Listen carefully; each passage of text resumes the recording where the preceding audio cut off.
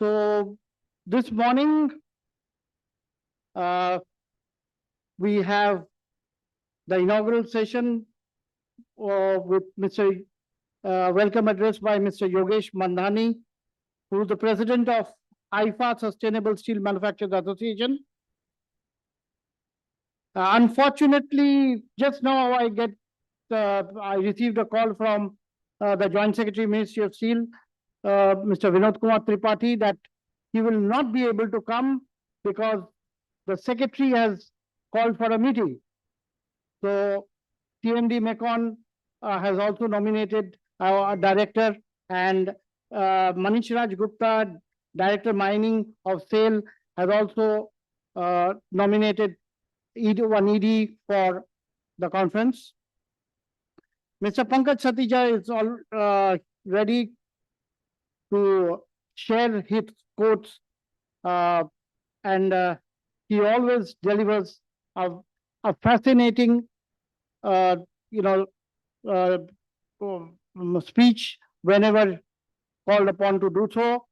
Mr. Pankaj Satija earlier was with Tata Steel. He was MD of Tata Steel Mining, and now he is Executive Vice President, Corporate Affairs in JSW Group. Mr. Keshav Veriwala of Sham Steel is yet to arrive. Mr. Brajesh Nahar of APL Apollo Building Products is also expected. Mr. Suresh Bansal, Director Yogi Ji DG, is not likely to come because there has been a mishap in Yogi Ji DG family. Mr. A.K. Rana, whom you all know, was in Mekon, and he was director Yogi Ji DG, has passed away. So there is a mourning in the family of Yogi Ji DG. So he is not available today. Mr. Sudhakar Nayak, Director Projects of Mass Group, will also be here. And online, Mr. Massimiliano Zampa, my very good friend, who is the Executive Vice President of Danelli Centro Metallics, Engineering and Execution, and Deputy Chief Technology Officer of Danelli, will also join us. So Mr. Pugazenti is also here. He is the Executive Director of India Lead Zinc Development Association. I am out right now. Yeah. Am I audible? Yeah. So right now we are waiting for some more dignitaries, and we'll get started very soon in another 10 minutes or so. And I would, in the meantime, I would request our anchor and MC to take over and introduce herself.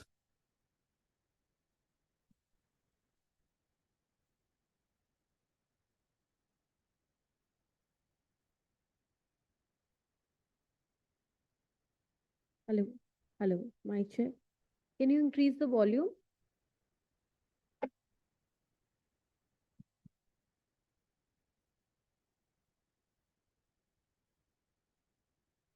Hello, hello, mic check. Hello. Thoda volume. Hello, hello. Okay, am I audible to everyone? Yes? A very, very good morning. So I really hope that today's day turn out to be really fruitful, really knowledgeable, and very, very happy-go-lucky kind of a day. So before I start this conference, I would like to thank Nirmala sir. It's been my third year. Since 2023, I have got the privilege to be the part of steel and metallurgy as an anchor, as an host.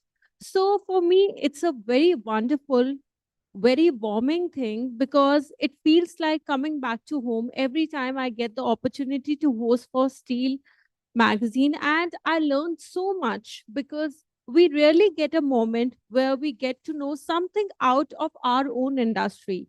I belong to entertainment field and I hardly get the time to attend such kind of truthfully knowledgeable seminars. So once again, a very big round of applause for today's day, for World's Environmental Day, and for Nirmala sir, his vision, his ideas, and his sense of humor just ranked the top, and he is definitely one of the most versatile man I've met throughout in my life.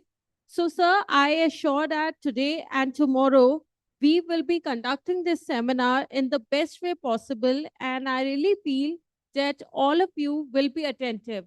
I just want to check कि कितने लोग यहाँ पे attentively सुन रहे हैं.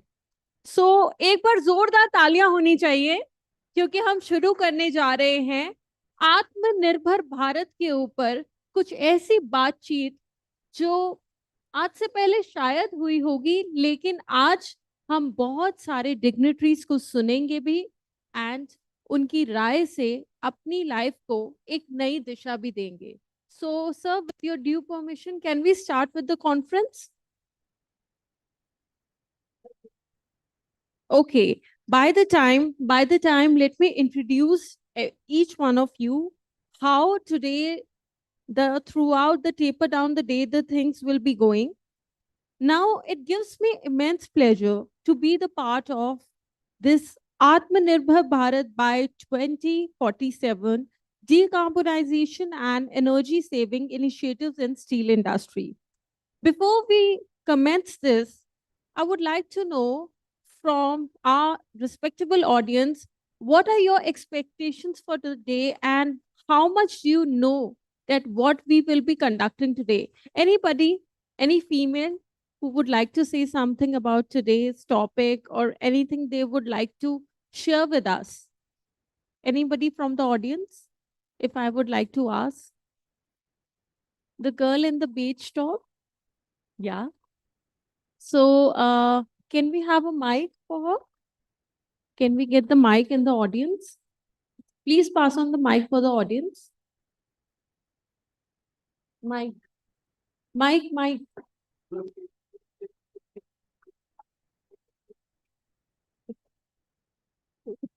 Okay, let's hear out some views from our audience as well. What are their expectations from today's day? Hi, ma'am. What's your name? Hi, everybody. So, my name is Simran, Okay. and I'm really honored to be here in this conference as a part of it. Okay. And I am expecting that, as we all know, steels is such an important Yes. part for the whole nation. It is a leading producer of revenue in our Yes, country. truly. And the recent energy saving and all the decarbonization things that are going on, they are also worldwide a very renowned and very the very factors that are under attention right now.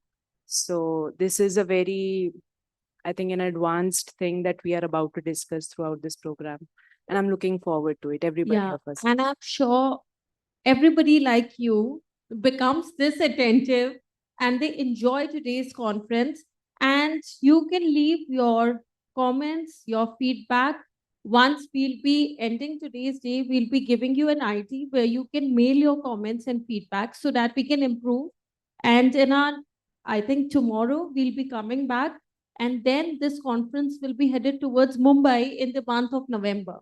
So over there, we'll be doing the same kind of conference and learning that how much relevance does steel industry prevails in India till date and what kind of new things they are bringing every time. So thank you, ma'am, for talking to us. Thank you. And now with this, let's proceed towards the beginning of the show.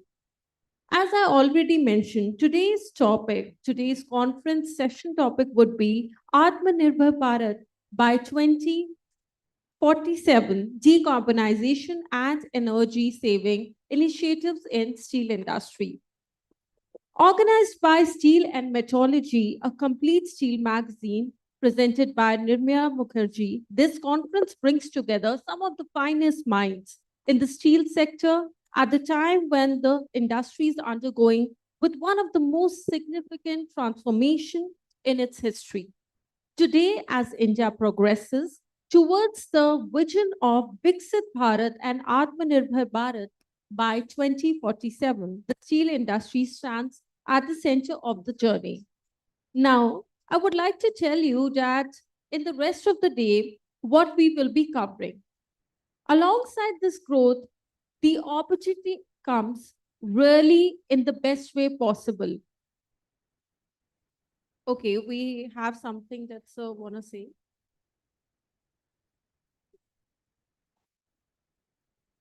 Good morning, ladies and gentlemen.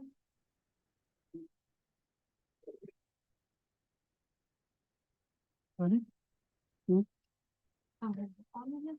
On. Am I audible? Yeah, okay.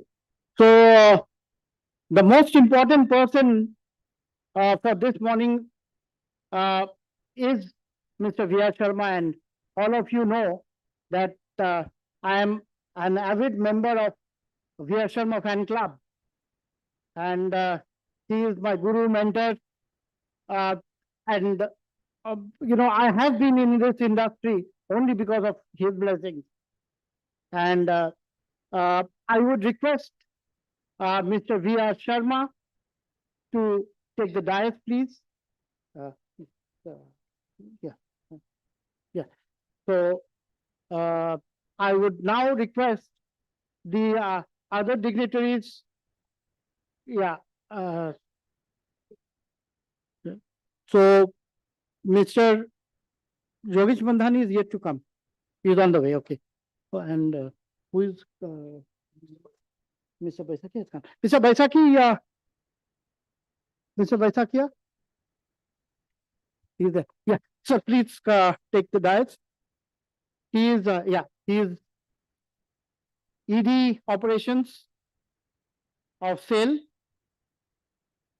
and CMD Mekon has no, you have not come, but you will have to speak a few words, sir.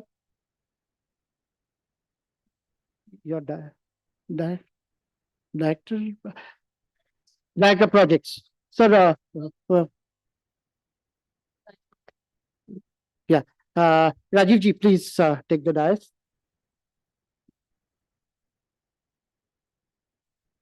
Mr. Brajesh Nahar is coming. Oh, okay. Yeah. Yeah. So, Mr. Zampa, Ankit, Mr. Zampa has joined online? No, not yet. Yes, he's here. He just joined. Yes. Oh, okay. Mr. Zampa. Good morning, my friend, Mr. Zampa. How are you? How are you, Mr. Zampa? I think you are new. Mr. Zampa, can you hear me? No, not Good morning. Good morning. Good morning, Mr. Mukherjee. Good morning. Are you there in Bhutrio or Pune? Today I'm into. I am in Italy. And Mr. Yogesh Bandhani, Yes, can you hear me? yeah. Mr. Zampa, are you there in Bhutrio?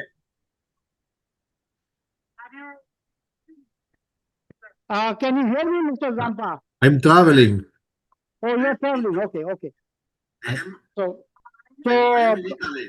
I would also like to welcome Mr. Yogesh Mandani, President Maharashtra Rural Association, as well as President of IFA, Sustainable Steel Manufacturers Association, to take the dais, but because he will be delivering the welcome address, Mr.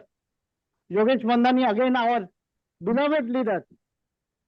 Okay, can we have a big round of applause for all the Hello. Can you They hear will me? be the one to commence this session come panel discussion, and sir, Yeah. our sir would be conducting this session throughout, as he would be the moderator for the very first session of the day. A big round of applause for Mr. Mukherjee. He has been truly very consistent with his work, and I would be very sure, sir, that today's day will really go well. And sir, Can we Yeah, start with? yeah, Mr. Pankaj Satija, who was earlier, Tata Steel mining managing director, and now with JSW. He is Executive Vice President, Corporate Affairs in JSW Group. Uh, Mr. Pankaj Satija, please take the dais. And Mr. Sridhar, please take the dais. Pankaj sir is some, he was there this morning. Mr. Pankaj Satija, he was there in the morning. Okay. No. Okay. So, Mr. Zampa, Yes, can you hear me? yeah. So you will be speaking, in some time, and But I, Mr. Sridhar is there. Mr. I, Is, yeah. So I we cannot will, hear you, yeah, Mr. Mukherjee. I'm sorry. yeah. Yes, Mr. Zampa. I cannot hear you. I hear you very low. Yeah, you will be speaking a little later. Uh, so yeah, you will be there in this session. So I am just waiting for Mr. Pankaj Satija. Pankaj, uh, he was here. Yeah, he was here just now. Okay. So in the meantime, yeah, yeah. So in the meantime, I'll also request Mr. Yogesh Mandhani. But before that, we welcome our guest with with the bouquet. Oh yeah, flower bouquet. Flower bouquet. Okay, sir, I would like to request you to please come here. Yeah. As we'll be starting with the entire day. So, ladies and gentlemen, it's my huge honor to be the part of this wonderful conference. We are officially starting with this conference. And I would like to ask every one of you to please rise from your seats as we'll be starting with the bouquet presentation by Mukherjee, sir. Sir, I would like to request to handle bouquet to each one of our guests today. A very big round of applause. Okay. One by one, we'll be giving the bouquet and mementos.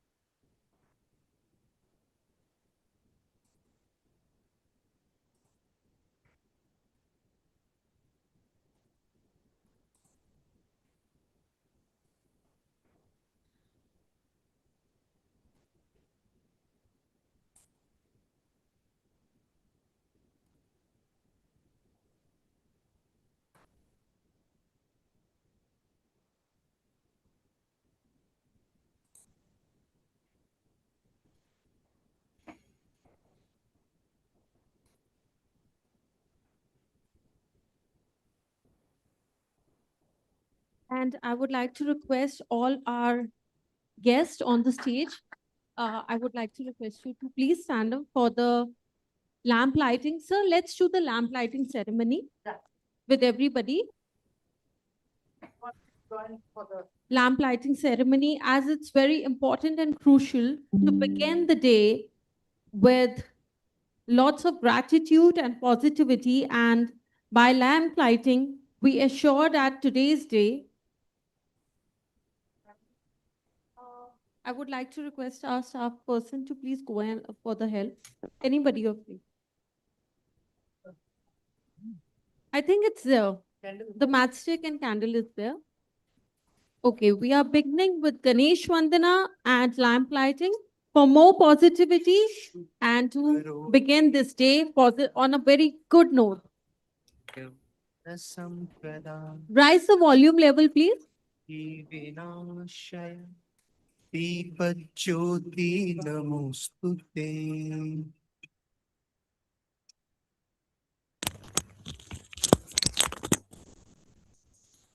शुभ्रोऽपि कल्याणम् आरोग्यं धनसम्पदा शत्रुबुद्धिविनाशय दीपज्योति नमोऽस्तु ते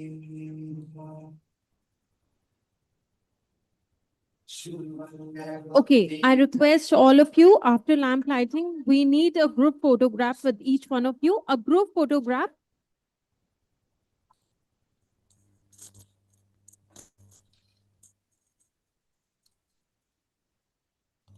So please come. So please come and join us.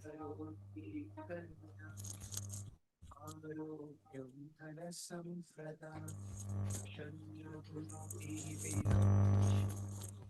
Deepjyoti नमोऽस्तु ते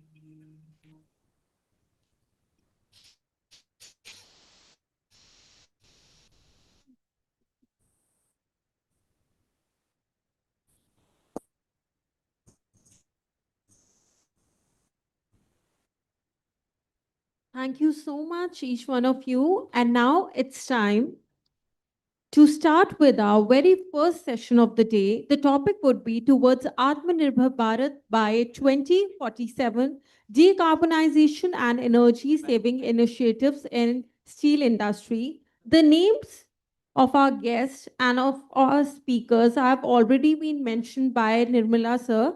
And now it's time to invite, with a very big round of applause, Mr. Yogesh Mandani, the president of AIIFA Sustainable Steel Manufacturers Association, to deliver our commencing speech. Thank you so much, sir. It's our privilege that you are here today, and the stage is over to you.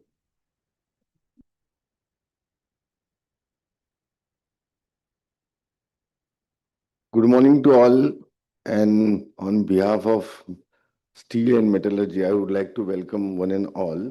The subject for today was Atmanirbhar Bharat by 2047, decarbonization, sustainability, and all what we are going through this phase.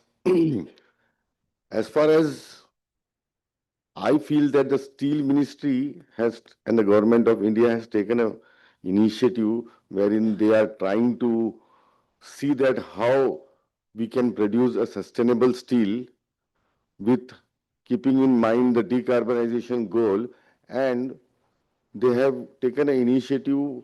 They are doing the road shows, they are giving the incentives. From this platform, I would really like to appeal to each and every steel manufacturer and their support engines to participate in this government's initiative of giving the incentives for making the decarbonization and sustainable steel. The green taxonomy, which has been started by the NIST, is supporting each and every steel manufacturer, especially to our sector, the IFA, where we have like 1,800 steel manufacturers. I would really appreciate these sectors members and its units have been qualified with this green taxonomy and have participated in this green taxonomy and has been awarded a green certificate wherein there is a rating of 5-star rating based on the carbon emissions done in their entire process of steel making. Sir, Sharma sir, you will really appreciate that this sector, these steel manufacturers have achieved the goals of 5-star rating. Beyond that, they have gone for the carbon emission control, wherein there is like around 700 to 1,300 kgs per ton of carbon per ton of steel emission of carbon in their entire process. The only issue where the net zero carbon can be achieved or can be far from the manufacturers is just in the energy transition, wherein the energy transition, due to this geopolitical issue, overall we are seeing, and I feel that the energy transition is most important even for the sustainability of the steel manufacturers. The cost of fuel, the way the fuel dependency has made us to think some alternate source of energy, wherein I also would like to appeal from this platform that let us join hands with the government in this energy transition phase, and let us see that how we can go towards the renew energy, renew power, say solar, say wind, say hydro.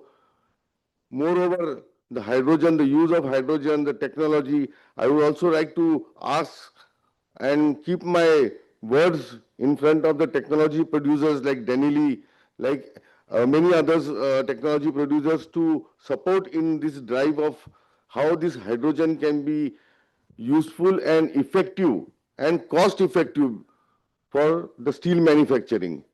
So I wish steel and metallurgy team, especially Nirmalya ji, you have now left your footprint all across India. You are in Calcutta also, you are in Mumbai also, now you are in Delhi also. Great, congratulations. And let's keep moving the spirit of steel manufacturers and the associate people. Thank you. One lastly, throughout these 2 days of discussion, let us come out with a good takeaway where we can see that how we can collaborate, how we can help each other, because we learn from our people very fast.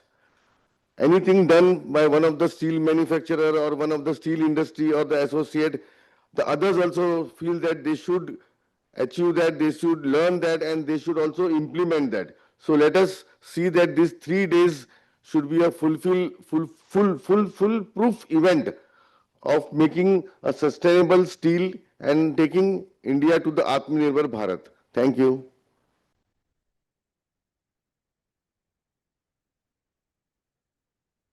Hello. So, it's not 3 day actually, it's 2 day. It's today and tomorrow. But I think Yogesh sir really loves Mukherjee sir a lot. And we all do, because his enthusiasm towards the work, the commitment towards this conference is impeccable. And now, Mukherjee sir, I would like to invite you on stage as we begin with this session.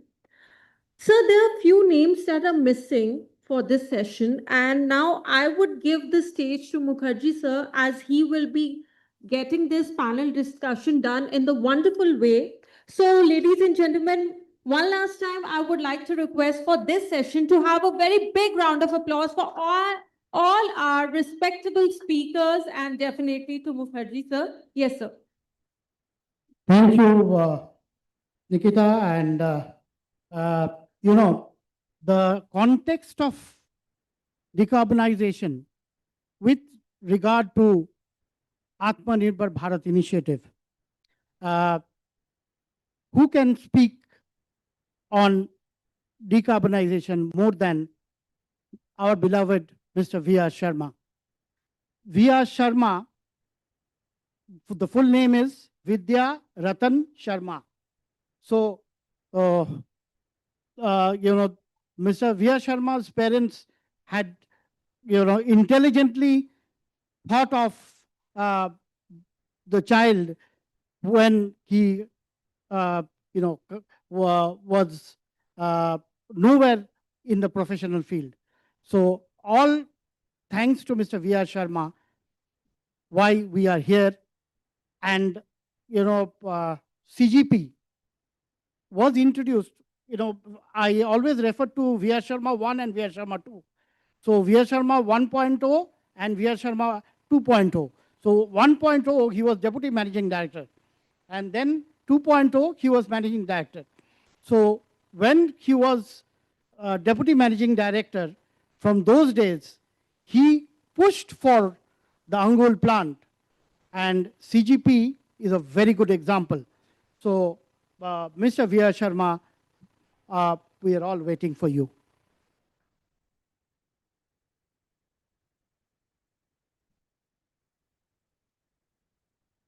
Good morning, ladies and gentlemen, my colleagues on the dais, Nirmala ji.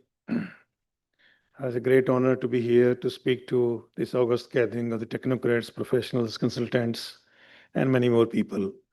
Those who are connected directly, indirectly, or through YouTube, or through Zoom, or any other source of video calls. The today's subject and the demand of the day is energy conservation. There is no doubt into it. Coming straight to some of the numbers and datas, the best of the best plants in Japan, if we take it to electric arc furnace route, that is Tokyo Steel, they have 400 tons of electric arc furnace. And in numbers, if we say blast furnace, BF, BOF route, then it is JFE and Nippon Steel. The electricity consumption as a whole, on an average, through the electric arc furnace route is about 350 kWh per ton. I'll come back on the, I'll come to the numbers further. And that is an average. And if it is BF, BOF route, it is 280 kWh per ton. Over and above, if it is 280 kWh per ton, they use about 500,000 ton of, 500,000 kilocalorie of gases which are produced internally. So gases means this is blast furnace gas, BOF gas, coke oven gas, and they also have some of the incinerators where they produce gases as CO, carbon monoxide, and sometimes they produce steam. When we compare it with the electric arc furnace route, it is when we say it is 350 kilowatt hour per ton. This is without auxiliaries, but they reach to this level through the continuous scrap heating system. I think this furnace was supplied by Danelli in 400 tons of furnace. This is the largest furnace in the world today. The second largest in Pittsburgh, that is 350. And thereafter, 300 tons of electric arc furnaces are many, supplied by various suppliers in the world. So what does it mean? That we have to find out how effectively we can utilize our resources, how effectively we can utilize our electricity, and how effectively we can utilize our waste gases, whether coming from blast furnace gas or it is a coke oven gas, which is a byproduct when we produce coke, or it is a BOF gas, that is converter or LD gas. So if we do this, then definitely we can reduce the overall energy consumption to a level of from 280 to 400 kilowatt hour per ton in terms of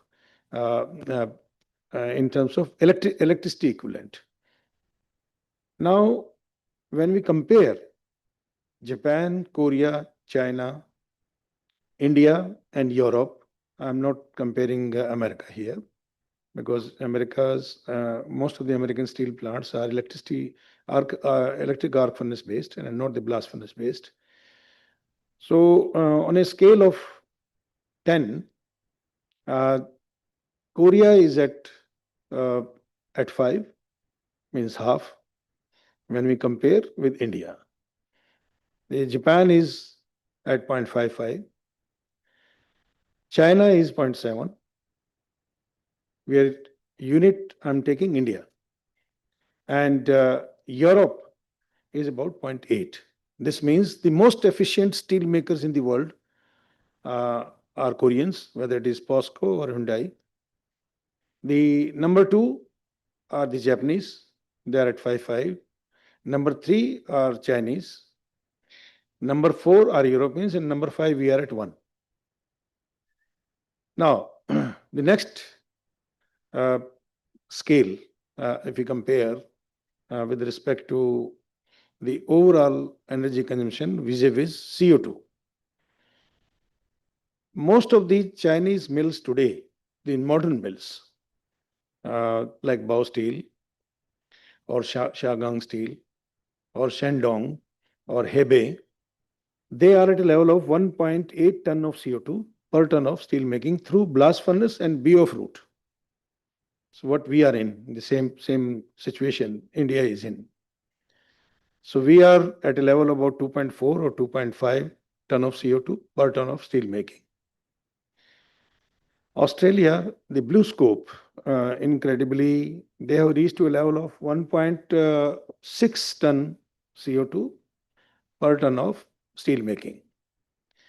This is the reason the CBAM now, the CBAM, they have brought down their limit for the exemption, that is 1.3 ton of CO2 per ton of steel making. If somebody is supplying such kind of steel, then there is no duty on them, no penalty, I would say. At 1.8, it is about $50, 50 euro. If it is less than 1.5, it is about 35 euro. If it is less than 1.3, then there is zero. There is no CBAM. Yes, in times to come, there will be duties. There will be, even at 1.3, they will be charging penalty. And maybe at that time, but Mandana Saab is telling that yes, if somebody is producing 700 kg of CO2 per ton of steel making, that will be incredible. We have a plant in Oman, so we have hot DRI. We use hot DRI. It is a matrix-based process, and our steel consumption, our CO2 generation there is 1.15 ton of CO2 per ton of making steel through electric arc furnace route. It is a hot DRI, is directly coupled with electric arc furnace, goes straight to the furnace. We don't open the roof. We don't add scrap. It is only hot DRI. And finally, we reach to a level of 1.15 ton of CO2 per ton of steel making. Now we are adding a hydrogen-enabled DRI plant in Dukum, that is another site in Oman. The plant is being supplied by Danili and Tenova. This is basically HYL technology. So this plant is likely to be commissioned, the first plant, in the first half of next year, that is 2027. And this is 2.5 million ton of DRI plant coupled with a 300 ton of electric arc furnace, and finally the downstream facilities. The second DRI plant, which is coming side by side, I think by 2028, we'll be having the second DRI plant of 2.5 million ton again. So the total 5 million ton DRI will be making, and out of that, we'll be adding some scrap, and then finally we reach to a level about 5 million ton of steel put together, say about 20-25% of scrap. Now this plant is going to be hydrogen enabled plant. So hydrogen enabled means for the day one, the plant is designed from 0 to 100% hydrogen, or the other way around, 0 to 100% natural gas. So our plan is to start with the 15% hydrogen, then slowly, gradually we'll increase hydrogen to 25, 30, 35, 40, 50 and more. Depends upon the availability of the hydrogen and the overall cost of hydrogen through the solar and wind energy. And this is what we are going to do. Now, coming back on India's perspective, we are now utilizing our coal gasification plant in Angul. We produce 2 million ton of DRI through coal gasification. And this coal gasification, this plant came in 2012. But for many years, this plant was not working because the coal was not available. And, most of the coal mines were taken back by Honorable Supreme Court. And the country was struggling for coal, though we have more than 400 billion ton of coal. But after COVID, there is a big shift in the overall process of allocating coal mines by Government of India. So today, we have won all those mines which we lost over and above. We got much more mines. So today, perhaps we are the largest coal as a coal mines owner in terms of total tonnage in the country, or perhaps in the world. That is steel mill having the maximum coal, and that is Jindal Steel. So we have about 9 mines now. So we are now expanding our CGP. CGP is coal gasification plant. So the coal gasification plant, we take out the high ash coal, wash it to a level of about 30-34% FC, and then we gasify it. When we gasify, we get hydrogen and CO. S2 is about 58 to 60%, and carbon monoxide is about 28%. About 10% is the methane, and balances nitrogen in a very and traces of oxygen. So methane is again broken into hydrogen and CO. Finally, we are injecting about 58% of hydrogen in the DRI plant, and with methane for demethanization, where we make methane, convert methane into H2 and CO. So if we compute that, then it goes to about 72 or 73% of total hydrogen in the retort. So this is India's scenario. We started with 225,000 nm cube of million cube per hour of coal gasification, and now we are adding another 150,000 nm cube per hour. So the total capacity will be 375,000 nm cube per hour. We are thankful to Government of India. Government of India is already giving financial aid to put up the new plants, and we have got the first package also for the new expansions. So it is about 500 crores. So what I urge to all of the technocrats, all of the consultants, equipment suppliers, machine builders, please try to avail this opportunity given by Government of India. And Honorable Prime Minister is very much bullish. He always comes and tell that we must utilize our coal effectively through the coal gasification route. I'll invite all of you, whosoever wants to visit our plant to see the coal gasification. You are welcome. I'm inviting on behalf of Shri Naveen Jindalji, Honorable Member Parliament, and he is the owner of our company. He always says, more people visit to us means more learning, more knowledge, and the ignorance will be over. And this is what we need in India, that we have more than 400 billion ton of coal. We produce only 1.5 billion ton coal now. The total extraction is 1.5 billion. 1.2 is by Coal India, and 300.3 million is 300 million is by the private players. On a linear matrix, if it is going to be in a similar fashion, then by 2040, our coal production or extraction will be only 2.2 billion ton. And after that, we'll be left with only 30 years to use this 400 billion ton of coal. So which is highly unlikely that we can use this coal in times to come till we come to a net zero situation. So this is the right time for the industry, for the professionals, engineers, technicians to focus on the coal gasification, and I am a great advocate of that. And we are getting benefit, and this is what I'm going to share with you. So usable coal, if we say out of 400 billion, maybe 350 billion ton. If we start taking out 5 billion ton coal every year, and till 2070, we have the time to become net zero. So today we are in 2026. So we are left with a very less time. And on this less time, even if we take out 2 or 2.5 billion ton coal, then we can only consume about 80 billion or maybe 90 billion maximum, the total coal reserves out of the 400 billion ton coal. So what will happen to that coal in future? This was buried under the ground for millions of years, and this will continue to be under the ground for another millions of years. So the best thing is what Europe has done from 16th century to early 19th century. We should do it now. Europe has extracted maximum coal, whether it is UK or it is in entire other Europe, maybe Germany or other countries. They have done it. America is still doing, but they are also not doing that much what they should do. We have seen the Gulf War, or you can say the Iran versus America or Israel or Hormuz. So every day we listen, we feel that everybody is in trouble. The stock markets have fallen. The cost of life has increased. The property prices have gone down in many of the countries. The overall economy is in very shabby stage. So the best is what? We should become Atmanirbhar. 3 weeks back, I was in China.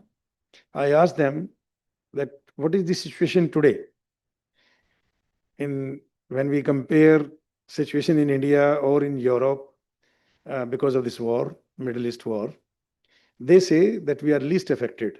The reason, you'll be shocked. The reason is their total consumption of natural gas is about 230 billion cubic meter. They produce today about 80 billion cubic meter through the coal gasification. And in times to come, they'll be converting the entire requirement. They won't be importing any natural gas. They'll be doing about 250 billion cubic meter through the coal gasification only. Most of their coke oven plants, they are producing, they don't produce coke oven gas. They produce coke oven gas only up to the requirement of the reheating furnaces, and balance they convert coke oven gas into natural gas. So this is what they are doing. Each and every plant, the major steel plant, is equipped with a natural gas manufacturing facility, and this is how they say that we are least affected. We have imported about 300,000 tons of urea from China. So when I discovered, I found that all these 300,000 tons, that is 3 lakh ton, was produced through the coal gas. So this means coal to gas, gas to urea or fertilizers, coal to gas, gas to syngas to SNG, that is synthesis natural gas, then gas to plastics, PVC, olefins, all of the chemicals in the carbon value chain. And this is what we should do. In Angul, we are also making now gas oil. What is gas oil? It is equivalent to HSD. So if you happen to be there, please visit. We'll show you that how we are producing coal to oil. It is on a small scale, and not on a large scale, because our requirement is syngas for our reheating furnaces and for DRI. Now we are also producing from coal to liquid ammonia, NH3. So that is also a wonderful product as far as the country's demand is concerned.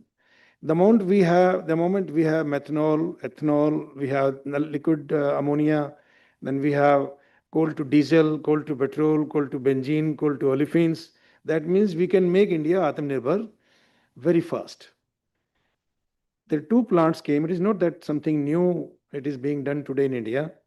In 1975, 2 plants came in India, coal to gas and gas to fertilizer. The first plant was Ramagundam in Andhra Pradesh, and the second plant was in Talcher. And these 2 plants, they produced coal to urea till 1995 and till 1998 respectively. After that, the technology was to be replaced, but it was not upgraded. There must be some reasons at that time. The government didn't invest into upgradation. Now, Talcher is coming up again. So Talcher is coming up to produce coal to fertilizer. Coal India has also put a few plants in West Bengal, and also they are investing in central India, coal to gas. So if we utilize the coal, that is thermal coal, high ash thermal coal, but we have to wash it to a level about maybe 34% of FC, then I think we can change the game. Now, what is the economics? I must tell you very openly that today, if you see the natural gas prices worldwide, if it is Europe, they are about $40 to $50 per MMBTU. If it is India, it is $18 to $20 per MMBTU. If it is Middle East, we are operating already in Middle East. We have the natural gas availability, but we have long-term contract, but still it is $4.5, $4.5 per MMBTU. And if you ask Abu Dhabi or Saudi Arabia to give you gas, they will not give less than $5 or maybe $6 per MMBTU. Whereas what we are doing here in India, our equivalent MMBTU is coming in $5, that is 500 rupees. So I'm taking 100 rupees per dollar, so 500 rupees. So we are today at par with the Middle East, where the natural gas is generated, extracted in masses. So that means the coal gasification cost is only 500 per MMBTU, as against 500 rupees, that is $5. And if we buy natural gas of the similar calorific value equivalent in MMBTU, then this will not cost us less than $20, maybe sometimes $25. We also buy some natural gas in Angul sometimes, and that is at $24 per MMBTU today, which is being sold to us by Government of India. So where is $24 and where is $5? So the economics is very well in the favor of coal gasification.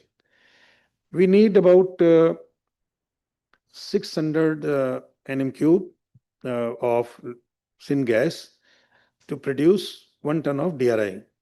So when we produce 1 ton of DRI, and if it is our natural gas in nm cube is only 5 rupees. So in 3,000 rupees or maybe 3,500 rupees, we convert we meet out our energy requirement, which is much less than the rotary type kilns in terms of power energy. We produce our DRI today at 20,000 rupees per ton, whereas if you go to the conventional routes, this may be 25,000 rupees a ton. So there's a net saving of 3,000 to 4,000 rupees a ton. It is not because of any iron ore or pellets. This saving is only on account of fuel efficiency or fuel. Last point I'll cover here, other than coal gasification, that all of these steel plants, they should go for CDQ. CDQ is coke dry quenching. Many of the plants which are new, they are already on CDQ route, and this saves us about 5 to 10% of overall energy in terms of coke consumption and in terms of overall conversion. Basically, the yield of coal to coke that increases, the fines are reduced significantly. Another point, what I learned in China, the last many years, I see that they have a zero flare through the stack, whether it is coke oven or blast furnace or any other furnace. There is no flare. You will not find any flame in the sky, zero, except for some maintenance or something. They have put up so much of automation in place that there cannot be any blast, there cannot be an explosion, because everything is automated and with level 3 controls. They have the ignition points, burners, spark plugs, wherever they feel that the CO level has increased. So immediately the unburnt carbon monoxide will be converted into flame. But this happens maybe once in a week or maybe once or twice in a month. So today, if you see any of the Indian steel mill, you'll find always some of the flare is always going through the chimney, through the stack. And we always say that this is mandatory. If we don't do it, there can be explosion. They're right. But there's a solution. So we have to find out what the solutions can be. The last point is the overall dust pollution. How can we control our environment? So this is most important. Where controlling energy is one point. Controlling water is another point. Controlling the flare, the CO2 going to sky is another point. But now we have to find out how to control the dust level. We have taken up a campaign, PM 2.5, the total particulate, the total dust level in the atmosphere should be less than 2.5 milligram per nm cube of any of the gases or waste heat we are throwing into sky. So 2.5 is a big challenge. The Indian standard is 50 milligram, and we reached to many places to a level about 25. To few places we reached to 10 milligram also. Now, wherever we reach to 10 milligram, we want to go to 2.5. Wherever we are at 20, 25, we want to bring it to 10. Wherever we are at 50 milligram per nm cube, we want to bring down the particulate level, the overall pollution dust level to a level about maybe 25. So it is a continuous improvement from 50 to 25, 25 to 10, 10 to 2.5. This will take time, and this will also take, we have to spend money. So our this year target is to spend about 250 crore rupees to reduce the overall pollution level or the dust level in the plant, so that we can bring it down from the standard 50 milligram per nm cube to a level of minimum to 25, and from 25 to 10, and 10 to 2.5. The last is in water. So we have to see that overall, how much water we are using making per ton of steel or in the overall steel plant. So this is a big subject because we always feel that water is free, but it is not. So we have taken up a target truly to make it ZLD, the zero liquid discharge. We have spent crores of rupees in this project. We are spending much more in times to come, so that not even a drop of water goes out of the premises. And this is what we need to do in times to come. Everybody will have to do it. Not only a small plants or big plant or large plants, everybody has to do it. Yes, large plant, they have much more bigger responsibilities in terms of moral responsibilities because they demonstrate to the medium size and the small size plants that what best can be done in the country and how can we invest at least 3, 4, 5% of our overall profit into environmental safety, environment control, in terms of water conservation, in terms of electricity conservation. One more point I want to tell, though I have taken a lot of time. We are running more than 1,200 vehicles transporting our iron ore, coal, also the mining equipments. So Mr. Jindal Navinji, he has taken a target that by 2028, we want to convert all these 1,200 vehicles from diesel to electricity. That means battery operated. And this will save a lot of fuel. This will save pollution, will reduce pollution.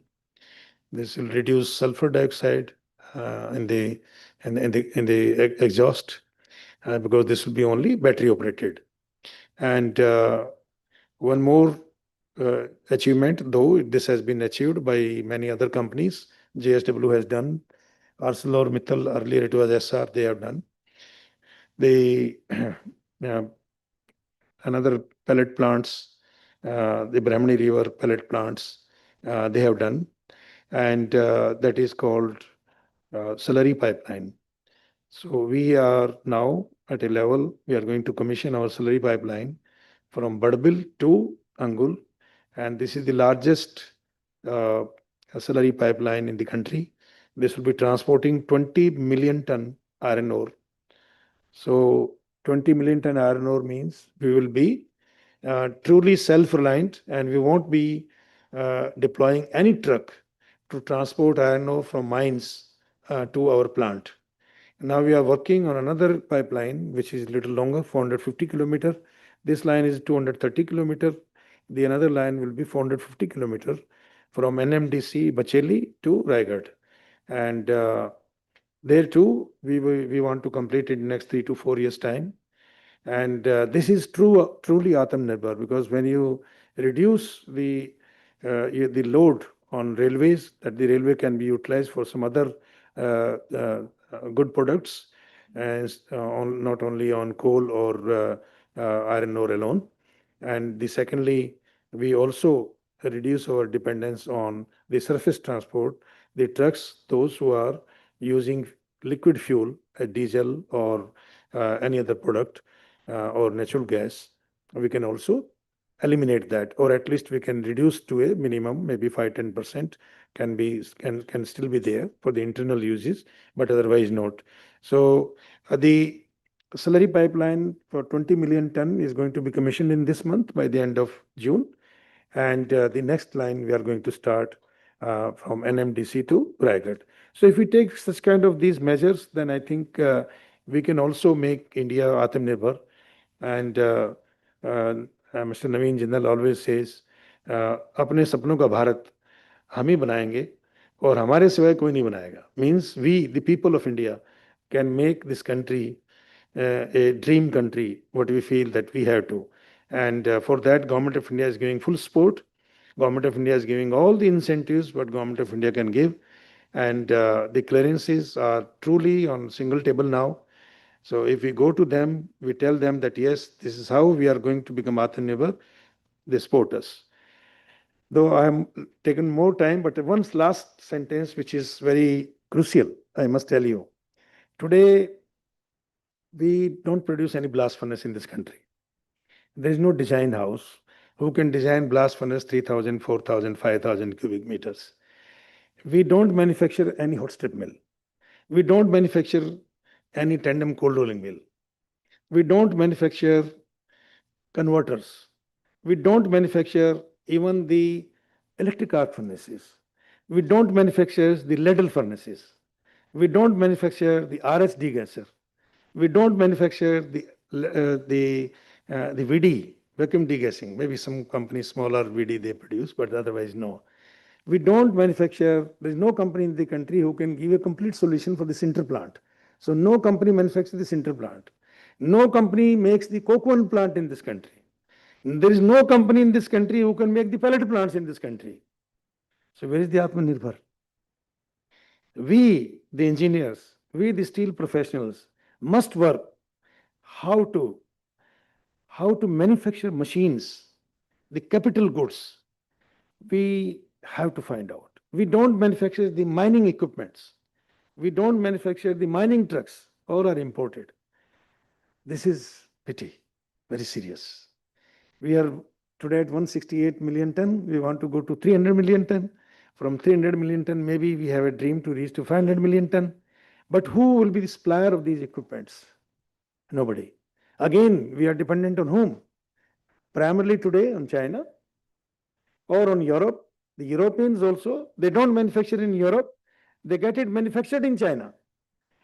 Whether it is Prime Metal or Denali or SMS or any other company, yes, maybe 20-30% comes from Europe, 60-70% still coming from other countries. So I will urge Denali, SMS, Prime Metal, and other suppliers also, whether it is cocoon supplier like Uday or any other company, Polworth, to please come and put up their shops here in this country. At least 70-80% of the equipment should be built in India. Maybe some 20-30% proprietary items, they can come from Europe or from other places.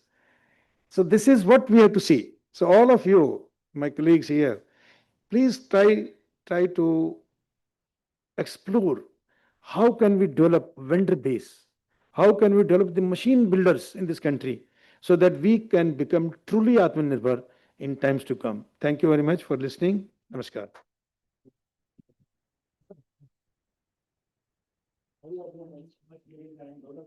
Thank you, Sharma Sahab. You, took us through an entire journey of decarbonization, pollution control, and your speech is a very apt speech for the World Environment Day. So let us take the pledge of you always say that we should not have an overcapacity in this country. And at the same time, you are also correct in specifying the need for Make in India campaign. We are talking of producing 300 million tons and onward to 500 million tons. But where is the capacity going to go? This is a very apt statement. And I always, during the COVID days, when I did around 30 webinars with Sharma Sahab, or one-to-one, Sharma Sahab has always been correct in stating the future of this industry. So now, since we have the large integrated players, SAIL, consultant Mekon, the smaller players like Mr. Mandani, Mr. Beriwala. So I would like to begin with Mr. Keshavji. Keshavji, your grandfather was also very close to me. Shamsundarji was very close to my heart. So again, Sham Steel has created a niche for itself. So I would just like to hear from you what steps has Sham Steel taken besides capacity building to ensure that decarbonization, energy savings is taken forward. Would you like to come on the dais, or I'll share this. Mic.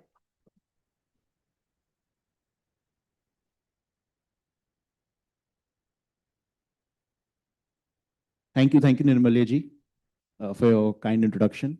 Very good morning to one and all present here in this August gathering and all the esteemed panelists along here.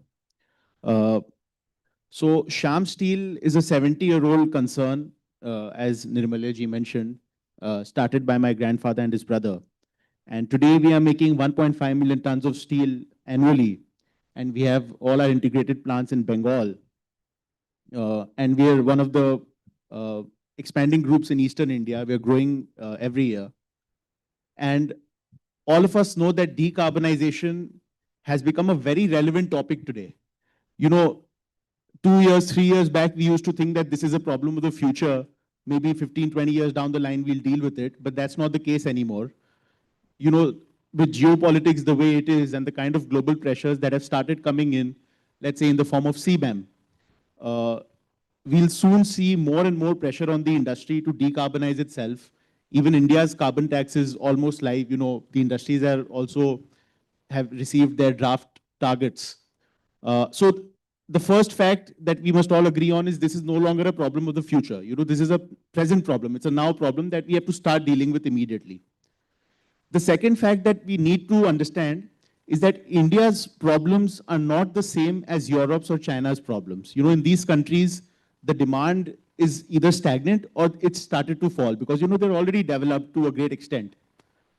So for them, decarbonization can mean that you start producing lesser steel. Your capacity goes down. But that's not the case for us. You know, we are a growing country. We cannot even afford to think of, you know, slowing down our production or our capacities. So for us, decarbonization cannot mean that we produce less steel. You know, regardless of what geopolitically other countries are saying, we cannot stop using coal altogether. We cannot stop producing steel. Because every house, every building, every power plant, every bridge, every railway, every metro, all of it requires steel. So if we have to grow as a nation, you know, there is no way that growing, you know, producing less steel can be an answer for us. And that is a harder engineering problem to solve. So as an industry player who is at the cusp of this moment where we are trying to decarbonize, there are a lot of challenges and opportunities that I see that I would like to talk about. And of course, if we have to solve this problem, it has to be two-pronged. A part of it has to come from the government's policy framework, and the other part of it has to come from the industry itself. And I'll talk about both of them. And when I'm talking about the industry's problems, then I'll also say what, you know, what steps we are taking as a company to start our process of decarbonization.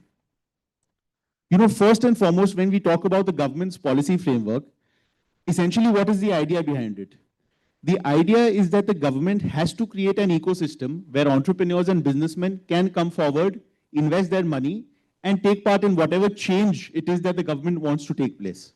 So if the government wants decarbonization to happen, it has to create that ecosystem whereby the decarbonization happens sustainably. And so there are multiple problems that I see currently today that can be solved through a policy framework change. Firstly, as an industry today, there is a lot of confusion regarding carbon taxonomy and carbon pricing. You know, you have the Bureau of Energy and Efficiency's requirements for REC purchases, where there are different rules for, you know, AFBC generation, CFBC generation, grid, when you are importing power from the grid, or if you have WHRB power plants. Apart from that, you have the CBAM framework. Apart from that, you have the green steel taxonomy, where below 2.2 tons of carbon dioxide is considered green steel. Apart from that, there's this whole concept of carbon credits, which is very opaque. No one knows what is the value of a carbon credit today. So as an industry, we feel that, you know, what exactly it is that we are measuring. There is no single consistent and coherent mechanism by which we can compare different companies apple to apple, and by which industries can know that, you know, by investing this incremental capital, this is the amount of money that we can save in terms of our carbon taxes or carbon pricing. So first of all, a big help that we require from government policy is that there has to be a consistent, clear, and coherent benchmarking for carbon emissions. Secondly, the low-hanging fruit is scrap utilization. All of us know that recycled steel is the greenest steel possible, where you're not burning that extra fuel in order to reduce or smelt your iron ore. But India is scrap short as a nation. We don't have enough scrap that we require, let alone the move towards decarbonization. Even as of today, even at our current levels, we are importing scrap from other countries, despite having a abundant, base that can generate scrap. One very big problem in this market is that this whole market is fragmented, non-compliant, and broken. So as an industry, we are very afraid, when we are buying scrap from traders, we don't know whether the whole supply chain or the whole value chain in that scrap is compliant or not. So despite the fact that we are paying GST on the scrap, we don't know that tomorrow the government can come and say that, they did not get the GST for that because someone along the value chain took the credit and had some false billing or something. So because the supply chain is not transparent, that is a very big impediment and big hindrance for the industry to shift more towards scrap. So that is a big policy level framework that we require from the government, where there can be a reliable and consistent source of scrap that the industry can use. Second low-hanging fruit is renewable energy. Today, we see that across states, there are different rules and different mechanisms which stop the progress of more and more usage of green energy. So for example, in Chhattisgarh, you will have that the grid is allowing banking of green units where you can have solar generation, give it to the grid and take it later on. You have very open rules for open access. That is not the case for West Bengal till now. So my point being that, we need parity of states and we need more rules when it comes to access and usage of renewable power. We need to reduce the ISTS charges so that, we can encourage the industry to put up solar plants in other states, wheel that power, use it, and increase the amount of power that we can use through that route. So that is a very low-hanging lever that can be used to shift the industry towards greener steel. The final lever that the government can use and has to use is the access to cheap financing. In India, we cannot compare ourselves to the kind of progress that is taking place in countries like in the Western countries, because their cost of capital is very low. There you can borrow money at 1, 2, 3% per annum. Here we don't get money below 9 to 10%. So the kind of projects that we can have is structurally different from the kind of projects that people in developed countries can put up. And this is a very big problem when we want to shift the industry towards decarbonization, because most of it cannot happen without added investment. And that gap funding has to come from the government. It can either come in the form of incentives, or it can come in the form of, access to cheap financing. So green investments can have cheaper interest rates. Because we cannot rely on the government to continually fund this. What we can rely on is the government can probably, come in with one initial push so that the ecosystem comes into place. And once you have green assets that have paid for itself and that have become free, then that's not an issue, let's say 10 years down the line. So to begin with, the industry needs a push where financially there is some sort of incentive or some sort of, subsidization of interest rates where we can start investing money towards greener assets. So these are some of the levers that the government can have. But of course, we can't expect the whole industry to decarbonize just on the basis of government policy. At the end of the day, it has to come from business houses. It has to come from each and every factory owner, each and every plant. Because we have to realize that collectively, if we don't take accountability and move our industry towards decarbonization, then very soon the whole industry is going to become irrelevant. As the world moves towards decarbonization, our country cannot be the only one that is not decarbonized. So a couple of things that we need to do is these are things that our company has started doing. So one is that we have started maintaining, like just for example, we maintain MIS for every cost centers that in our companies. So, at a granular level, we know that, this is the amount of money I'm spending in this cost center or this profit center. Nothing similar existed till date for carbon emissions. So this is something that we started building. We started building a data bank where each process we are breaking it down and we are monitoring the amount of carbon dioxide that we are releasing for that. So, over a 1, 2, 3 year period, we'll have like an MIS for carbon dioxide emissions. So we can track process-wise where we stand each year, and we can make small improvements each year. That is one thing that the industry can do, where we have granular level control of our emissions. Second thing that the industry can do, and these are the low-hanging fruits. There are some initiatives which have a fast payback. So for example, if you have old turbines which are consuming very huge amounts of steam, that's not environmentally sustainable. So for example, we had a 15 megawatt turbine in one of our older plants that was consuming 4.5 tons of steam per megawatt hour generated. Just last year, we changed that. We retrofitted a new turbine, and the same 15 megawatt plant at the same steam now generates 20 megawatts because the consumption has gone down. We replaced some of our heavier fans in the power plant with the lighter fans. That has reduced the consumption of power in the captive consumption in the power plant. So initiatives like these are very small initiatives with a fast payback that can drastically reduce the amount of energy that our units are consuming. And that is a very low-hanging fruit that the industry can, these are steps that the industry can take and slowly start reducing their carbon emissions. Third is, of course, nothing to say about it, using more and more green energy. So we have started installing solar projects in our plants. We've started taking solar and wind power through open access as much as the grid is allowing us. And that is something that, all of us can do. And even if it's not cheaper, the rates are matching, thermal power rates, even accounting for the capex that goes into the solar plant. And the fourth is that we need to create an ecosystem for scrap where the industry feels safe to buy scrap. So that can be in the form of scrap aggregators, where we see more and more startups who are coming in and who are providing reliable scrap, compliant scrap, and the scrap that the industry can, feel confident buying in terms of quality and in terms of compliance.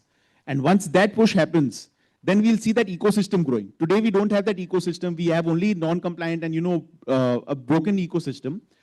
We need an ecosystem which is reliable. Mr. Sharma was, talking about how in order to be Atmanirbhar, we need more and more equipments. We need the designing to happen in India. We need the equipment to be manufactured in India, and I agree with him 100%. My only concern is that before we have the entrepreneurs come in and put their money, we need that ecosystem. So even here, we need some sort of clustering-based ecosystem that the government can create and incentivize that, in this cluster, we'll have this sort of equipment manufacturing base. And once that happens, you'll see that in a matter of 3 to 4 to 5 years, you'll have that manufacturing setup in place.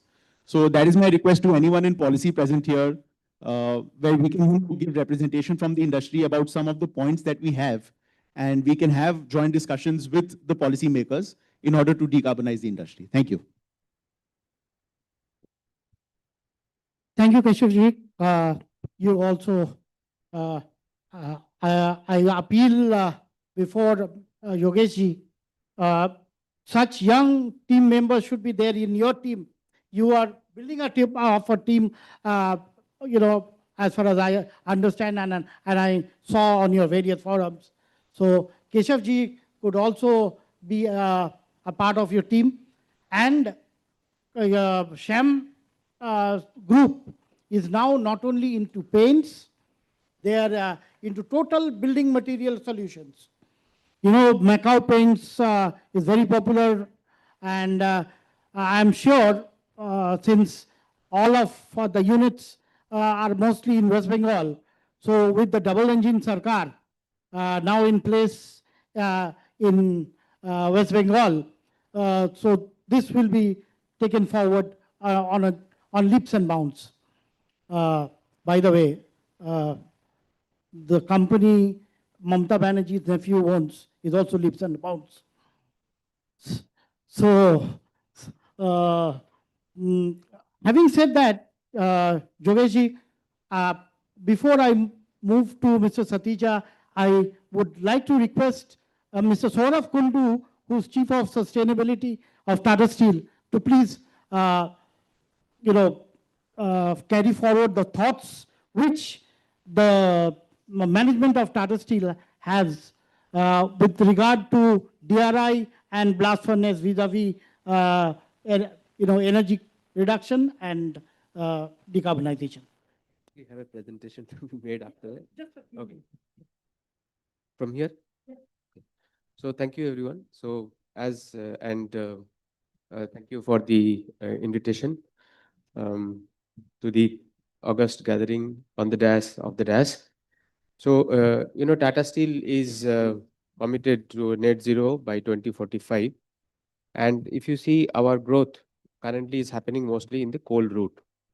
This is what is going to continue till 2030 because the growth are going to come in the area in the route of BF.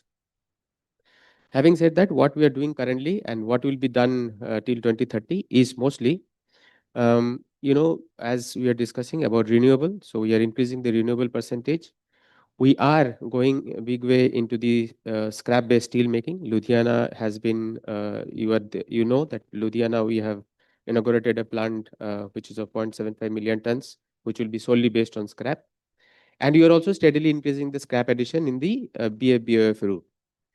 We are also introduced biochar injection in blast furnaces, and that is going to continue increasing year on year. This year, our target is to inject more than 60,000 tons of biochar in our different blast furnaces. But I'll tell about these things a little detail when I talk later. But the idea for us for the future is to not to neglect the coal route and the blast furnace route. So we are investing heavily into two technologies. One is, of course, Hysanna, which is an homegrown technology. The other one is Easy Melt, which is with SMS, where in the first one, we are going to use all Indian-based raw materials, both ore and coal, and produce hot metal and leave the way for heavy decarbonization. How that will happen, I'll tell you in my lecture. And also in blast furnaces, we are trying to introduce the easy melt, which is going to happen with two routes. One is, of course, electrical, because there will be plasma, which will be used to increase the hot blast temperature. And there will be top gas recycling. This one, the second one that I'm talking about, is going to be really challenging, but we are confident about the success. Having said that, just one last point. I think we are also discussing about, I think Mr. V.R. Sharma has discussed about the off gas and its use. It is going to be really, really important, really important. So the way we steel companies are using off gases, I really also feel that it is not optimized. So off gases can be used in many different ways. So we'll talk about that also a little later. The policies in India are in place.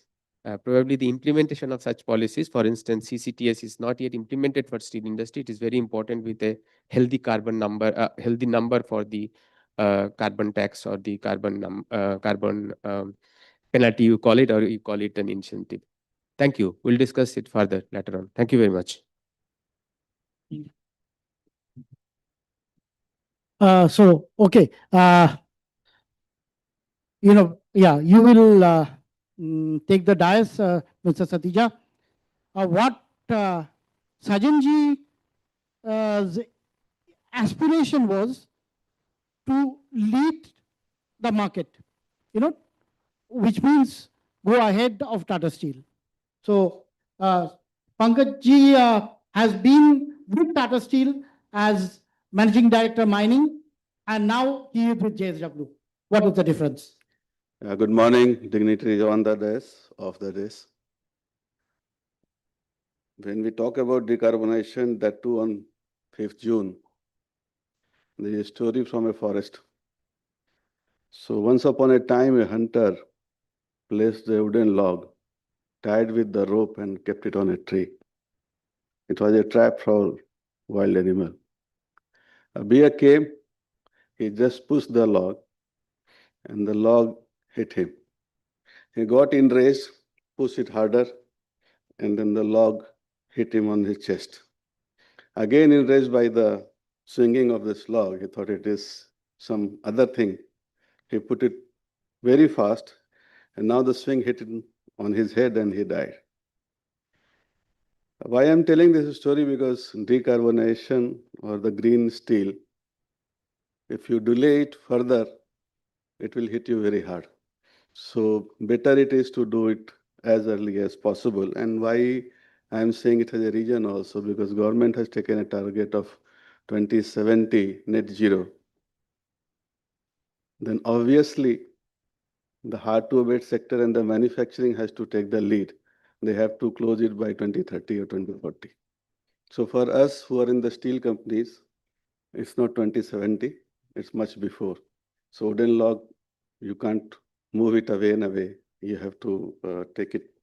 And then Saurav Kundu was talking about biochar, and this is very known now. Many of the companies have taken a trial, and now people are realizing and they are linking it with the nature-based solutions. So how they can have plantation of bamboos or other trees, and they can have a self-sustaining biochar production, which can be used in a cost-effective way in a steel plant. So it again reminds me of the talk which our ancestors used to tell the elder people, कि दरख्त न काट, सूखी ही सही, घास रहने दे, धरती के तन पे कुछ तो लिबास रहने दे. So we have been cutting the trees, and now we are looking for biochar. So now we are planting the tree, planting the other ways, so that that can be used in steel making. There are other levers which many people have talked about. Dr. Henry Rao is pioneer in that. One is iron ore beneficiation. So what has happened in 2019, the percentage of 62% Fe grade was more than 60% in overall iron ore production in India. And today it has come down to less than 40%. So the good iron grade deposits are decreasing. A 1% increase in Fe commensurate with 1% increase in alumina means 1% increase in fuel cost. So you are not beneficiating iron ore, which is forcing you to use more and more coal.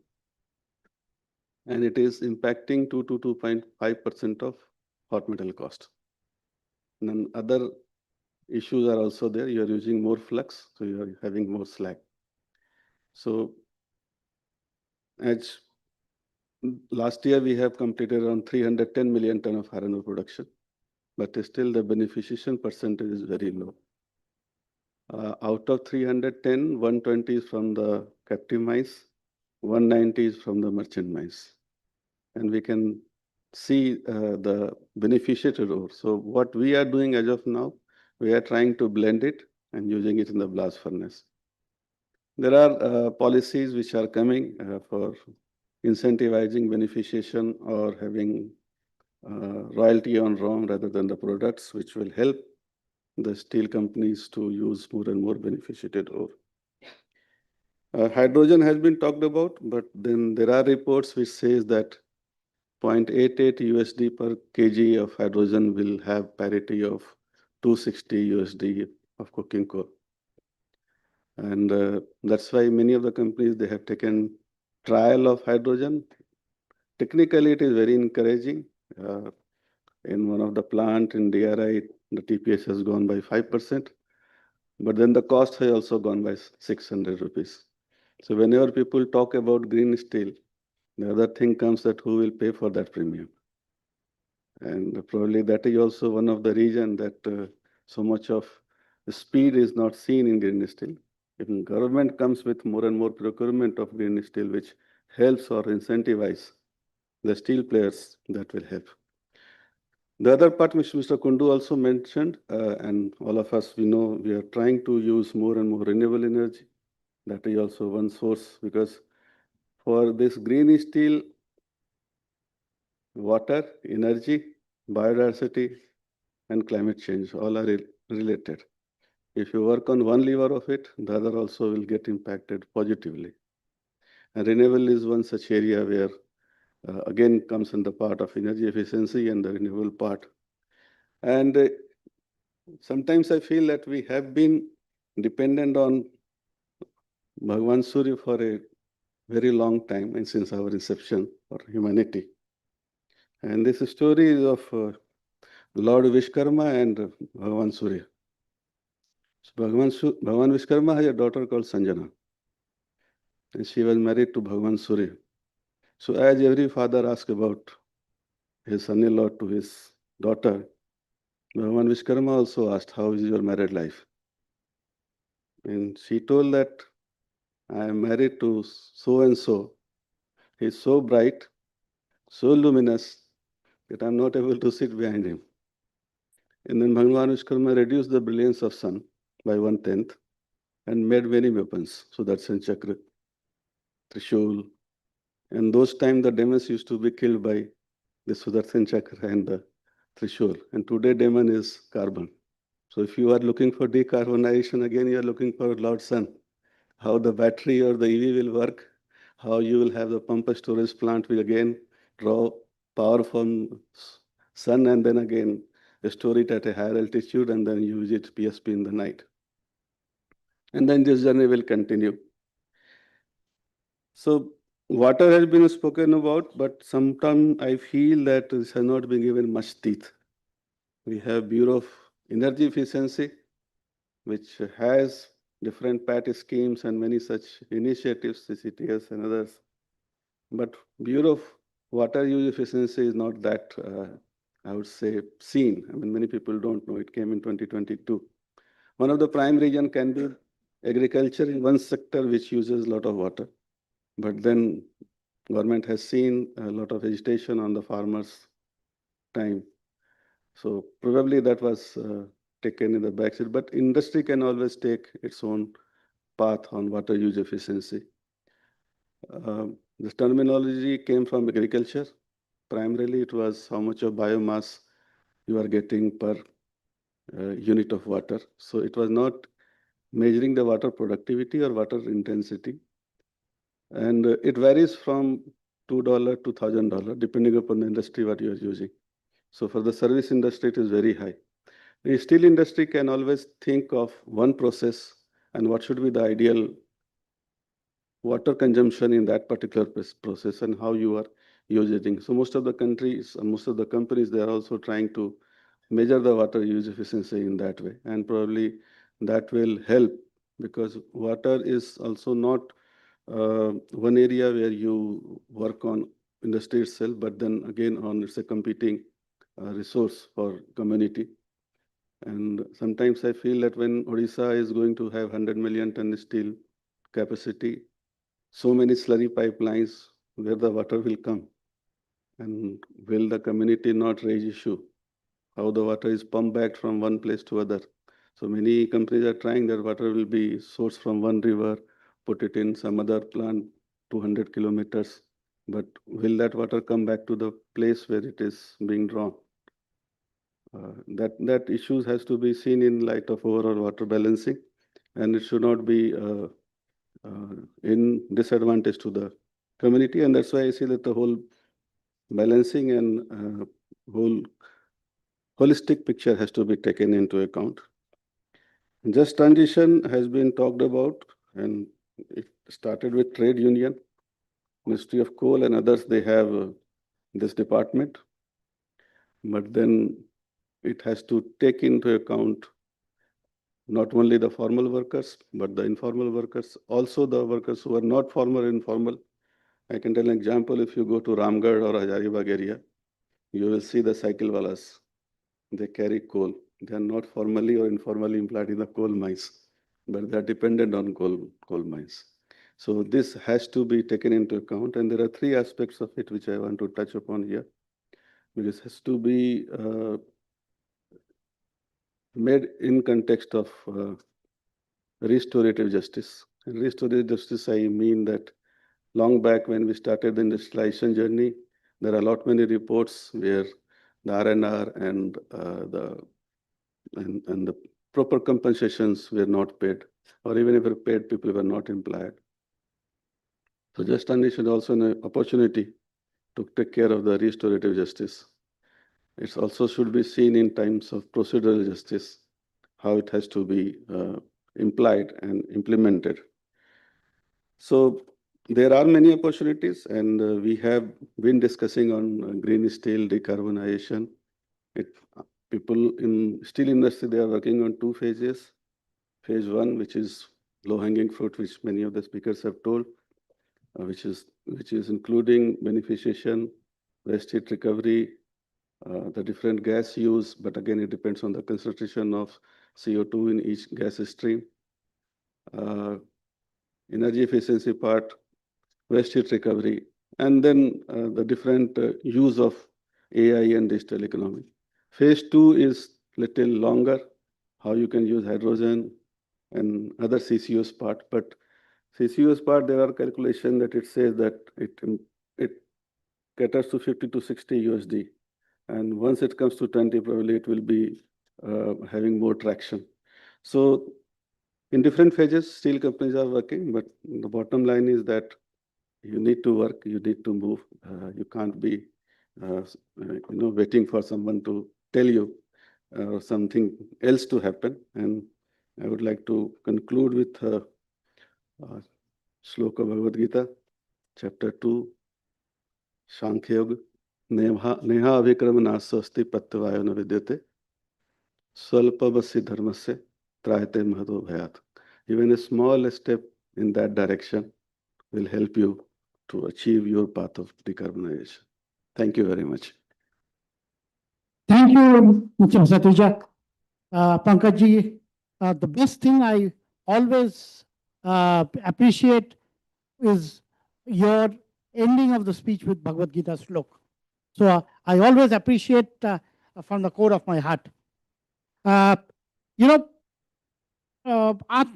Bharat with the perspective of energy savings and decarbonization does not end with,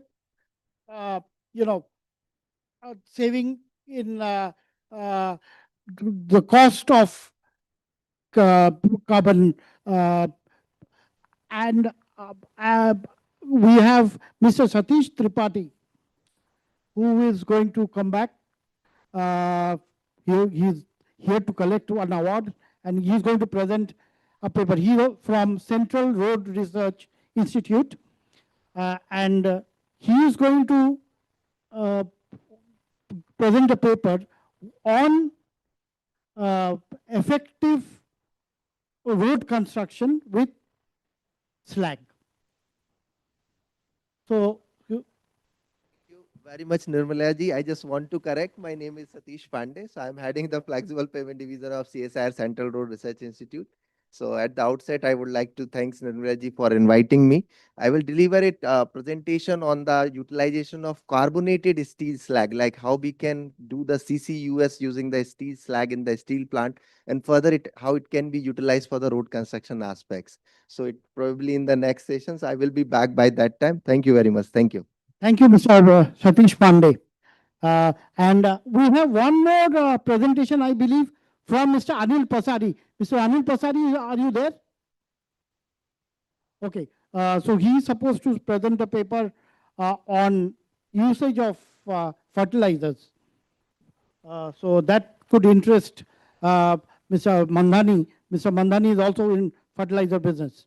So just Mr. Baisakhia, if you could just highlight a few points on SAIL decarbonization drive, and after that, Mr. Sridhar will take over.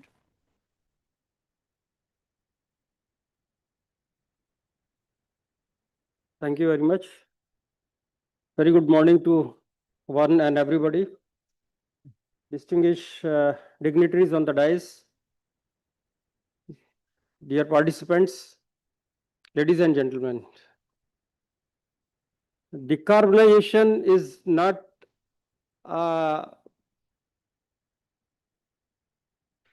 what I should say, it's not the buzzword, but it's a mandatory for all the steel industries. And it is a matter of survival for all of us. So, decarbonization in SAIL, we are taking in a big way for the sustenance of our operations. First of all, for sustenance of our operation, we are improving the operational efficiencies in all the aspects, maybe it in coke oven or in sinter plant or in blast furnace or in rolling mills. So first, we have to improve the operational efficiency to reduce the specific power consumption. That will in turn reduce the carbon footprint in future. Apart from this, for as our speaker has also already mentioned about the use of non-renewable energy, solar energy, and all these things. But steel industry, we cannot just say ki we use the solar energy, because solar energy will be available only for very few moments, 3-4 hours. But steel industry is a continuous 24/7 operations. So we have to use it very judiciously, and it has to be used along with the some hybrid mode, instead of using the only solar energy. Apart from this, for the use of hydrogen in blast furnaces, we are using this. We have initiated some projects and going to inject this hydrogen in one of our blast furnace in Bokaro steel plant shortly this year itself.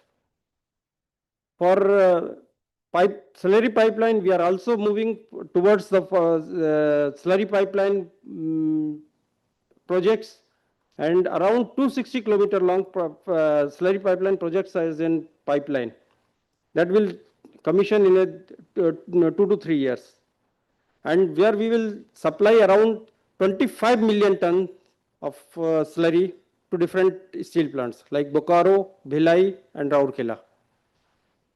So these are the few initiatives that we have planned for the decarbonization, and this is not the only which I am recalling. Just this is not the complete list or exhaustive list. This is some initiatives that we are taking, but definitely this will give a boom for the industry to move further. Thank you. Thank you, Mr. Baisakia. Mr. Baisakia is Executive Director, Operations of SAIL. Mr. Sridhar, who was colleague of Mr. Sharma by virtue of heading the downstream operations of JSPL, and then he went to Middle East, and thereafter he is back as analyst. No, senior advisor. Okay, senior advisor McKinsey. Mr. Sridhar, your thoughts, please. And you are going to set the context. Look, good morning to all of you. Thanks, Nirmal, and also my mentor, Mr. V.R. Sharma, I would say. I'll talk about a few sort of initiatives in decarbonization. For example, somebody was talking about turbines. Carbon dioxide, which comes out of the blast furnaces and all. Now, it can be used to run a turbine. You know, carbon dioxide in a supercritical stage, that is to say 32 degrees centigrade and 172 atmospheres, can become sort of a turbine instead of using whatever we are doing currently. Carbon dioxide does not expand. Now, if you have a gas turbine, gas enters at a particular, in the entry, it is at a high pressure, low volume. By the time it exits, it's a low pressure, high volume. And in this process from transiting from high pressure to low pressure, or low volume to high volume, there's a huge turbine length. Now that can be brought down to 1/10 of it if you use supercritical carbon dioxide. So carbon dioxide in certain conditions can be made into supercritical, what the Chinese are doing right now. So this is one way of utilizing carbon dioxide which comes out of blast furnaces. Now, normally what we're saying is 60% of whatever the emissions which come out from a steel plant is mainly from blast furnace. Another 15 to 20% coming from the coke oven. Another 8 to 10% from the sinter. So between sinter, coke oven, and blast furnace, we have 90% of the emissions. So we can do something with the blast furnace. As somebody was mentioning just now, easy melt, or what we call it as whatever carbon dioxide comes out of the blast furnaces, if it can be combined with the methane sort of rich gas which comes in the coke oven, if you combine these two, it's called dry reforming. There are different types of reforming. One is the steam reforming, that is methane. If water is reacted with it, it generates syngas. Now, if autothermal, which is to say if oxygen reacts with methane, it generates again syngas. Now, carbon dioxide reacts with methane, it gives you dry reforming, again syngas. Now, this is one way which Tata Steel has done it. Second thing is ESG and Enterprises Resource, ERG, sorry, Enterprises Resource Group in Kazakhstan has done it. So this sort of carbon dioxide utilization by way of dry reforming is one way in which we can look at it. Then there are other forms of decarbonization. You must have heard of Tosiali in Algeria.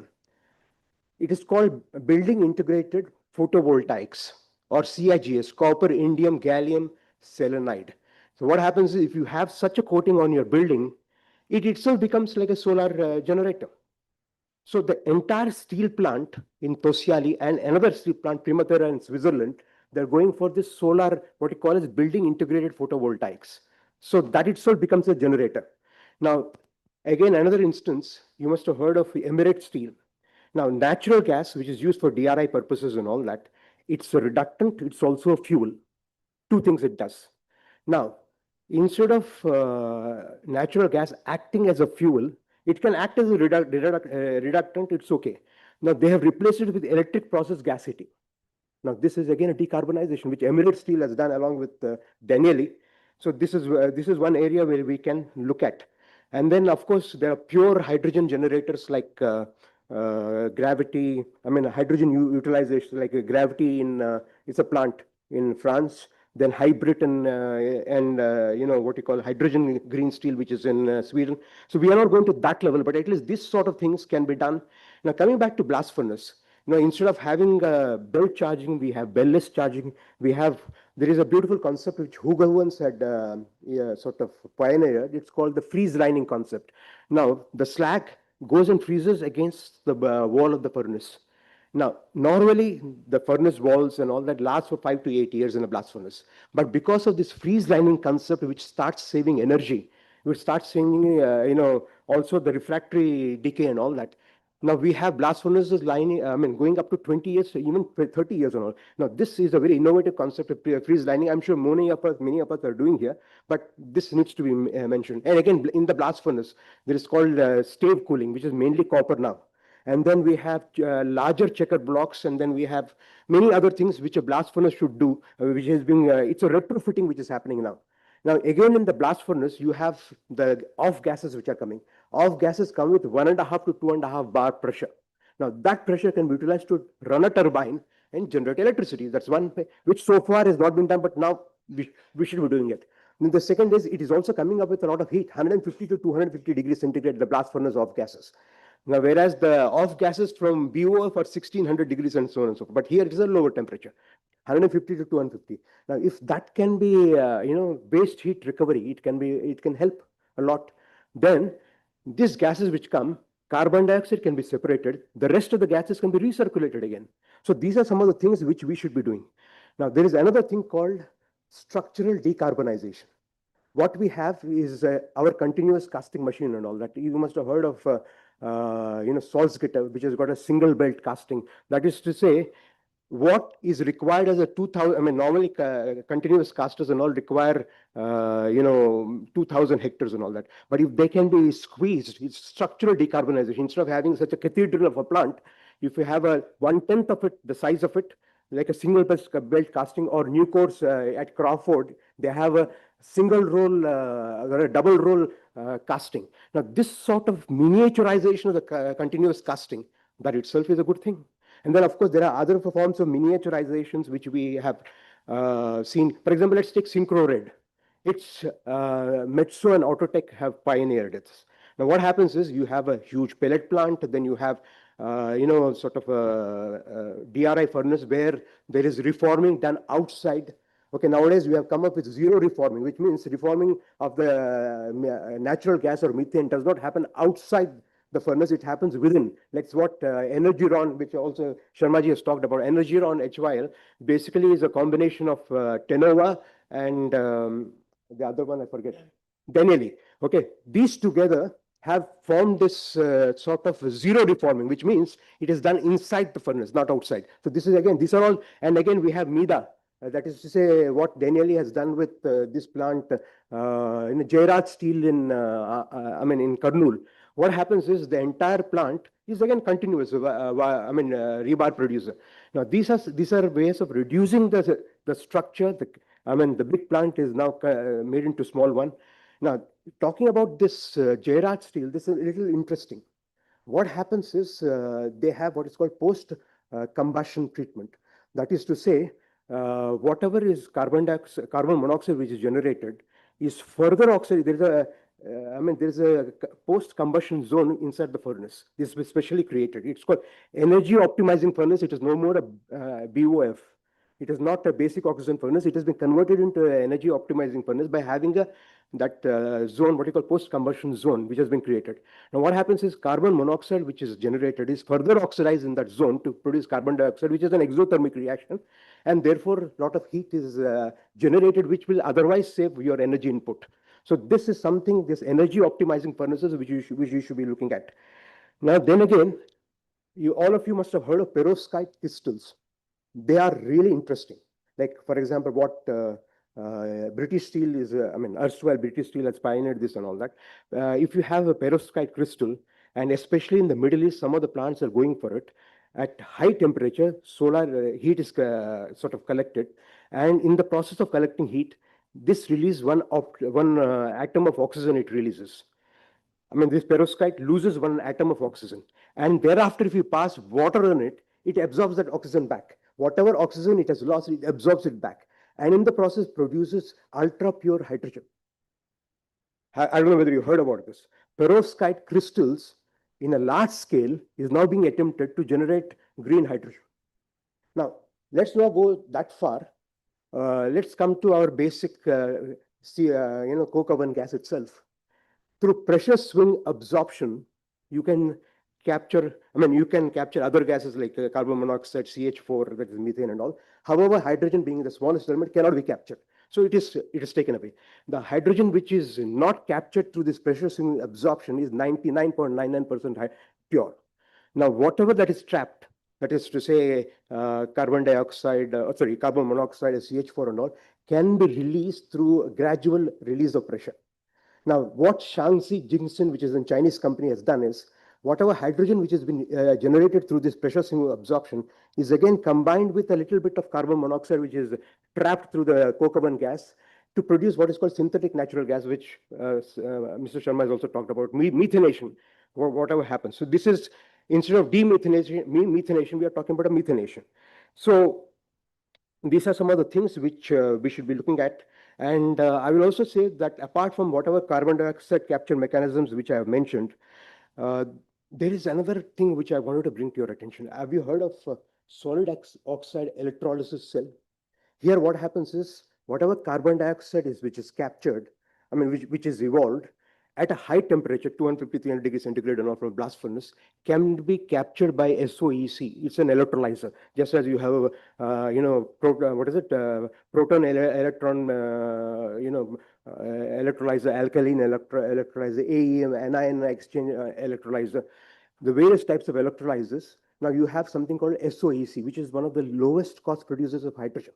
SOEC. Now this operates on the carbon dioxide which is released from the blast furnace and also the heat which is released to produce syngas and hydrogen.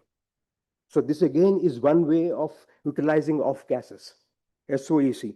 And whatever syngas which is produced, now let's take up the various syngases costs. What is generated from coal gasification, you have $0.12 to $0.15 per nm cubed. That's the cost.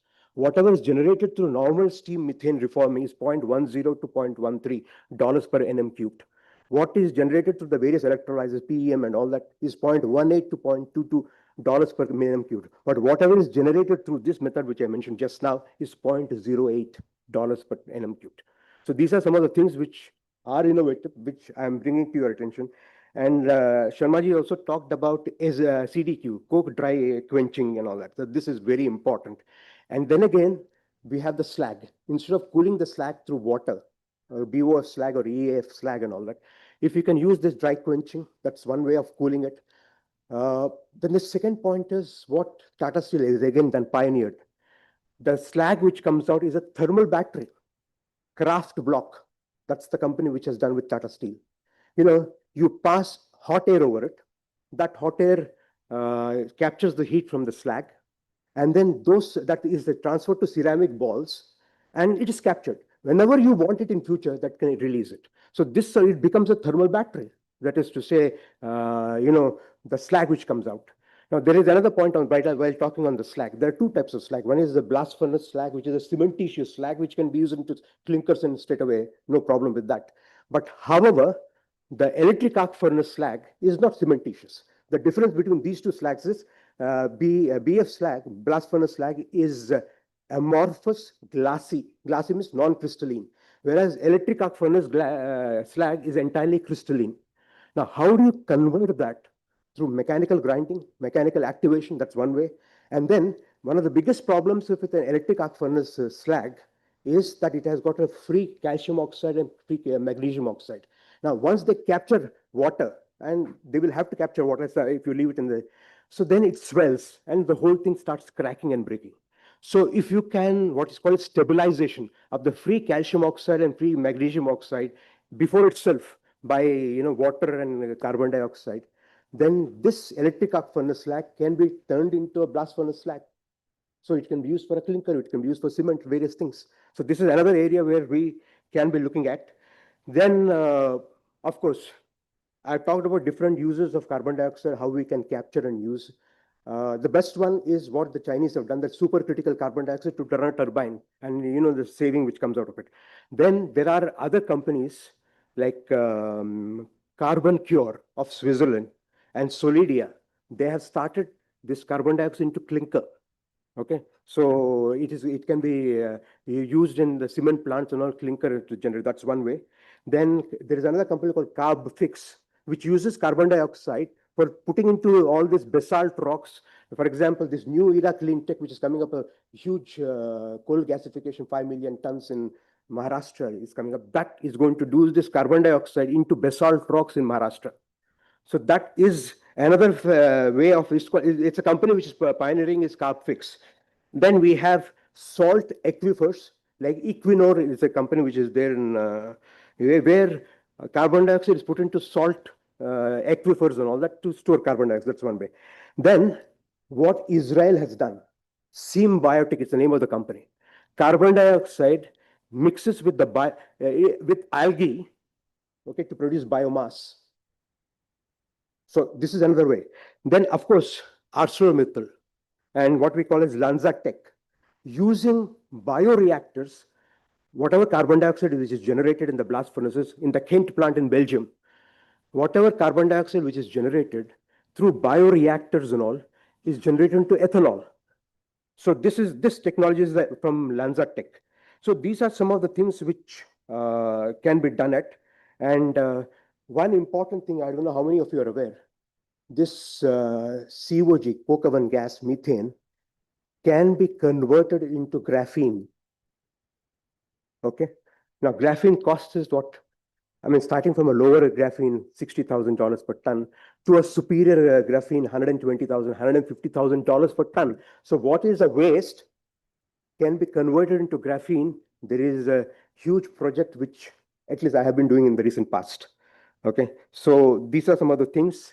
And one last point is whatever we are doing in the plant, in the steel plants and all. One is what Mr. Sharma has mentioned about water conservation. He has mentioned about variable frequency drives. These are some of the things. Please do not use pneumatic compressors, air compressors, where the efficiency is only 15 to 20%. If you go for hydraulic compressors, 75 to 80%, best is electric compressors, 90 to 95%. These are some of the ways in which we can sort of reduce the energy consumption, or what the Chinese have done, servo control. There's entire thing is a closed loop. So this sort of thing will bring down the costs. Well, thank you. Thank you, Mr. Sridhar. You have done extensive research with regard to various paths for decarbonization. Before I hand over to Mr. Yogesh Bandani, I have Ankit. Are you there? Yes, can I sir. have Ankit on the screen? Yes, I'm here. Yeah, Ankit, can I see you? A father longs to see his son. Yeah, can you see me? No, I can't see you. Okay, fair enough. is Mr.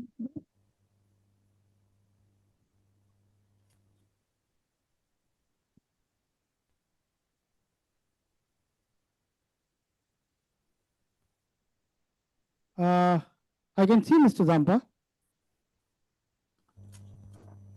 Yes, I'm here. So now it is no more buongiorno. Buonanotte, I should be saying. No. Still buongiorno. Don't worry. Buongiorno. Okay. So over to you, Mr. Zampa. You are from Daniel Deputy.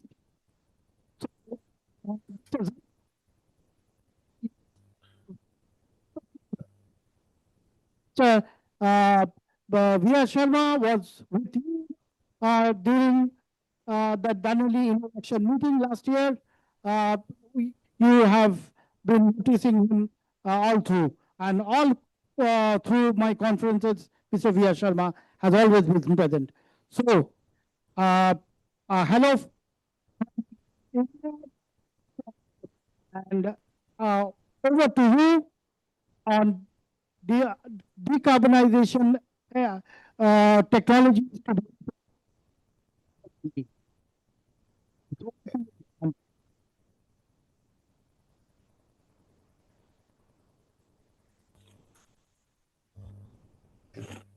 Yeah, over to you, Mr. Dampa. Okay. Sorry, because I cannot hear you very well. Anyway, Yeah. can you see my presentation? Yes. Okay. Very good. First of all, thank you for the opportunity to be here and to listen from this valuable panelist all the things that we are discussing this morning, and also to have the possibility to share with you some, I can say, more than ideas, how the technology, in particular the Danieli technology, can help to have flexibility to produce green iron. Here you can see some major data coming from India. India, we already discussed different times, is the first DRI producer in the world, mainly coal basis.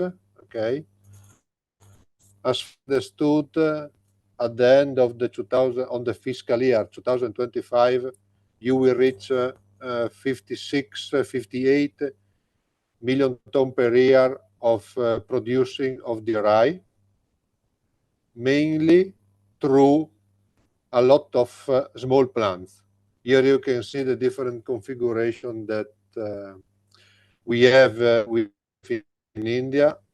Unfortunately, this kind of plants have one negative point, that is the emissions, because they are emitting 2.4, 2.6 ton of CO2 for each ton of DRI. That is quite a lot. Also before Mr. Sharma mentioned it, which is the typical emission in the rest of the world. And honestly, in India, we are quite far from this value. But we have also some opportunities.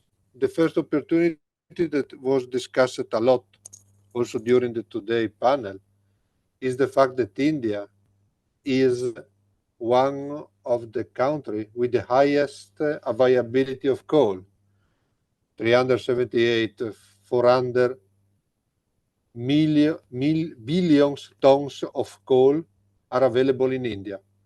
Some of them can be used to produce coke for the blast furnace, but the rest can be used to produce syngas. This is one of the other points that we discussed also today. And now you have the opportunity, like India, of the incentive that the government is put on the table to produce syngas. We are speaking about 4.3, 4.4 billions of incentive to install coal gasifier. And this coal gasifier is a green solution compared to use the coal in non-efficient way in the rotary kiln. And looking also the economics, as we discussed before, the today cost of the natural gas is around 14, 16, $20 for mega BTU. The cost of production of the syngas, we are in the range of $4, $6 or euro for mega BTU. So quite, from economical point of view, quite a big saving. For the other end, India has also a very good coal mining reserve.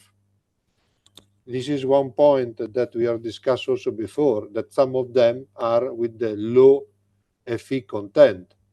But in this case, the beneficiation can be a good technology to increase the percent of Fe that is helping all the value chain to reduce the emission. As soon or as fast I can remove the waste part, I can avoid to move waste part in the rest of the process, reduce consumption, and means reduce emissions. Looking not only today, but looking also a little bit in the future, also the natural gas is something that is grooving or better discovering in different part of India. What is missing most probably is the nectar to distribute this natural gas, but as far as I understood, it will come. Second, there is another point that also in the today discussion was the green energy. In India, you are installing a lot of solar panels. It's true that the solar panel is efficient or is producing in a limited part of the day, but it's also true that in this limited time, the cost of this energy is quite low. So we need to find a way to use this energy when it is available, green and a low cost. Last point is hydrogen, that is strictly linked to the green energy. If I have green energy available and I find a way to produce green hydrogen in quantity and in cost, in low cost, this is also another point that we can use like reducers. Now that we have all this puzzle of elements, how this can be combined in the steel industry or in the iron making industry. One of the solutions is the use of energiron that we already mentioned, different people already mentioned during the today panel, that is a joint technology developed by Daniele and Tenova. In particular, the one that you see now on the screen is the configuration of the zero reformer plant. The advantage of this kind of solution is that it can be fed by different kind of reducing agent. Can be natural gas, can be reformed gas, can be syngas, can be coke oven gas, can be hydrogen, always using the same technological configuration, together with the possibility to have the production of the plant, to design plants with the production from 0.25 million ton per year to 2.5 million ton per year, like the one that Mr. Sharma mentioned, that we are producing, that we are installing in in Oman, in Duqm, to produce HBI and feed the electrical furnace. Same configuration, of course, can do different kind of product, cold DRI, hot DRI, HBI. Here you can see the main elements of the plant that are the process gas heater, that is a dedicated design for our process, the reactor, where we have the reduction reaction, and as you can see, mainly we are using hydrogen that can become from natural gas, from syngas, or by the way, from hydrogen, from green hydrogen, and monoxide of carbide. Now, if we would like to go a proposed solution for the Indian market, this is our propose is what we call a micro module. We have already some of them in operation, one in Bolivia, one in the Emirates. That is a plant capacity 0.25, 0.3, where we can use like a reduction. Today, we can use a reduction syngas using like a input, like we can have cold DRI that can be cell and melt in the induction furnace or in the electrical furnace. This kind of plant today is using with syngas, but tomorrow, if you will have available hydrogen, of course, at suitable cost, you can introduce hydrogen or why not also natural gas. Furthermore, this kind of plant can be also feed with some percent of lamp, not only necessary iron ore pellet.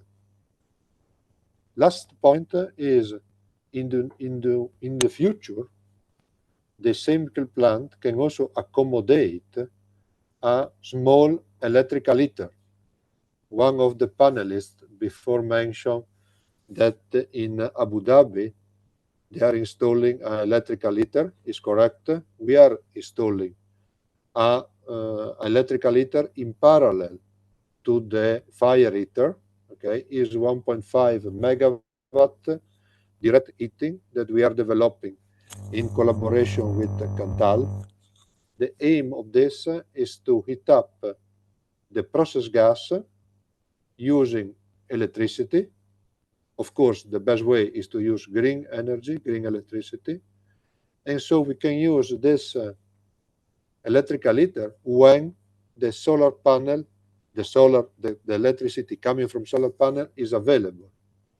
In this way, it's clear that the carbon footprint, we can make another additional step in the reduction.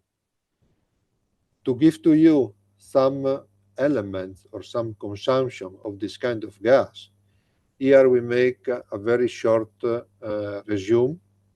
Okay, we are speaking about 600. All of these are consumption by ton of DRI. We have 650 normal cubic meter of syngas, like a makeup. The composition, the typical composition of the syngas is 60% hydrogen, for 37% monoxide of carbide, and rest is a combination of steam, nitrogen, and CO2. We are a quite low consumption. We are around 2.2 RAI, and also we are overall emitting, taking in consideration also the emission of the coal gasifier, we are around 1.1 kilograms of 1.1 tons of CO2 for each ton of DRI.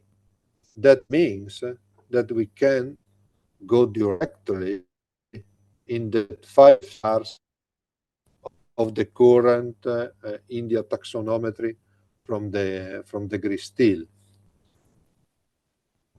Not only process, this is also an idea of the layout how this plant can be done.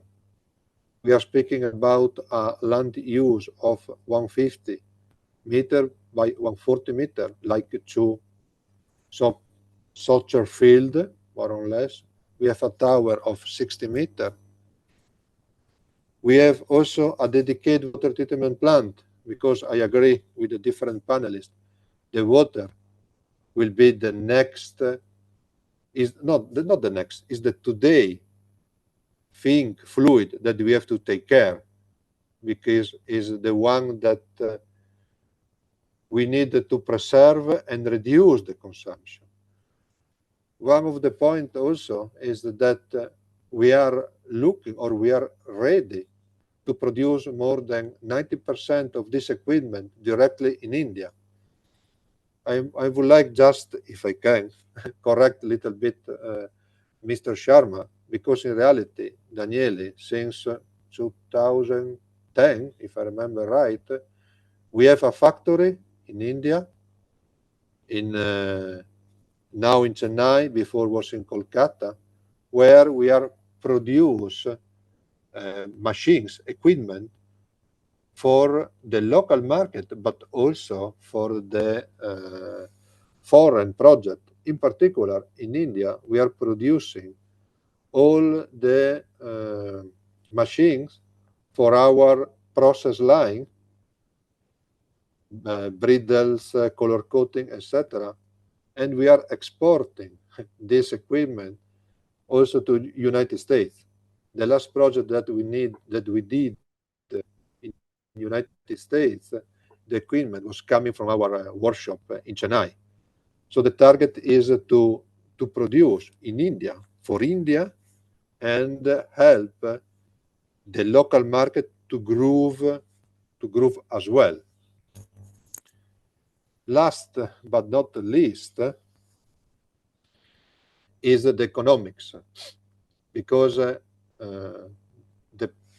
one of the point is that we agreed that the government has to, in some way, put some funds, but the solution and the plans has to be sustainable for the government, but also for the economics, because otherwise the plant will be dead in few years. Instead, we needed to find a way to produce plant that is producing resources, is giving profit, and this is helping all of us to grow.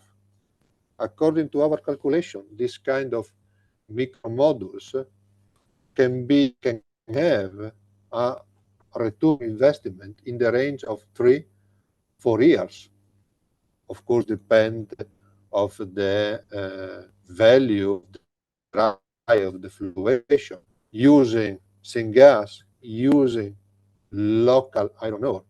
And so after 3-4 years from the start of the production, the plant will start to produce profit to the company, means a possibility to invest, possibility to increase the production.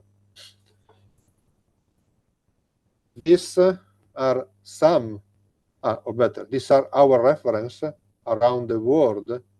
Some plants are already started up, others are in construction. Some of them are already ready to use 100% hydrogen.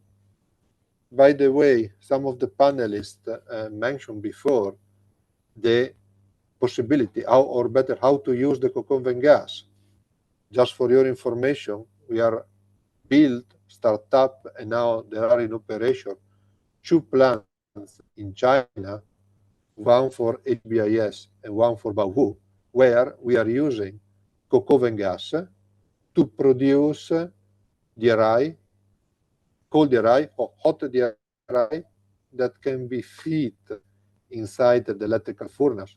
Of course, this is helping the complex to increase the production in practice without any increase in the emissions. I would like just to show to you very quick a short video where you can see how the Energiron plant is looking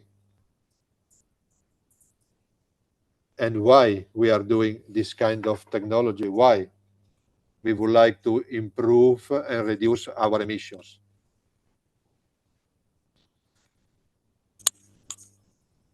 Here you can see the hot charging in the electrical furnace.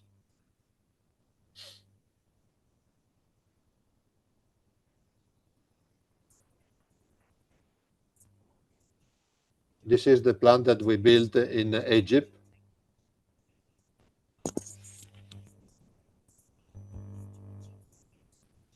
And this is Abu Dhabi.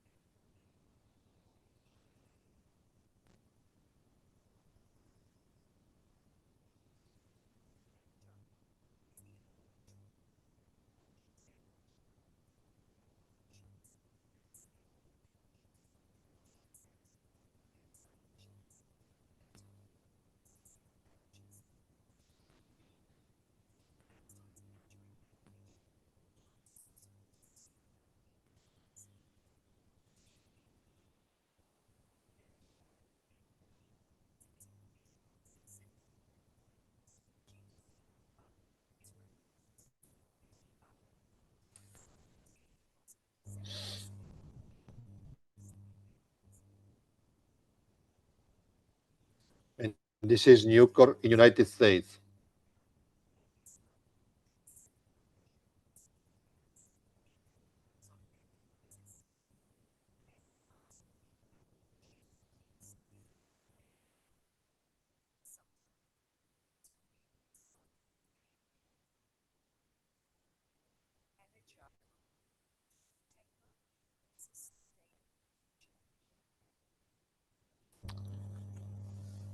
I hope that in the next future we will add also some new plants on this video coming from India, where we can also install here this kind of plant and produce value for the country. This is all. Thank you very much for your attention. I hope that this small presentation can give you some some idea to develop the, of course, with us, with Daniele.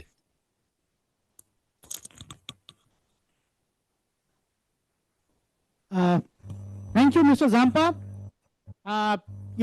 Whatever batting has to be done has already been done by Mr. V.R. Sharma by placing the order on you for Oman. I know. 2 modules, yeah. 2 modules order has been placed by Mr. Sharma, which is a proof in itself. Now, I would now go little toward downstream. Mr. Sudhakar Nayak, who's Director Projects of Mars Group. I would like you to explain wherever roll usage takes place, how can you reduce energy in the rolling mill segment? Yeah. Hello.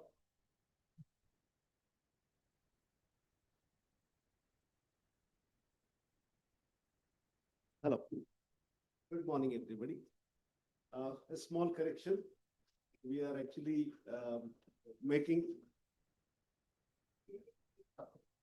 we make complete processing equipment to the downstream line, not just roads. It is company has a name called Mars Group. Hello. Good morning, sir. Good morning, everybody. We manufacture complete equipment for downstream processing since cold rolling mill and up to the finishing lines. Decarbonization on steel is basically very, very important now. And it is not an option anymore. It is not uh, an environmental issue anymore. It has become more of a competitiveness, more of a what do you call? It's become an essential part because of the business requirements. We are making equipment on the downstream, which is a small part of the overall steel making. But of course, the complete. Hello? Yeah, the complete, in the complete carbon scenario, this processing on the steel and downstream also very important. What we can make is improve the process, improve the efficiency, and make innovative processes such that the overall carbon requirement comes down. You can see the steel, especially the galvanizing lines and coil coating lines. In the coil coating lines, we have a lot of carbon release into the atmosphere because of the solvents, and this can be reduced. This can be improved by efficiency. We have done quite a lot of such improvements to bring down. We have made RTOs, which of course we made the RTOs long back in India. First time we made first Indian company to make the RTOs, and RTOs run without fuel. That is the advantage, where you can have a lot of fuel saving. And we made heat exchangers, which has 80 to 85% heat recovery rates, and overall resulting to overall energy efficiency in the process. And we have a presentation in the afternoon, which you can explain that in detail. And as far as Sharmaji's comment, we have, sir, we are doing a lot of indigenization of the equipment. We are the first people to make the RTOs in India. We have got into, we made electrostatic oilers, which are always imported. We have successfully run and made many of them. High efficiency heat exchangers, butt welders, a lot of them we have been continuously involved into the industry specialist. We have upgraded a lot of line for their energy efficiency. And one of the first line we have upgraded, that has decreased the energy consumption of that particular line by 1/3. That was a great saving in terms of energy as well as the carbon footprint goes. At the end of the day, what I say is we say steel is very strong. Now being color coated, steel is become beautiful also. Let us make it green. Let us make it affordable, and let us make it a product which everybody will be proud of. Thank you.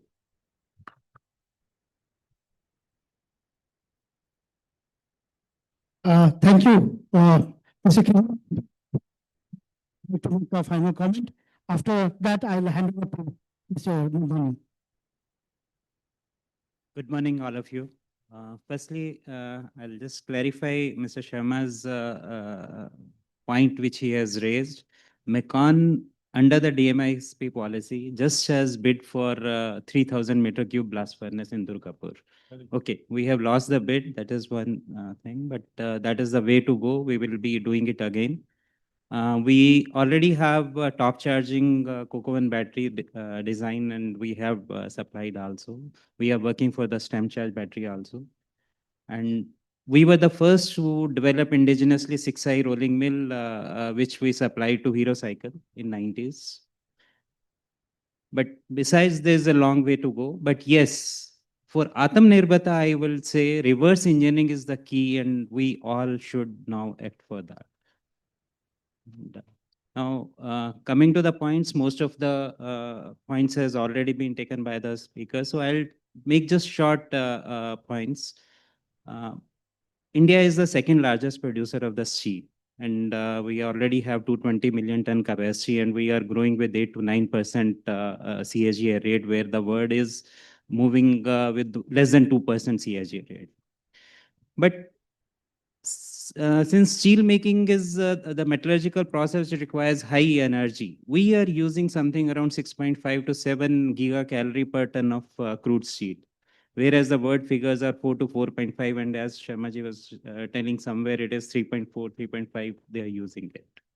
Secondly, this is carbon emission is around 2.5 ton per ton of crude steel, whereas the world figures are 1.8 to 1.9. So we need to ponder where we stand. And we already know what should be done. Like if you see the steel sector in India, it's quite different from the world, where the world has almost BO fruit of 70% production and 30% with the electric arc furnace. In India, it is 60-40, 60% from the EF route and 40% from BOF route. But our DRI, most of our DRI is coal-based, whereas in the world it is gas-based, which are more cleaner. As Sharmaji is telling, we have the solutions where we can use our low-grade coal also to make syngas or natural gas, and then we can use it. Another point is, as one of the speaker has told also, the scrap usage. We don't have that ecosystem of using scrap, which again will reduce the carbon emission. So all points are known. Then we have different tools like the best technologies which are coming in the new units like CDQ you referred, then stem charging battery, TRT, waste heat recovery, ZLD. But what about the existing units? We need to modify those. We need to better our operational efficiencies. Then yes, the renewable energies, we must use that. Another point is the hydrogen injection, which everybody is starting it, but yes, it is not economically viable because the rate of hydrogen till it comes below $1, it won't be financially viable. Then CCUS is still in the nascent stage. So my only point is, yes, we are aware of our issues. We are aware of the solutions also. So let's have a brainstorming session together, knowledge sharing session, so that we are on a path to give a very clean and sustainable environment to our next generation. Thank you.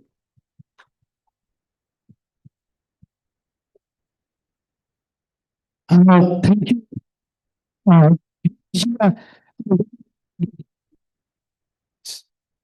Mr. Yogesh is the president of Steel Association of Maharashtra, as well as All India Induction Furnace Association, IFA, Sustainable Steel Manufacturers Association. So he is president, he wearing two hats, as president of Maharashtra and president of All India Induction Furnace Association as well. So from Mr. I also request you to hand over the mementos to the guys. So, sir,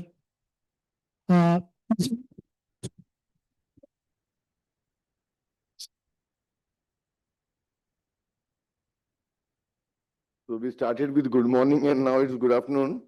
So we'll all be having a lunch together and we can discuss a lot of takeaways of this first session in the lunch time. Before that, I would like to thank each and everyone for patiently listening all the panelists and all the speakers who gave their wonderful outcome on initiative of Atmanirbhar Bharat, green steel, even about the energy aspect. To conclude with this, what was today's takeaway is that we are all together to adopt the technology, to adopt the new era of green steel, sustainable steel. But with that, we need all resources. And for this, as Keshav has mentioned, Sharma ji also has given a highlight on how the things are changing, how the coal gasification is changing the route of manufacturing of steel, and that too in an affordable way. Keshav mentioned about the government initiative, how government should come up in supporting the technology with commercial aspect. Because see, anything as far as the technology and is concerned, is in the steel we have a capital intense this thing, and this capex is all capital intense. So really we need to have a good support from industries also. See, we as in India are in a developing stage. We are not a developed country. We need the support. The initial kick support is required from the government, from the academia also, and from the technology supporters also. So to conclude with this, thank you very much. I would say let us be together, maybe the primary producers, maybe the secondary producers, or we all support engines for the steel industry. Let's be united together and achieve the Atmanirbhar Bharat 2047. Thank you. Thank you. Thank you. I will just take 1 minute of your time. Rest of the world, everywhere you have one association, just as Mr. Sharma says, one industry, one tariff, one electricity tariff, one nation, one tariff. So here we have one association for one association for cold rolled steel manufacturers, one for steel furnace association. So there are untold number of, when Mr. R.S. Pandey was steel secretary, we went to the World Steel Association meeting, and I proposed it to him that we should have one association for the entire nation. So I begged and pleaded for him to take action in which we can have all associations to come under one roof. So I think so. I think this such type of platform provided by you guys will definitely bring us together, and we can form a one association, one nation, one association. We agree with this, and let us start this journey of thinking, planning over it from this platform itself. Thank you. Thank you, sir. So mementos, Mr. Bandhani will be hand over.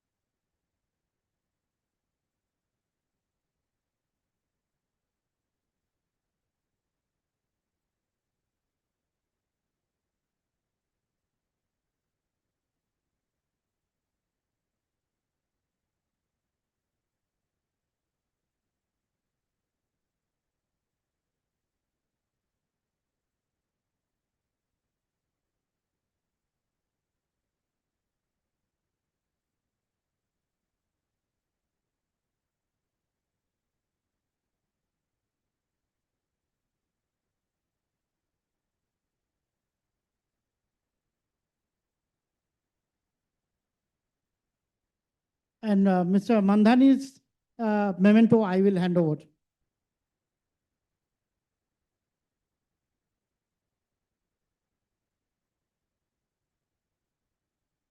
All right, so This was a very insightful, knowledgeable, and enriching session. So as we have proceeded towards memento ceremony, now I would like to tell you that because of, because of short of the time, we are running bit behind our schedule. We are taking a tea and coffee break for next 10 to 15 minutes. So ladies and gentlemen, for next 10 to 15 minutes, we are taking a tea and coffee break. Apart from that, we will be conducting our another technical presentation session.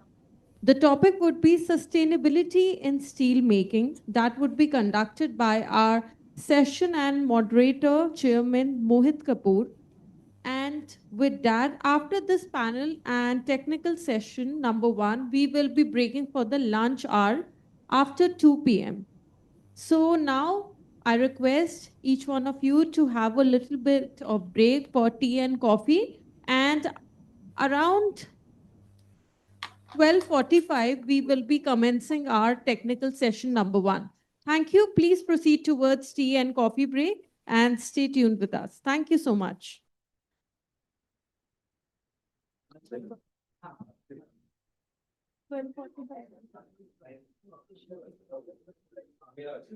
हाँ क्योंकि यार already काफी late हुआ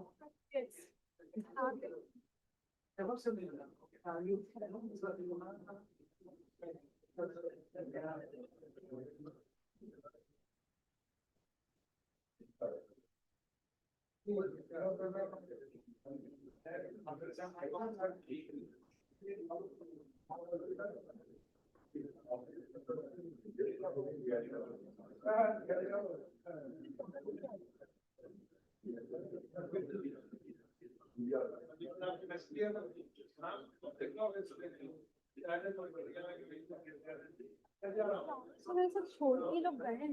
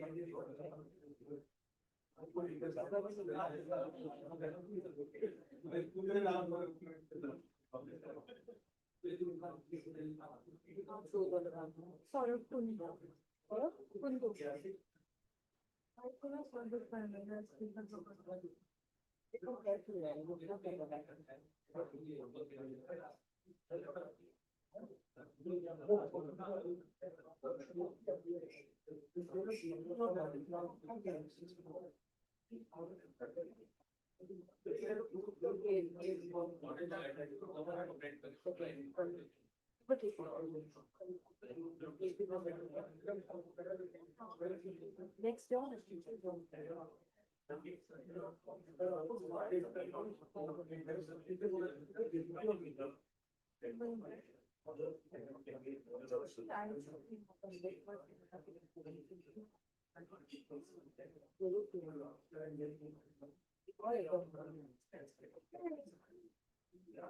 अनिल जोशी हाँ अनिल जोशी मुझे साफ करने के लिए बनाने के लिए अनिल जोशी हाँ अनिल जोशी है भी है आयुषी जो आपको क्या करना है बता रहे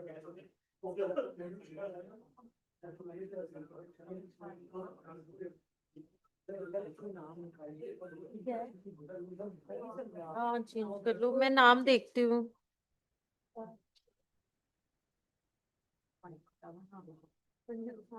सौरभ कुंदू रोहित कुमार सिद्धार्थ सिन्हा कुछ नहीं है होंगे ना मिला है निर्मल उदय हाँ अनिल जोशी आयुषी जौहरी हाँ we are doing this पर तो सर वो सब जो साफ करना पड़ेगा ना उसे कौन करेगा पानी का सब हटाना पड़ेगा बुके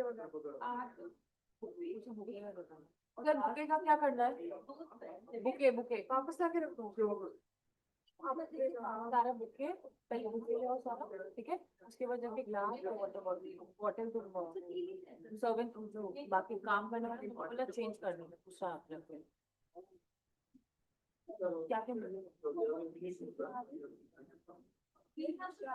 मिला वाटर बॉटल में क्या करना आप बाहर होगा बोलना चेंज करना है लाके वापस अलग दूसरा काम जोशी का एक ही है बाबू नहीं जोशी का एक ही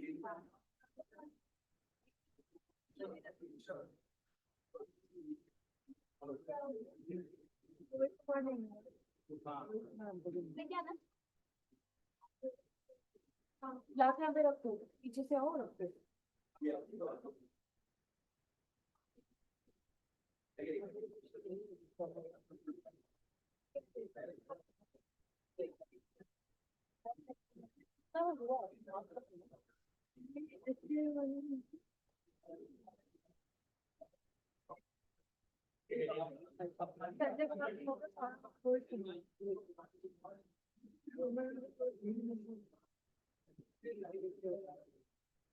हाँ ये रखो नीचे उसमें से पेपर्स निकालो निकाल के उस तरफ रखना आपने बोला कि क्लीन कर वो बोलो चेंज करना है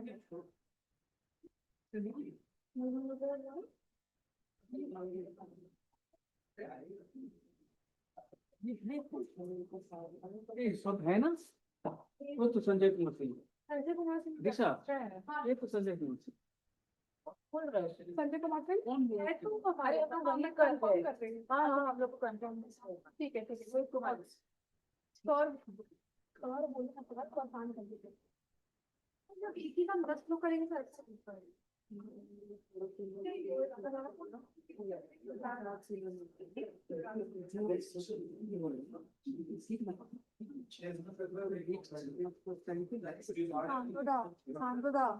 सबको साफ कर ग्लास वाटर बॉटल हटेगा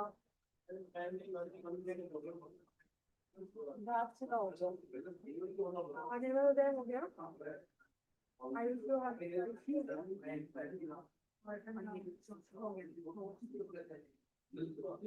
अभी काम करो सारा एक टाइम ले आओ एक टाइम में अब इसमें सेल है इस side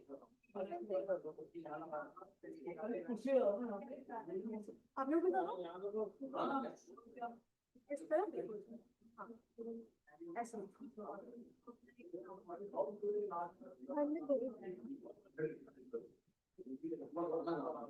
So we will be beginning our next presentation session in next 5 to 10 minutes. I request people to please come and gather in the hall as we are about to begin the next session for the day in next 5 to 10 minutes.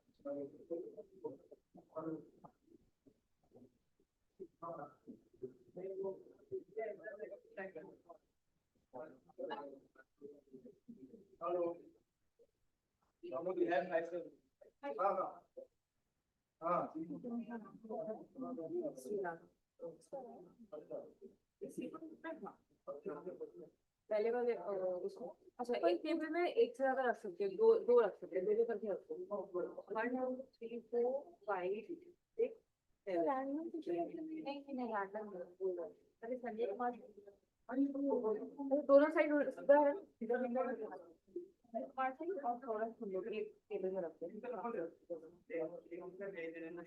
अरे वो पानी change नहीं हुआ है ऋषभ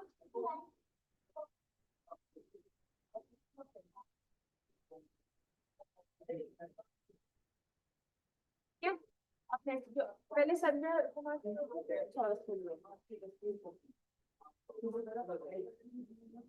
नाम कौन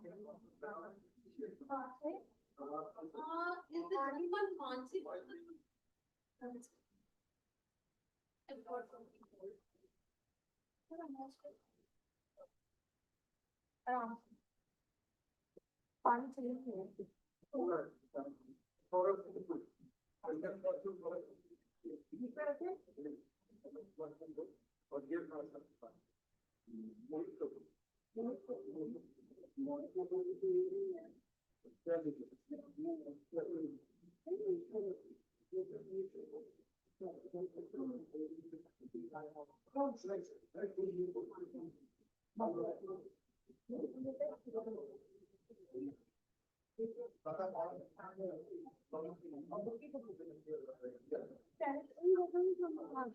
जब वो लोग लेके जो देख के जो भी करेंगे वो पीछे रहेगा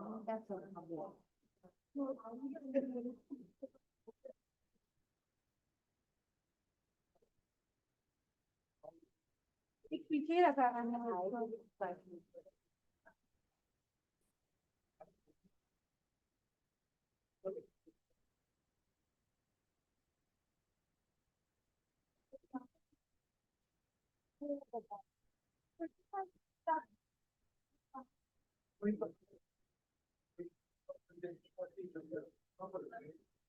खोज रहे हैं नाम खोज रहे हैं शायद नहीं हमको दिखा तो नहीं है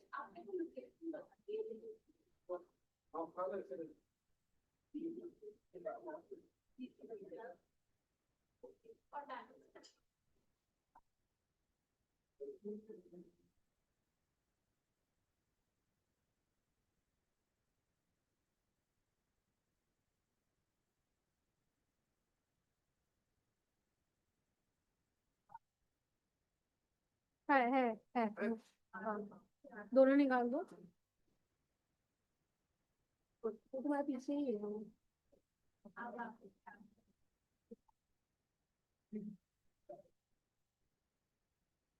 इस बार पानी को किसी तरह से नाम आ वो आप करेगा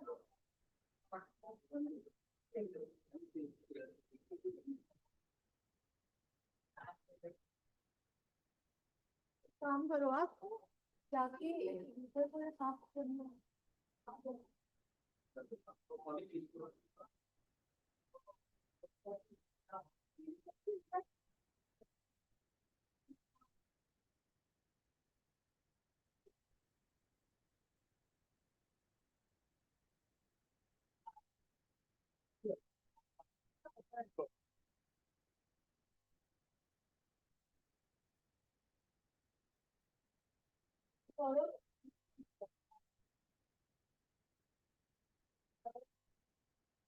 नहीं यार और नेक्स्ट सेशन पर वो बुक देखा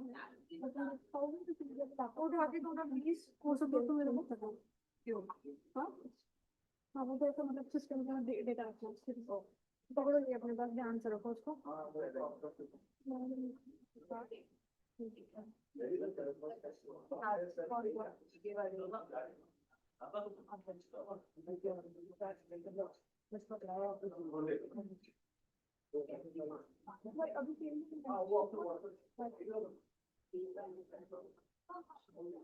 बट एक बात सर के पास साथ में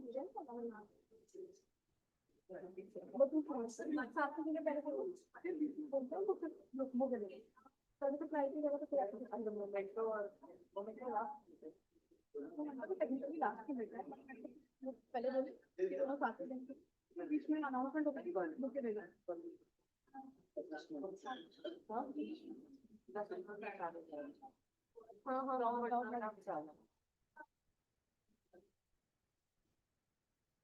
हाँ अभी चलो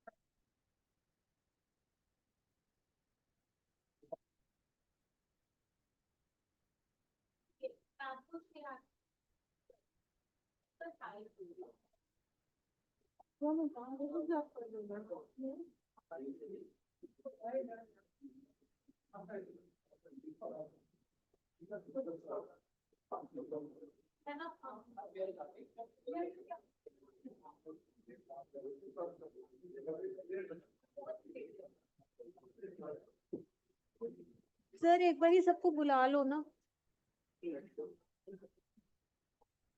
पानी वानी रखा है नहीं बीच में रख देना ना start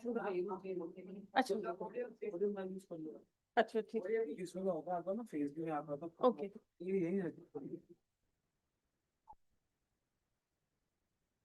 Okay, ladies and gentlemen, attention please. We are about to begin the seminar, the technical session number 1 for the day. The topic would be sustainability in steel making. The moderator and session chairman would be Mohit Kapoor, the advisor from AIIFA, Sustainable Steel Manufacturers Association. Mohit sir, can we have you on stage, please? Good morning, sir. Now I would be calling out the panelists for this session. So I request each one of you who's outside the hall, please come and gather yourself as we are running 1 hour late for this technical session. I request each one of you to please come and join us for this technical session. The first name in the list is of Mr. Sanjay Kumar, the director from Jindal Steel Limited and former Steel Secretary. Mr. Sanjay? Okay, let me just go.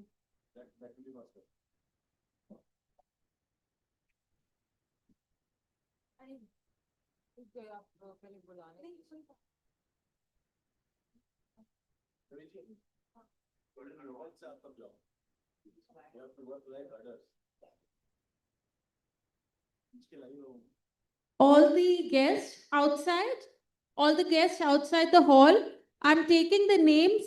Can you please come and join us for the technical session? Sanjay Kumar, Mr. Sanjay Kumar, the director from Jindal Steel Limited and Formal Steel. The next name is Saurabh Kundu, the Chief Sustainability Officer from Tata Steel. Saurabh sir, please come on stage. Mr. Rohit Kumar, the Secretary General from SAF Association and Carbon Markets Association of India. Srinivas sir, the founder from Optimum Steel X. Srinivas sir, please join us on stage. Siddharth Sinha, the Senior Fellow, Center for Climatic Change Research, the Energy and Resources Institute.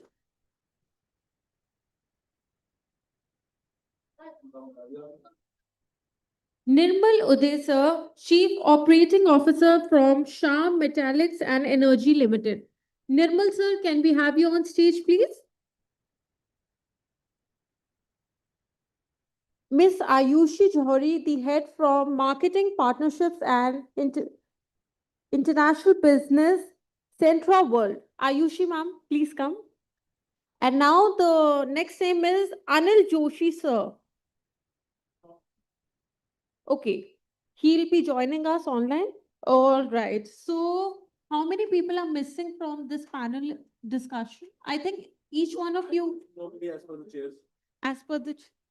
Okay, okay. So, I'll take the name once again. The respectable guest for this session would be Sanjay Kumar sir. He's okay. Saurabh sir, Saurabh Kundu. Okay. Srinivas ji. All right. Nirmal Uteji. Okay. And Ayushi ma'am. Okay. Anil sir will be joining us.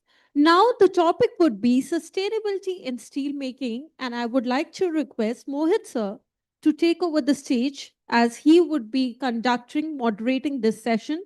So we are back with technical session number 1. After this, we will be conducting the lunch break. So post that, let's hear out from Mohit sir for this insightful session. Anil Joshi sir would be joining us. Yes, everybody's here. Yes, Thank you very everybody. much. So we'll be starting with the session number 2 for the day. Over to you, sir. Thank you. And guys, it's a request. I know it's a very technical session, but can we have a huge round of applause for our minds sitting on the stage and Mohit sir, of course.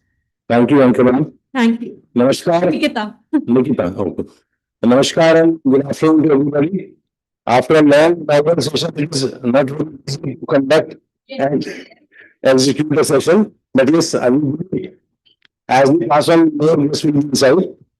So good afternoon, the dice, all the beautiful rooms, and actually, if one I have to say for all the industry, academicians, researchers, vendors, I will call you that as still nice. Together, we are together very vision that has an interesting house.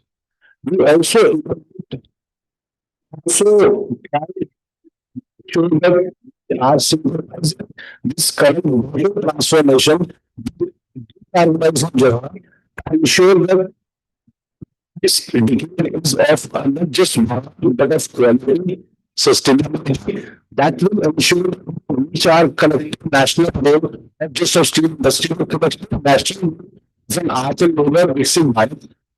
That's the targets. The scale of our ambitions is massive. You must have heard in the session that speaks about that our targets are much favored are to increase our installed capacity by exact 50%. From current installed capacity to 3.5 in this is not just this 50% increase. It is actually the amount of specialty steel that we are targeting to achieve, that is 25 million tons, 25 million tons, which is around 1250% more than our currently produced less than 2 million tons of specialty steel. As Sharma sir and a lot of other people have said that why we need Atmanirbhar Bharat, if we have to make sure that our dream of made in India, which is a right route for Atmanirbhar Bharat, we have to produce specialty steel in India. So if we just jiggle with a few terms or numbers, right now we are manufacturing 165 million tons out of 200 million ton installed capacity, wherein we are increasing our total production capacity to only 50%. We are increasing this specialty steel part to 1250%. So basically the difference in percentage of two major steel manufacturers, that is China and India, the difference of two major steel recyclers in India and Turkey is more than that, because what we are doing is we are increasing the use of steel scrap. Not just this increase in our production capacity, how we are increasing the production capacity is also a very valid question. And what India has achieved is a 15% year-on-year growth on scrap reuse. The number 2 in the world is Turkey with just 2%, and we are increasing it 15%. China हमसे 5.5-6 गुना ज्यादा है steel production में, पर हम number 2 से 7.5 गुना से ज्यादा है. That means we are already on the path of sustainability. And for that, we all must acknowledge the secondary steel sector because they are the ones who have created this path. कि आज बहुत खुशी हुई सुन के Tata steel के representative ने कहा कि हम लुधियाना में अब totally steel base unit start कर रहे हैं, जिंदल्स भी उसमें आ रहे हैं. अगर प्राइमरी वाले भी स्क्रैप रूट को ले रहे हैं तो we must acknowledge the real true first story of green steel making India, that is the secondary steel. And for that I will acknowledge the contributions of the president Yogesh Bhai who was sitting there, who has made it possible for me also to represent IFA in front of all of you, for which we have not just started doing annual events. IFA, if I talk about IFA, I'll take a minute. We have started an initiative called IFA Samvad last year, which is a cluster-based, targeted, audience-based and technology discussion-based program. So 1 day or half day that we started in Jalna, wherein we brought 2 solutions very much needed for this particular trade to make it real sustainable. One of them is sitting with stage on us, Mr. Srinivas, who will be telling us about the artificial intelligence and machine learning based manufacturing intelligence. And another one was battery storage. In the inaugural session, there was a discussion about renewable energy. But renewable energy, keeping in mind the difference between state-wise policies, how the DISCOMs and state governments are promoting or say encouraging use of or not encouraging use of renewable energy, we need to have a battery energy storage system also intact to make use of those renewable energies. So we'll try and discuss all these points today, because as per me, sustainability is not just talking about new technologies or capital expenditures to create green hydrogen or CCUS.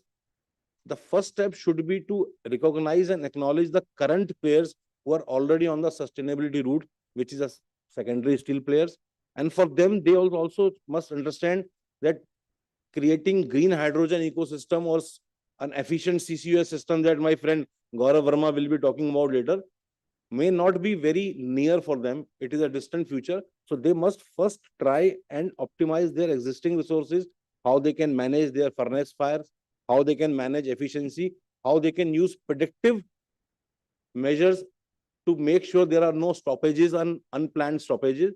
They have to make sure that they are using the right quality of segregated scraps. And it reminds me of a brilliant perspective that Keshav Veriwala, the youngest of the inaugural session, gave about the nuisance and the uncertainty in India's scrap trade.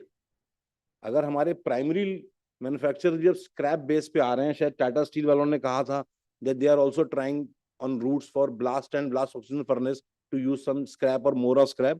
पर scrap की खरीद में एक बहुत बड़ी समस्या है. हमने स्क्रैप आज खरीद लिया, बिना जीएसटी के हम खरीद नहीं पाए. 10 साल बाद 5 साल बाद उसका नोटिस हमारे पास आता है. स्क्रैप की क्वालिटी का इशू है. For that, IFA is starting an initiative wherein we are talking to 2-3 related ministries that there should be an agreement, an MOU or some sort of collaboration between Indian scrap user, that is majorly steel industry, and Europe-based scrap generators, majorly the ship liners and the cargo liners, who themselves are not very much keen to trade through the traders of India. They want a company or an organization or an industry to back them to make a long-term agreement of next 5, 10, 15, 20 years, that whatever ship liners and cargo ships that are going to retire, it will be directly purchased in bulk by some agencies or some organizations which will back their sale. So keeping in mind all these things and AI perspective, I'll request my all fellow panelists, I'll try to ask some relevant questions which will bring out the perspective for you. And I also request you to be ready for your queries to them. Stage से आके 6, 7, 8 speakers और एक moderator कुछ बोल जाए conference में, उसका value addition नहीं है. वैल्यू एडिशन तब हो पाएगा जब कुछ रेलिवेंट क्वेश्चंस ऑडियंस से आए, जिसका जवाब हमारे पैनलिस्ट दें. It will not only make a value addition for this particular session, but also it will create a roadmap and foundation for future discussions and future initiatives. With this, I'll just turn to my first speaker. So I'll invite Sanjay sir, because most of the organizers are very kind to me. Sanjay sir को मेरे साथ वाली seat हमेशा देते हैं to give me the confidence. So I'll start with you before taking my seat. Sir, you have a very unique vantage point of being the policy maker for many years and now managing execution level and decision making roles at India's fastest growing steel industry. Sir, how can we best align national industrial growth targets with very stringent and necessary decarbonization mandates required to remain competitive also in the global industry, sir?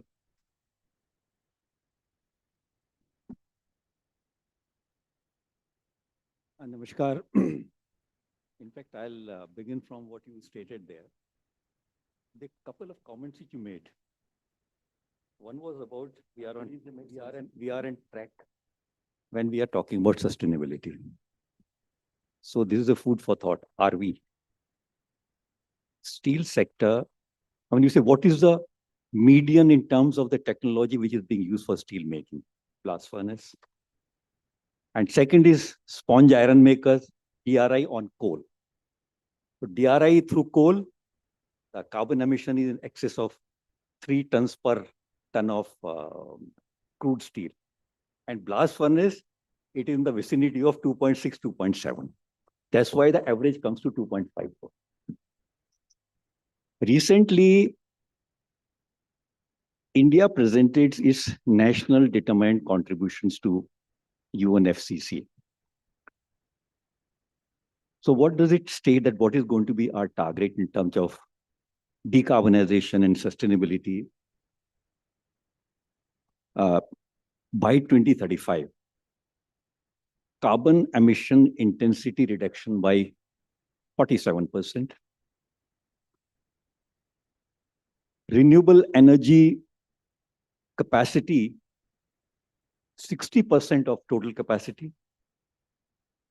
And most important is the carbon sinks.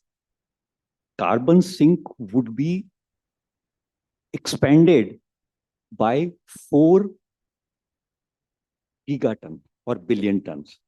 That's what it is. And so when we are talking 47% carbon intensity, how much carbon intensity of steel has reduced since 2005? Not even 20%. And we are talking in terms of 47%. Of course, 47% is of the GDP, but I'm talking about as a sector. So lot is required to be done. In fact, the problem is why about carbon dioxide is on account of its very nature. Even if we become net zero, first of all, why are we reducing, going in for greenhouse gas reduction? Because to ameliorate, to check climate change. And nature of carbon dioxide is, it is a stock pollutant.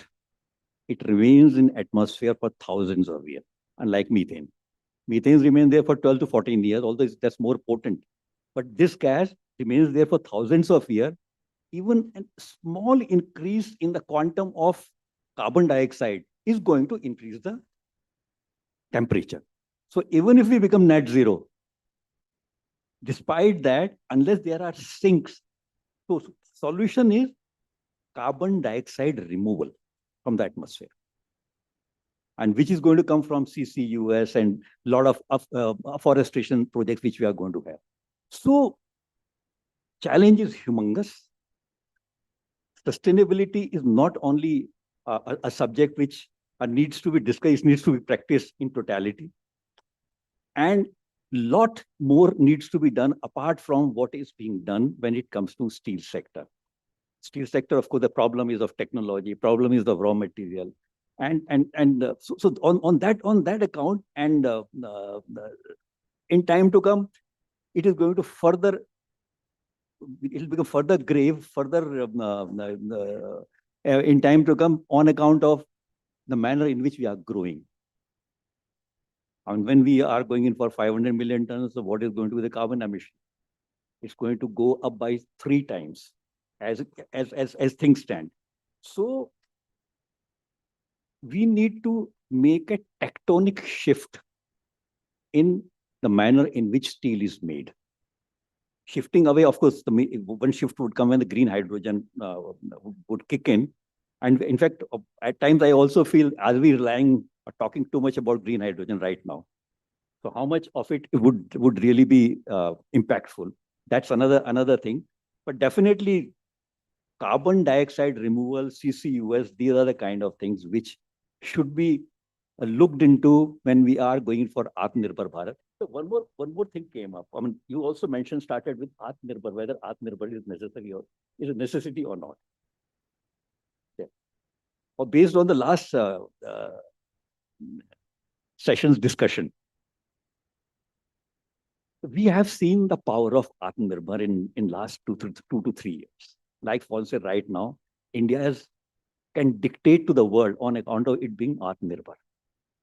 So Atmanirbhar is required. And what is most important, all the countries which are growing, they are export dependent, for their economy is export dependent. So we are consumption-based economy. So when we are consumption-based economy and we have our market, so then definitely we make products for ourselves, we consume ourselves. So I think that's a very good kind of a scenario which really enhances our Atmanirbhar capability, and also in terms of the strength which eventually we are going to have. So I think Mohitji's asked me some other question. I totally diverted to some other thing based on, because those were such things which he mentioned on dais. So I wanted to just elaborate on those things, and I didn't say that you were wrong, but Sir, your remarks are always there to correct most of us, sir. Now I'll move to Mr. Saurabh Kundu. Saurabh sir, though Nirmalya ji was kind enough to have most of the delegates hear about your thoughts in the inaugural session as well, I would like to put you some light on how this CBAM, how Tata Steel is trying to leverage the life cycle inventory data to transparently report the carbon footprint of our exports to the global market. Because what India must do right now is proper reviewing and reporting and calculation-based accountability as well. So how, keeping in mind the CBAM initiatives, how is Tata Steel leveraging the life cycle inventory data to transparently report the carbon footprint of your exports to the global market? Okay, so two things. I also have a presentation, so I'm not sure how exactly, although this question is different. So I'll Then answer I your would request question you to first. please show your presentation. Yeah. Maybe before that, I'll just answer your question. But I would request if you can Right. Okay, thanks. presentation as well. That will be more useful, sir.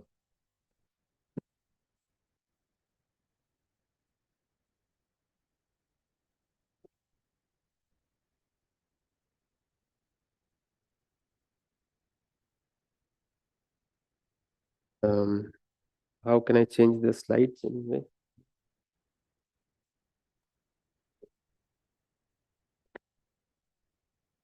Okay, so I think we'll just quickly begin with what is happening today, and in India the scenario. Of course, in India there is the emission is about 2.8 gigaton, as you can see, and we are already discussing about our NDC targets in this forum. Steel industry in India is actually emitting around 10 to 12% of the overall emission. So definitely there's a big role that the steel industry needs to play. These four targets that we are taking in NDC, actually, if you go detail into it, there is a lot to read from it. Of course, it's not the time to go into any detailed discussion here. But the third one, which we're already getting discussed about the carbon sink, it talks about many things actually. It also talks about how in India, the offset market is going to come and how this is going to play a very important role in our decarbonization in the future. Of course, there are other parameters which we'll discuss. Next slide, please.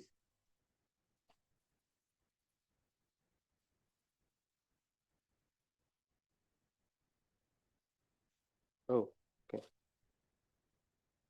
Okay. So for Tata Steel, we are governed by the Project Alingana, which is the group target taken by Tata Group as a whole, in which we are addressing sustainability with three different large KPIs. One is, of course, decarbonization.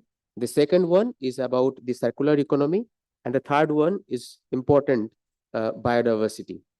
Today, of course, we'll discuss mostly. I'll try to give you some glimpse of what we are doing in the decarbonization rather than the other two. Okay, so this is a very little short summary of the emission numbers for different routes of steel making. And as you can see, BF route is of course quite polluting, and of course any other coal-based route is also polluting. But some other technologies which are emerging is yet to take complete commercial shape. Okay, so we need to understand them, how we address those. Now, in Tata Steel, there are three routes in which we are trying to decarbonize. First of all, the process improvement, which is understandable, carbon direct avoidance, and of course, the carbon capture and utilization. Process improvement is an ongoing process all steel companies are doing. Carbon direct avoidance is of course something that we are focusing on. As I was mentioning during the first small note that I made in front of you. So green electricity and EAF is the first thing that we are doing. In Ludhiana, of course, our 0.75 million ton plant is coming, and it will start production from this month itself. We are also increasing the steel scrap addition in the BF route. Okay, we have a target till 2030 and beyond. Biochar is of course another one which is coming in a big way in our production lines, and it will replace the pulverized coal injection. Now, this set of activities, the carbon direct avoidance, is actually in the stage of large demonstration or commercialization. On the other hand, the CCU and the CCUS is actually in the pilot and the lab scale. Okay, we have of course have a pilot of 5-ton capture, but we do not claim that you are reducing any carbon through that. It is a pilot itself. There are other initiatives which I'm not going to mention now, and of course there are plans. I'll directly go here because this is a little bit of interesting that how exactly this scrap-based steel making looks like. Okay. So if we have scrap-based steel making, what happens is it replaces around 1,500 to 1,700 kg of iron ore, okay, per ton. It replaces, of course, about 800 kg of coal. It replaces 200 to 250 kg of flux, and it lowers the CO2 emission. Okay. If you see in detail what is happening in the right-hand side, so there is an emission intensity which goes down drastically. It also, energy intensity also goes down quite a bit. Although, here EAF, it is written from 8 to 12 joule. But if you consider, this is considering the way the World Steel Association calculates the CO2 emission. If you consider it slightly differently, then it actually goes down up to 2 gigajoule. Circularity, of course, increases, and the water consumption also decreases. So it's definitely a way to go, but there are challenges in terms of cost, which is here. So if you see that in today's, where in India there is no carbon pricing, the cost of steel making through the steel making through the EF route is actually 15% higher than the BF route. But see the progress, how this cost will go down and how this will be more beneficial when there will be a carbon tax which will be introduced. So at around $30 of carbon tax, what will happen is we'll reach to a break even. And beyond that, of course, the scrap-based steel making will be more profitable. But of course, there is a supply chain issue which we all understand, and that needs to be taken care of. I'll mention about two technologies today quickly, the Hyzerna and EasyMelt, because these are the two technologies where we are, betting a lot. And both technologies are coal-based, okay? But still we are betting on this, and what it is to have with sustainability, I'll just try to describe to all of you. So this is more or less what is Haisarna. Okay, it has got two parts. There is a cyclone converter at the top, and of course there's a smelter at the bottom.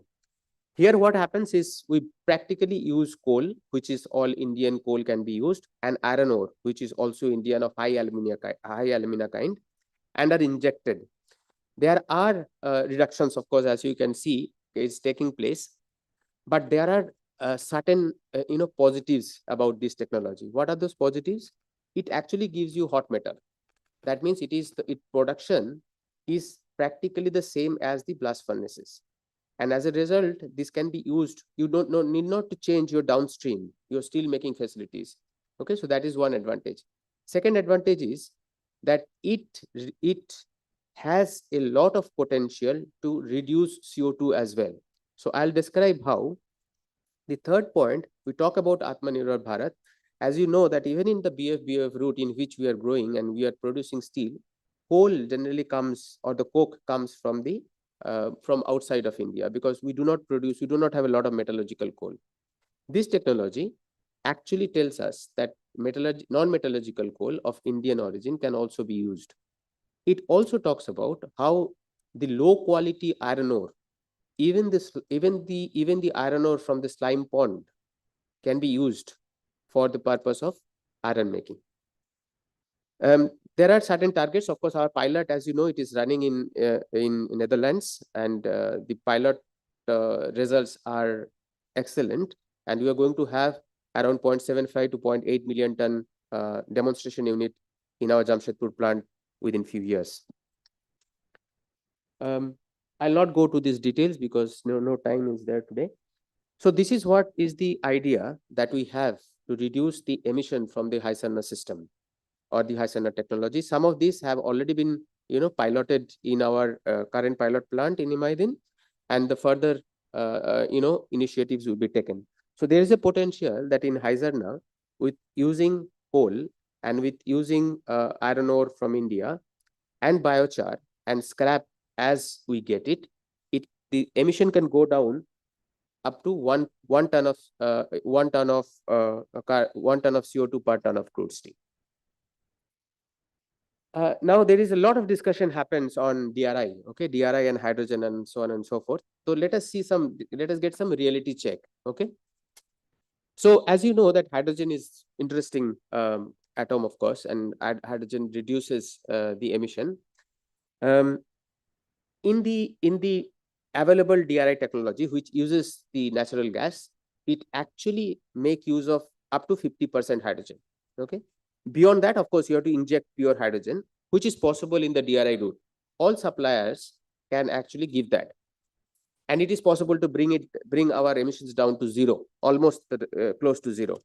But there are issues. So issue is, if you see the graph, I don't know whether you can see that. Issue is the cost. Okay. In absence of any carbon pricing, the break-even cost of natural gas would be in excess of about $12 to $13 per MMBTU. And the same for hydrogen has to be less than $2, which is a little bit of a ask. Okay, it is not available today. Of course, with the introduction of higher carbon pricing, it is possible. So what is to be done? Is that DRI not to be done today? That is not the case. DRI should be done, and there are two ways of doing it. One is, of course, there is a lot of coke oven gas which is available today. We use it for power plant and the power production, which probably is not the right use to do so. And of course, there is syngas, which is can be generated from the coal or the biomass gasification, and those can be used as DRI production. Why it is so important? Because even in DRI, it is possible to produce the off gas of high CO2 content. If we produce high CO2 content off gas, then that will enhance our possibilities to do the carbon capture and sequestration. So this is in nutshell. I'm not going to go into detail. We use coke oven gas for power generation, but that is not the right use. We actually lose both money and increase our emissions in doing so. The right use of coke oven gas or the LD gas would be to use in the DRI. Now, this is just a quick workout. Of course, you don't need to go into detail. Yeah. Yeah, 2 minutes only. So if we have, let's say about 10 million ton steel plant, which is coming through the BF-BOF route, you can actually produce in excess of 1.5 million ton of DRI. And as a result, if you have, of course, access of RE, which, through the grid only you are going to have, the emission numbers can come down to about 200 from 2.3 to 2.1.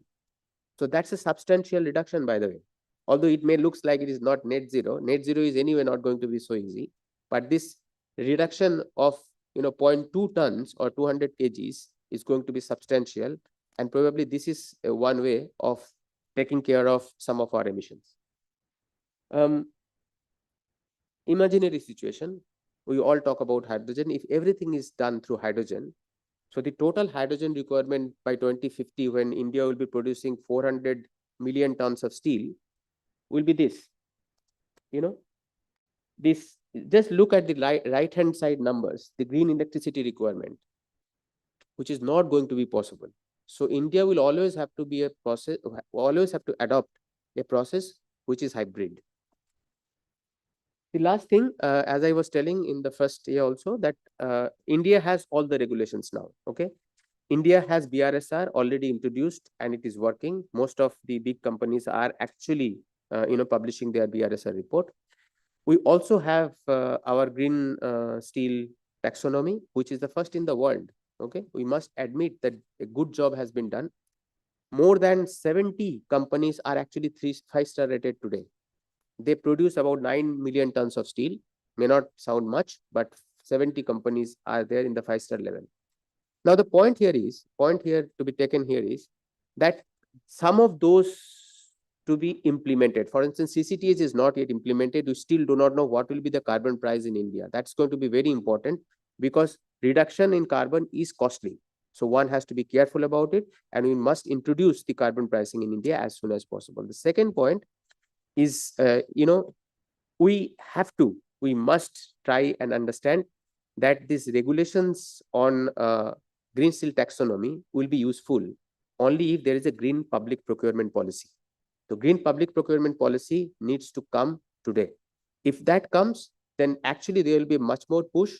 Even the private companies, private customers of steel companies will then be, little, what I should say, interested to see green steel and probably pay some premium to us.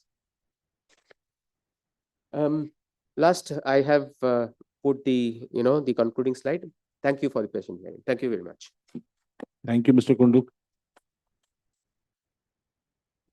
Take it forward to our presentations. I would now invite Mr. Siddharth Sinha ji and would request to keep it 8 to 10 minutes, sir, so that we can ask some relevant questions as well.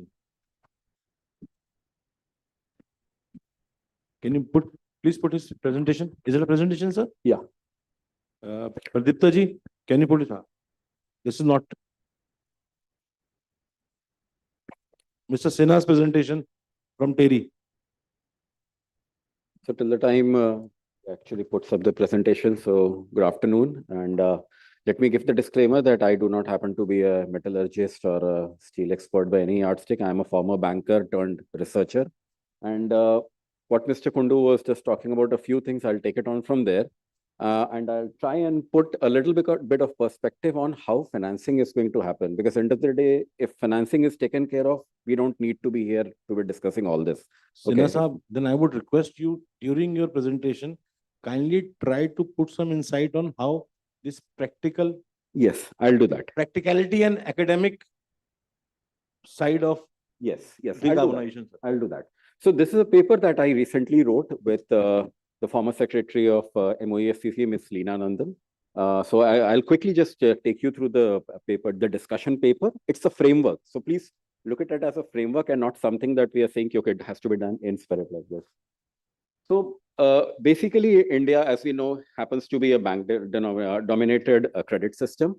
Our corporate bond markets are shallow. The conventional credit appraisal systems, which typically takes care of things like cash flow, debt service, promoter credibility, collateral, tenor fits on ALM, and the macro risks are all there, which have been there for the last I would say tens of decades, and that is unlikely to change given the situation that we need to do something different for climate. So most of the proposals for financing right now are the next wave technologies which do not satisfy this parameters. And that is why we keep continuously saying that there is a borrower lending perception gap, wherein borrowers will keep saying that banks are not making enough funding, whereas banks will say that we do not get enough bankable projects. So if we were to just look at the fact that what are those 5 compounding barriers to climate bankability, and this is typically in the sense of only banks. Let me just clarify that. So while we all know, but let me just put it quickly, that we do not have fit for purpose lending products. There is no climate integrated credit process. The revenue and cash flow uncertainty continues to be there with the next wave technologies. The structural tenure and the ALM mismatches. So it's basically if you want 10-year money, the bank should be able to raise 10-year money. But if they're able to just raise 3 or 4-year money at one point in time, they are basically running high ALM risk, which is the asset liability management risk, and an absence of standardized scalable de-risking instruments. Now, having said that, what we have basically proposed is that we need basically a 5-pillar framework for bankability of climate-related investments, wherein those 5 ones are basically policy and regulatory and certainty, revenues and cash flows, promoter and delivery capability, risk sharing and de-risking, and the capital stack fitness. While it's, I will not be able to explain everything in the next 5 to 6 minutes, but these are the 5 pillars on which bankability typically happens. Now, so if I were to just define bankability, what exactly do we mean by it? And it is for you to read because it's a pretty long slide, that it's basically about reliable cash flows within certain debt coverage norms which are acceptable, having reasonable payback periods, with adequate collateral. The deployment has to be for mature or adequately de-risked technologies, credible decarbonization pathways, quantifiable and verifiable emissions. So MRV comes into the picture, compatible with the 2-dimensional credit framework, which I'll just show that what we are proposing, and the risk environment and the enabling conditions. So for the paucity of time, I would not be able to go through this, but I'll share the link of the report maybe later on at the end of this session, and maybe you can have a look at it in more detail. So the 5 pillars of bankability, when I look at the iron and steel sector to be specific, it's basically, again, for the paucity of time, I'll not go into much of it. But the thing is that typically the large ISPs, which are the likes of the JSWs and the Tatas and the sales of the world, they score well on the promoter and delivery capability, because that's a very big thing when it comes to bankability. The smaller ISPs do face a burden of proof of technology execution. So the idea is that without having any promoter group halo, bankability must be demonstrated strictly at the project level. So if your project is doing something good, it should be able to raise money. So you need structural interventions into the banking system and not something which is driven just by name lending. As I said, conventional steel revenues are bankable. Absolutely no issue. You want to put up a 5 million ton steel plant, any bank on the street is going to fund you. You put in a green part to it, suddenly it becomes non-bankable. So the green steel premium is not bankable at this point in time. You do need long-term offtake contracts and green premium buyers and those kind of things, which have happened in, I would say, the global north, but continues to be a little weaker in India per se. First of a kind projects like H2DRI or even CCUS will require VGF, technology performance guarantees, and so on and so forth. But you have to remember that the government is not in a position or will not be in a position to really fund all of these things. Okay, so it has to be, the money has to actually come from the banking sector. There is really no other way. So the sooner we accept that, the better it is for the industry to move forward. So we had made about 5 or 6 policy recommendations, but I'll only restrict it to the crucial 3 or 4 ones, which I feel are important. So the first one is basically that we need to introduce a credit climate rating. Right now, what's happening is that every borrower on the street is basically rated standalone on credit. Okay, so like for example, a Tata or a JSW would be in the high AA or a AAA kind of a rating. But that kind of doesn't take into the picture what's the climate risk, or if I may say, the climate rating. So essentially what we are saying is that depending upon this RB CRIS, which is likely to come up very soon, which is the Reserve Bank Climate Risk Information System. And I happen to be on the expert group of RBI representing Terry on this system, which is actually going to come up very soon. It will have physical risk, transition risk, and emission factors, which will be standardized for all processes for all sectors. This is likely to come up in the next 6 to 8 months. So this will give standardized data to everybody, banker, companies, whatever they are. The purpose will be to link climate risk to the lending decisions, basically so that you can measure what's going to happen. So if I may say, if you look at the bottom of this screen, so you already have the credit rating scale. What we are proposing is that let's assume you have another scale similar to it for climate for a 1, 2, 3, 4, 5. But how is it going to work? This is how it's going to work. So I've put an illustration that no longer it will be a situation wherein you have standalone credit ratings. You will have a two-dimension thing, an x-axis and a y-axis, wherein your credit rating or any borrower's credit rating will actually get adjusted to the climate rating scale. Hence, you cannot say that, okay, I am AAA. No, you will have to say that you are AAA on credit and maybe something X on climate, and that will determine how much capital you are going to go. So it's basically a way to put up a carrot and a stick model. You're doing good on climate, your capital requirements are lesser. If you are unfortunately lower in the stack, your capital requirements will be higher. And that is how the differentiation is going to happen within the banking system. Just for example, so in a standard one-dimensional rating system, a BBB credit has 100% risk weight. But if we put this particular system, what will happen is that the risk weights will change to 110 for somebody with a higher and a better climate score, and a shade higher at 130% for somebody with a higher climate score. And that is where the differentiation will actually come into the market. It will take some time, but there are clear signals that are going into the market. And that is where the change will start happening in terms of behavior. This is something that we are also discussing with a couple of banks, and I don't know how much of that this will be of interest, that we are saying that we will come up with something called a transition financing, okay, or a transition financing product. So this will be a typical loan. See, products will not change. A loan will always be a loan. But what it will basically do is that it will have a standardized set of climate transition loans, which will be targeted at hard-to-abate sectors. So obviously, steel is going to be one of the beneficiaries for financing technologies with high TRLs, high IRLs, including the BATs and BOPs. So we are not looking at financing, saying that, okay, let's go and finance green hydrogen. No, that's not going to happen. But look at the lower hanging fruits, which will require maybe, say, incremental 500, 200, 300 crores, or whatever the scale may be with respect to the size that's operating. Let's get that financed through this particular product. And I can tell you that there are banks who are interested, and we are kind of making this and going to vet it through RBI before we actually do some pilots into the market.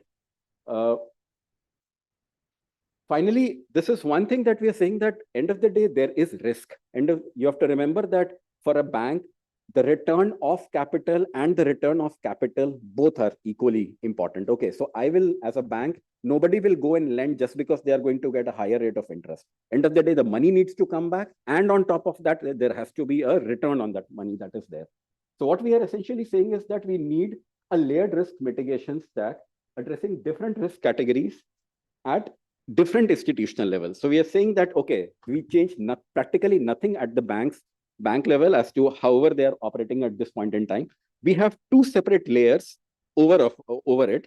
So the first layer is basically something like, so what we are saying is a transition risk capital platform, wherein it can be managed by a sovereign body like an NIF under the AIF framework, which is there, okay, which absorbs the early stage transition and scale up risk, enabling project bankability.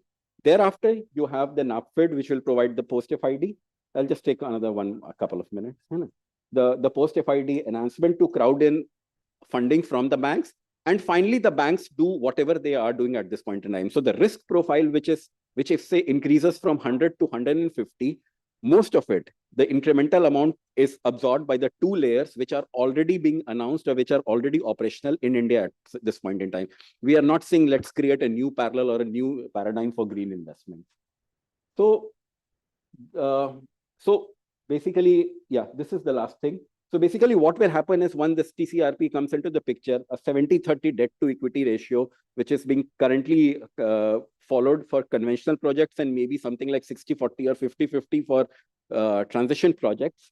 If you get about 10 to 15% of that money from this TCRP, then the banks and the promoters continue to operate at the same level wherein they were doing it for the conventional capacity building that they were doing. And yeah. Sorry. So yeah, so the entire the entire discussion paper is basically available on the net. I have a couple of hard copies which I can share with anybody who's interested over here. You can have a look at it, and the next step, as I said, is that we are going to take this up with banks in the next couple of weeks. So we are going to have suggestions from banks if this is possible, and then maybe a few companies in the steel sector as well as the cement sector to begin with, and see if money can actually flow without disrupting anything. Okay, because you have to remember, with money is very similar to water. It will find its own way. Okay, so provided there are projects, provided the risk has been taken care of, you don't have to worry about capital being short or not being short. Money will automatically come into the system, whether it is domestic or it is foreign money, but it will come. So the thing is, we need to have things which are bankable by design and not by things which are like completely new. So that was it. Right. Thank you. Thank you, Synergy. Thank you. And as a banker, you have tried to adhere to time limits. That's great. Now, we have talked about technology, steel making. Now we have talked about banking. Now I'd like to add on a new gen thing. I'd like to invite Mr. Srinivas to take us through the AI-driven future of Indian steel manufacturing. Sir, it's up to you. You wish to have a PPT or you wish to have a discussion? Thank you. Please carry on, sir. And sir, and yes, that's. Put it up, please. The slide deck.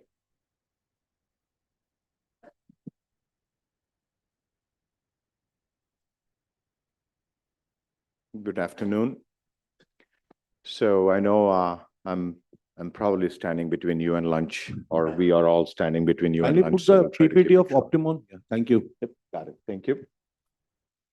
So first of all, thank you for the organizers and fellow dignitaries and panelists. Thank you so much for giving this opportunity. It's a little bit intimidating to stand in amongst so many of the professionals and engineers who are part of core steel manufacturing. And I did not step into a steel factory until like 3 years ago. So it's something new. However, I think I come with a lot of gifts to the industry. Over the past 3 years, had an opportunity to visit several dozen manufacturing facilities, walked through the aisles, worked with several machines, instrumentation, working with people. So one thing that actually started to emerge in this commonly across all the visits is that there is a tremendous opportunity for our steel industry to embrace technology in a new way. What we mean by that is simple analogy for India surpassing the globe in its adoption to the cellular network. We actually had to bypass, we had to skip the actual physical phone network phase of the growth in the telecom industry. I think we have a similar opportunity in this. People talk about artificial intelligence, machine learning, so on and so forth. Tomorrow morning, it will be something else. Yesterday, it was data and analytics. Day before yesterday, it was MIS. So the names will change. However, we'll generalize that by saying it's technology. How many of the steel industries today can claim that you have actually embraced technology to improve, number one, your operations. Number two, the topic of the discussion today, which is achieving decarbonization. So how does the AI help? I mean, that is the topic that I have been talking for the past year or so across various conversations.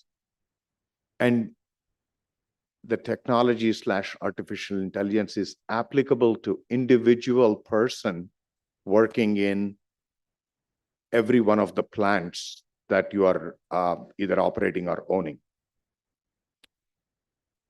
How does it actually apply to you as an individual? Are you a person who is in the planning? Are you a person who is on the floor? If you are on the shop floor, are you actually running a furnace? Or are you actually running a sinter? Are you working on a process? Are you actually procuring the raw material? Are you supposed to evaluate the quality? Are you supposed to actually review the scrap? Are you supposed to be delivering the part of the logistics, delivering the finished goods? Are you actually part of the quality assurance who is supposed to certify whether it has met the green steel certification or not, or your own product specification? Or are you a person who is actually delivering or ensuring the delivery happens to your client? I think I just stated maybe half a dozen to dozen roles amongst 5 to 6 dozen different roles that are running these steel operations.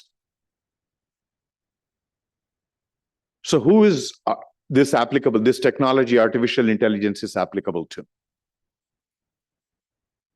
The answer is everyone. And why is it important for decarbonization? Because in every role, you actually will have an opportunity to save carbon and be a contributor towards the green steel. Now we know industry experts are speaking about blast furnace and BOFs contributing to 60% of decarbonization. Guess what, guys? I am not here manufacturing or providing those solutions for you. However, we are talking about different energy enabled furnaces. Whether your BF or BOF is actually performing and producing the best possible energy or not, helping you in delivering your hot metal or melting the metal, we can actually provide you that. Over the last year or so, thanks to IFA and the Secondary Steel Association, we have been working with the Jalna cluster that Mohitji was referring to, and we are starting to make a serious dent in generating the efficiency, whether you are operating a electric furnace, electric arc furnace, or induction furnace. The energy consumption is very similar in nature. We are talking about 6 to 8% instant savings due to artificial intelligence giving you insights for saving energy. Another 2% or 3% right out of the bat by understanding and profiling the scrap that is coming in. So this cumulative effect, the next thing comes into your melt chemistry. That is actually has an impact directly on your quality. And every time you produce a particular metal that is not meeting your own quality standards, what happens then? That metal is put back into the furnace for melting. Now, are you actually using your energy the most efficient way? These are the kinds of questions that are going to be generated and probably are being discussed everywhere in every steel plant. The answer is very simple. Artificial intelligence is a fantastic technology. It is actually accelerating the solution development by a folding of threefold, 300% or 400%. So the solutions are becoming faster to adopt. The solutions are costing less. The solutions are deployed faster. The solutions give you insights to the precision, which enables your, what we call it as circular economy or closed loop systems. So these are the ways in which you can actually start implementing your AI. It's not possible in 5 minutes or 10 minutes to speak about specific solutions that can be coming in. But I can tell you a very simple fact. I want to leave you with this. You want decarbonization? Start with a place. I mean, you're going to hear the hydrogen technology and every possible technology. That's all 10, 15 years away. You want to really make a big impact? Start looking at yourself in the mirror. Within your own plant, find ways of saving energy. Find ways of improving your quality so that your waste is reduced, your yield is improved. The moment the direct percentage, right? Direct correlation. If you reduce waste by 1%, you're actually reducing the energy consumption or carbonization by 1%. It's a direct correlation. And how do you improve that? You need the technology enablement. I mean, I saved you from seeing every possible slide. I will be delighted to share that with whoever you want. But there are many techniques that we have spoken and we can discuss about it. But then in the lieu of time, I defer back the time to Mohit. Srinathji, before you take your seat, I would Yes, sir. request you to bring this insight. What are the actual barriers in traditional steel making companies or ecosystem for adopting agentic AI that will help in whatever you have just described? And are they actual barriers in traditional, or I say old world factories, or whatever factories you have visited in India in different clusters? Are they scalable enough as per your understanding to remove this presumption or wrong presumption of not being able to adopt AI, or they won't be able to have a pragmatic use of it? What exactly is the picture as per your understanding of the industry? Great. Thank you, Mohit. That was a good question. So let us start from the end, which is this technology usable by the industry? Are we actually what is the preparedness, right? That is what essentially. Absolutely. Absolutely. So, absolutely, sir. Industry, the question is industry preparedness, right? So the simple answer is technology is not for just everyone. preparedness, perception, or I would say apprehension. Absolutely, Mohitji. It's so let's start with the preparedness, right? And then perceptions are human driven. So we will speak about perceptions as well. So if anybody has a question that is this technology for us, we are just 1,000-ton producer or 800-ton producer or 1,500-ton producer, so on. Whatever you are the sizes, is it for me? The answer is yes, it is for you. The next question is, where do I start? Why? Because most of the people have the perception that I have either one side of the spectrum, people perceive, even though they have technology, they say that they don't. The other side of the spectrum is they don't have, but they think they have everything. So the spectrum is on the two ends. So the real answer is somewhere in between, probably the 50%, the middle spectrum there. So if you look at what is the perception that is most common, they say that, hey, you know what? I have got certain practices. I do not have an IT staff. I do not have all the instrumentation that is required to enable digitalization. And third, technology costs us too much. I'm under tremendous pressure to deliver the margin. So this is the perception that I have heard over the last 2 years walking down the many plants that we have visited. So the simple answer, guys, is all of those actually are not 100% true. There is an element. There is about 10, 20, 30% element of truth to that, but not 100%. Now, what are the barriers that you see in implementing agentic AI, which is, in my opinion, a little bit further down? So what are the various steps that you need to do, you need to embrace before you actually step into the agentic AI? One, you need the data normalization. So your PLCs are there, your machinery is there. Make sure that the data is visible. So the simplest way is that you enable those PLCs to start communicating to a central place. Data loggers are there. Data loggers are not the simplest ways, easiest way to actually collect the data. However, they become nice source of data into your, let's call it as a data lake. Now, what do you do with this? You need to get the data from different segments, different parts of the ecosystem within your own factory.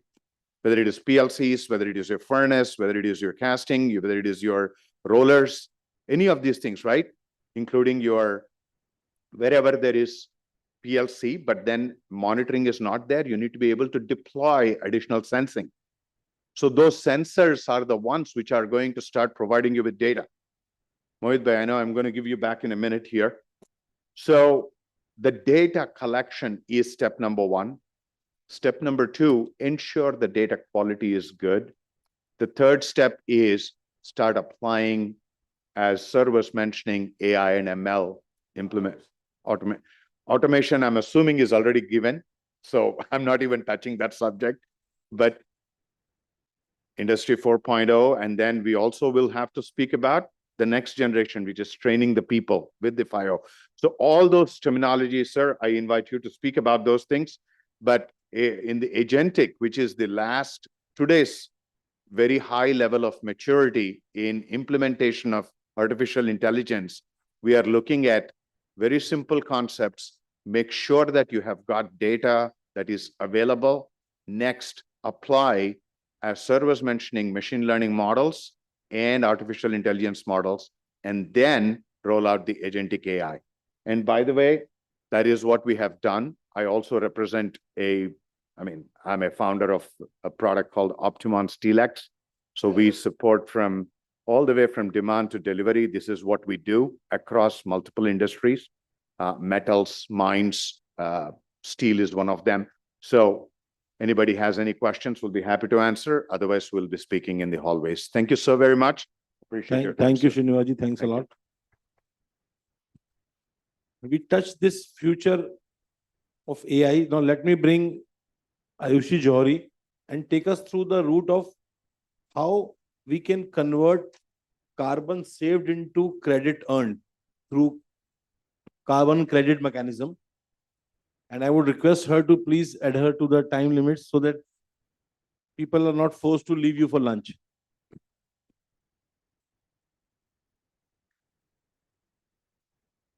Ayushi, I would request you, since don't have time to have question answers, I would like you to touch these two aspects while you are giving your presentations.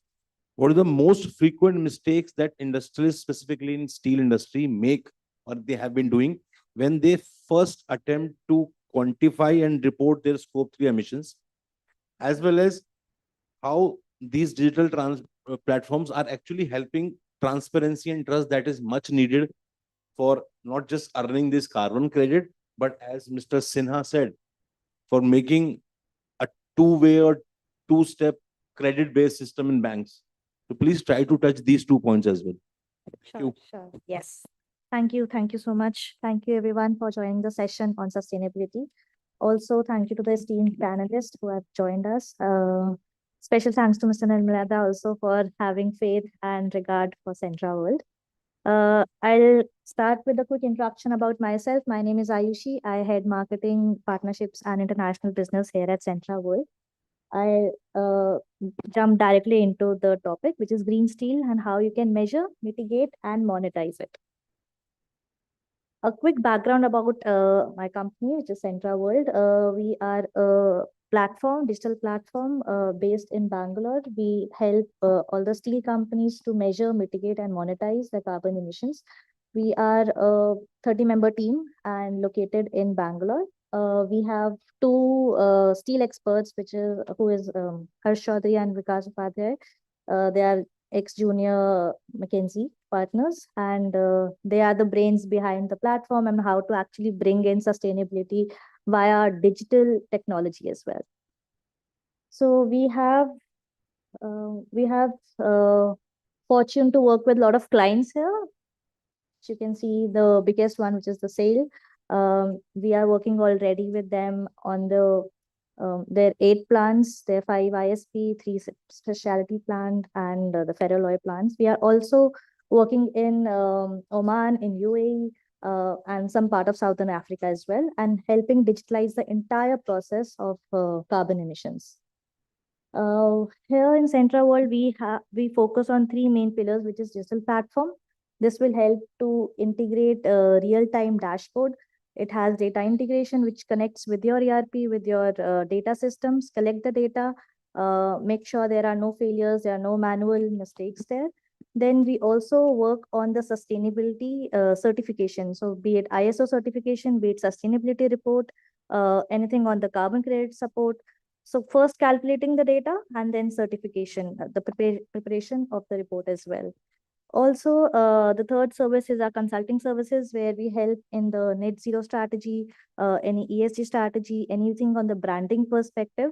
Also on the green steel sourcing part as well, because we have a large database, and we help connect the buyers and suppliers to meet on the platform, and then they can actually discuss and generate the demand as well. So as I just mentioned, just focus on measure, mitigate, and monetize, because if you don't measure, you cannot actually mitigate it or cannot reduce it, right? So in measure, we just have a platform which can do digitally everything. Mitigate is a list of decarbonization projects which we can help you customize, analyze based on the data, and then monetize via either carbon credits or some premiums, and how we can start from the beginning and take it to the profitability side of things. On the platform, we do a very detailed view of carbon tracking. Right now, we have also seen some of our clients, especially in sale, who has actually gone into nitty-gritties and understanding on the daily level carbon emission, be it assets, be it processes, different plants, different sites. Every process and site has a different carbon emission. So on the daily level, they can actually track it. Now they can also go one step further and see how they can decarbonize, how they can use some project. And we have a simulator also, which is there on our website as well, where you can put on your processes and see which all places you can actually invest in and decarbonize.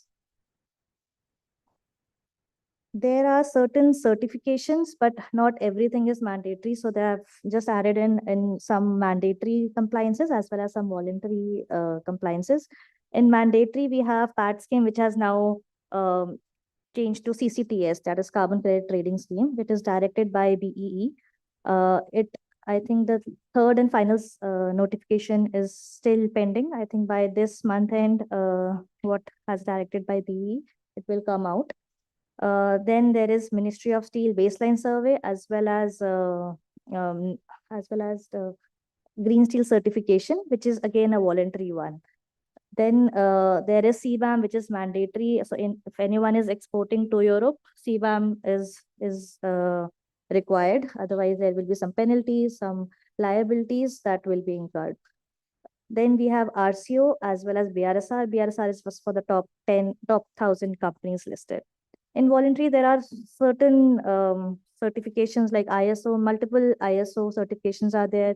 There is LCA, there is EPD, which is Environmental Product Declaration. If you want to understand more on the traceability, the entire supply chain, that is more detailed way. And then LCA is a precursor to the EPD. Now the very trending topic, which is EU CBAM, and a lot of changes are happening in this. So it's a very summary slide that I've added here. So what is CBAM? CBAM is basically a carbon tax if you're exporting to Europe. Then how you can measure your carbon footprint. There are also certain limitations here. let's say if there is some amount of carbon intensity, the taxes are also dependent on that.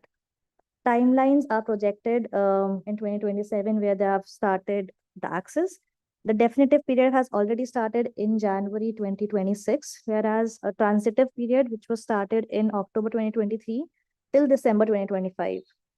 But here from this year onwards, the taxes are also in place. So we need to make sure the calculation and taxes keeping in mind. There are 6 sectors which are covered. The main sector which I will be covering here is steel and aluminum, and which has HS code starting from 72, 73, 76. There are 2 free tools which is there on our website. You can put in your HSN code. You can check whether you're eligible for CBAM or not, whether your product comes under CBAM or not. Then there is also a tax calculator wherein you can just add in your quantity, your process, what is the benchmark or default values if you are taking, and you can actually see how much tax you are incurring. Right? There's a simple formula also, but it is not very simple as I just mentioned here. It goes on every processes. So carbon tax is equal to direct emissions minus the benchmark into a CBAM factor, and that reduces from probably 5 to 10% in every year and making it 0% in 2034. I can discuss more on it, but anyone who is interested and falling under CBAM, we can discuss on how the taxes are also calculated. Then we also have a simulator, as I was mentioning, that in case if there are more emissions, how we can simulate it, how you can proceed towards net zero and decarbonization. So we have the entire roadmap where you can we know the numbers, we understand your numbers, measure the data, and then based on your capacity and your production and your process, we can simulate it for next year, for 2030, for 20, and so on. So the entire simulator is there. It's on our website as well, but if in case you want more detailed view, we can probably discuss and we can talk more on this. Now, another thing on monetize, which is carbon credit. Now, carbon credit is a 4.7 trillion market right now. And earlier it was from 500 billion now to 4.7 trillion. So it has a huge opportunity, especially for the steel players, because they have been measuring their carbon emissions, and now there are a lot of decarbonization projects. As you can see here, there are a lot of opportunities in energy efficiency, fuel switching, renewable energy, waste heat recovery, hydrogen, a lot of things. There are different carbon credit frameworks also, which is where CCTS in India, then there is Article 6.4, a lot of them. Centra World has also has partnered with a company called EcoGuard. It's a Switzerland-based company which has all the credits, and they use DLT technology, the blockchain-based, where the transparency is the key here. So we are in partnership and helping all the companies who wants to generate carbon credits, or they want to move from voluntary to the mandatory phase as well. It's a step-by-step process how you can actually take from carbon credits, identify your projects, then select the right framework. You can also create a project design document, submit it to the verifiers, which is the accredited verifiers, and then register with the relevant authority. Once that is done, then you can actually sell your carbon credits, and the issuance will be happening next year in September. So this is a very basic, but we can discuss on detailed on all the pointers here, what is mentioned. That's all for the presentation. Thank you so much, Mohitji. And to answer also your questions, right? I think the first question was around digital platform, how can it enable transparency? That you have already answered. Yes. I would like you to please guide us through what are the mistakes that the first movers, or if any companies are targeted at MSMEs. Okay. जैसे श्रीनिवास जी ने भी कहा, MSMEs के पास एक perception है कि हमारे पास IT team नहीं है, हमारे पास ऑटोमेशन नहीं है, हमारे पास स्किल्ड लेबर नहीं है. तो MSME जब पहली बार इस मैकेनिज्म में आता है तो उनसे क्या गलतियां होती हैं जिसे अवॉइड करना चाहिए, so that their transition to green taxonomy is faster, और उनका कोई गलत स्टेप देख के 4 और लोग ये परसेप्शन ना बना लें कि ये हमारे लिए नहीं है या इस सेगमेंट के लिए नहीं है. Please take us through that. Sure. So Also do mention that IFI is trying to initiate a carbon credit bank with you. Yes. मैं कहूँगा अच्छा नहीं लगेगा. I think the common mistake that is being done is they try to see it in a phase where they pick up data from a market estimate, and rather than understanding the entire value chain of the suppliers. So what is required here is an integrated data integration where you can have a platform maybe which can take in all the data, collect everything together, and have a single source of truth where you can see your data, you can calculate it, you can also see the audit trail. There is no manual thing, there is no fragmented data there. There is also a higher visibility of the emissions which is going through each and every process, because We are not talking every about the scope 3. Yes, for scope 3. So for scope 3, supplier engagement is very important. And I would urge everyone who is actually working with scope 3 or suppliers, they should start their engagement before and collect data from the beginning. Otherwise, they'll end up taking some market value estimates and emissions will. Thank you, increase. Ayushi. So your point makes it valid that AI is needed here also, so that all the information and data points actually speak with each other. So now we are talking about steel manufacturing technology, innovations. We're talking about new possible financial products and two technologies. Now I'll bring Mr. Nirmal Uday from Sham Metals to take us through their journey very fast, how their company specifically have utilized all of them or most of these solutions or some other pragmatic and innovative things to make life easy for themselves. Sir, one interjection. Mr. Nirmal Uday, is a very well-known technocrat in the cold rolling mill industry. And, guess what? The chairman, particularly referred to Mr. Nirmal Uday, and he claimed that, he is the only person who will be able to just do justice to the entire subject. So, the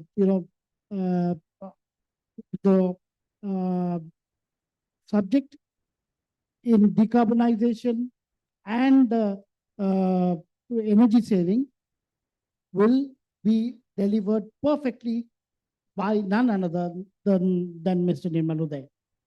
And one more Ayushi, I would like to. Ayushi worked for a company, Central World, which, my very good friend, Mr. Harsh, and Harsh's father was in Tata Steel, and he was a very good friend of mine. He was leading corporate communications. I've heard those stories, Dada, from Harsh. Yeah. Thank you so much. And my son was, particularly recommended Ayushi to be there in our panel. So my son is an ardent admirer of Ayushi. I hope he's online. Ankit, thank yeah. you. Thank you, Ankit. Ankit? Yeah. Thank you. Yeah, Thanks also to Ayushi for the great presentation. Nirmal sir. Yeah. Now when Dada has created a you just enthusiasm, made my life more difficult, As it is very difficult to get the attention in last 10 minutes of any session when people are waiting for lunch, and you have made it more difficult. Showstopper. The showstopper moment.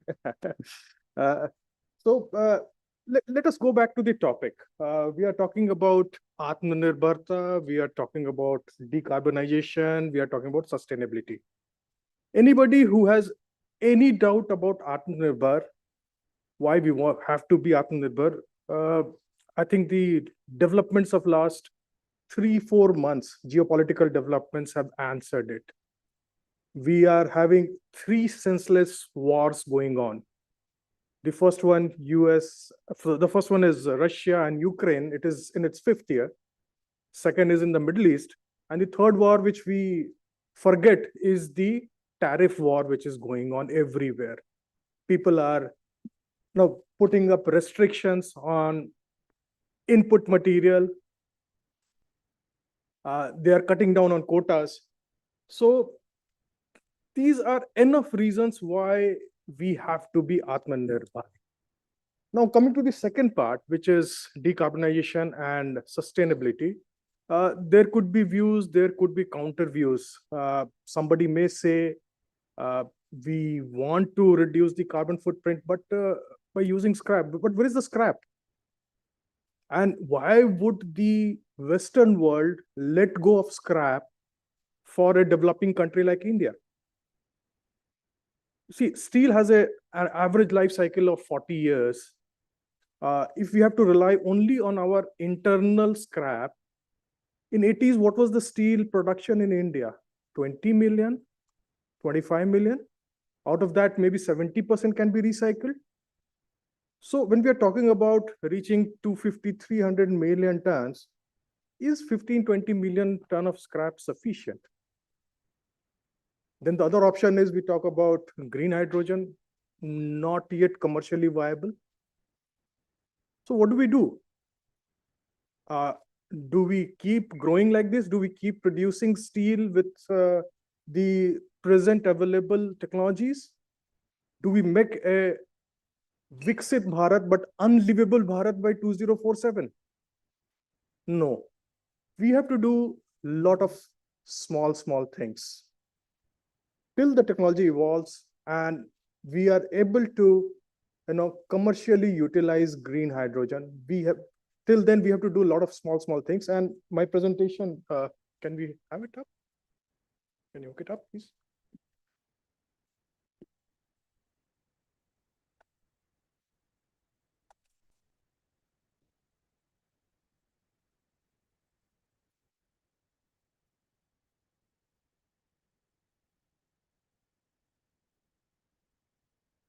Yeah, so it is about what we are doing at Shyam Metallics. Shyam Metallics is the, as you all know, 7th largest steel producer in the country, largest ferroalloys producer, employing 16,000 workforce, and combined production capacity, including the metallics, is about 15 million ton. 30 years we have been in steel line. We are a listed company with now the market cap after the recent rally crossing 28,000 crores, and we aspire to be at 50,000 crores. This is our leadership, Mr. Brijbhushan Agarwal. He's also president of ICC. We probably have the widest range of products in the country. When we talk about steel, we categorize it in 3 categories. It's either flat or long or stainless steel. We are the only ones in India having presence in all 3 categories. Now, coming to the 3 points where we are Atmanirbhar. Somebody mentioned about government support. India became net steel exporter. And we were talking about the specialty steel where we are growing. Mr. Kapoor, you perhaps mentioned it.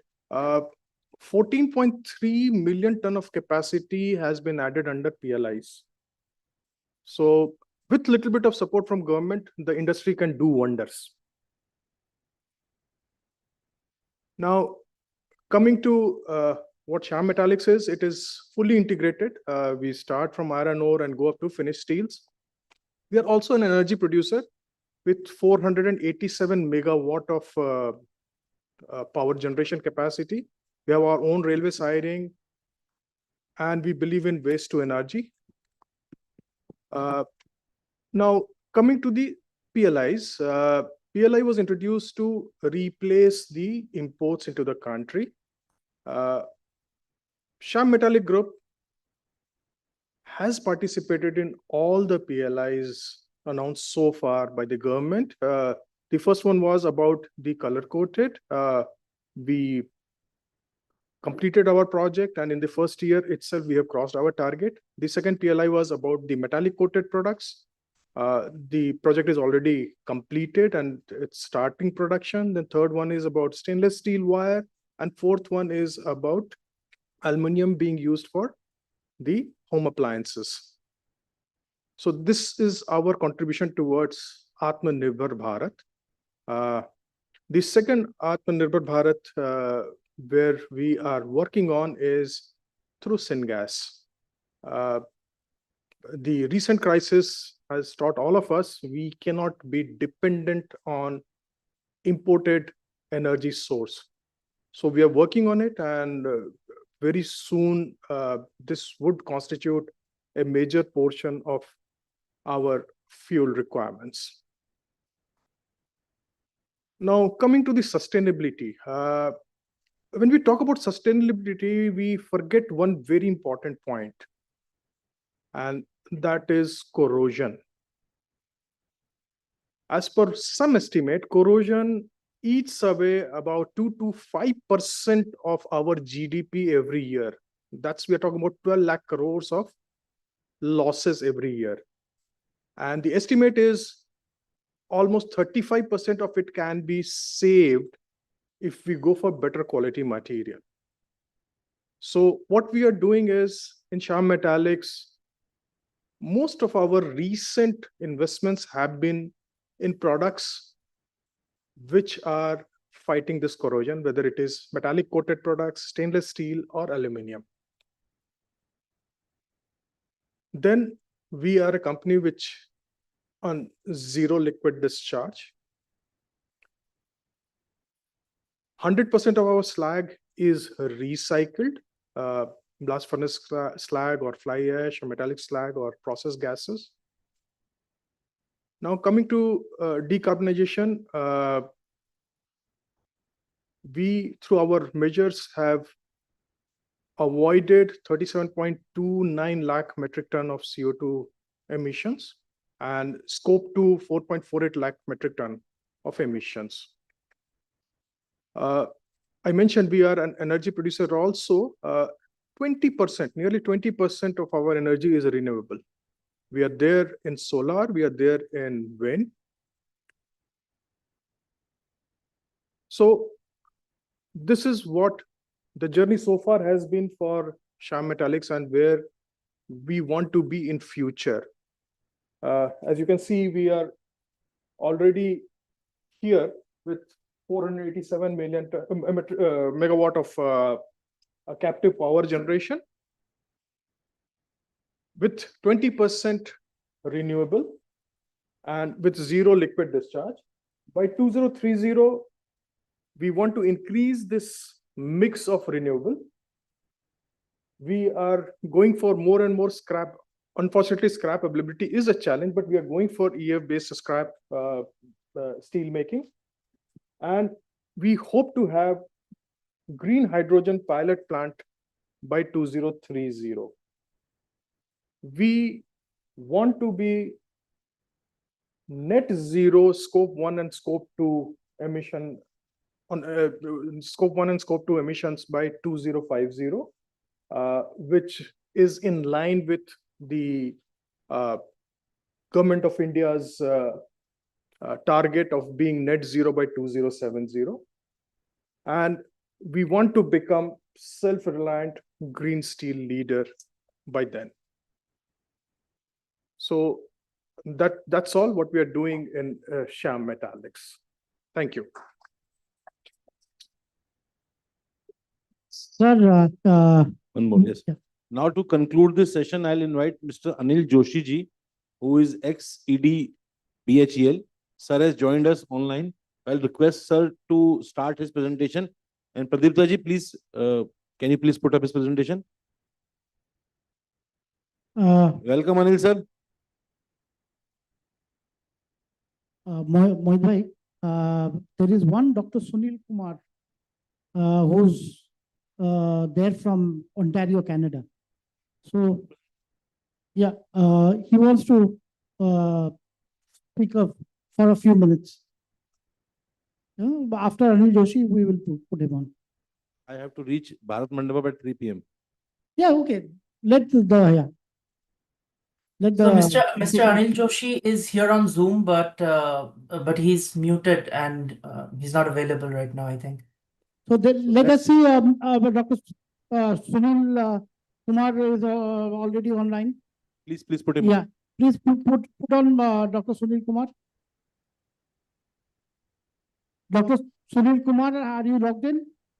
Dr. Sunil Kumar is also not here on Zoom. I'll be joining in 30 minutes. Oh, okay, okay. Yeah, yeah, next session. Don't So, kind on me. Dr. Anil Joshi, is he online? No, not yet. Not yet. So why to force them? Oh, so then let's close the session. Yeah, let's the lunch is getting cold. All right. Huge round of applause for And, such Ma'am, I just want to have 1 minute of Sanjay sir, Hmm. because it is not fair to have him and not have the final concluding. Sir, Remark, could you yes. please guide us?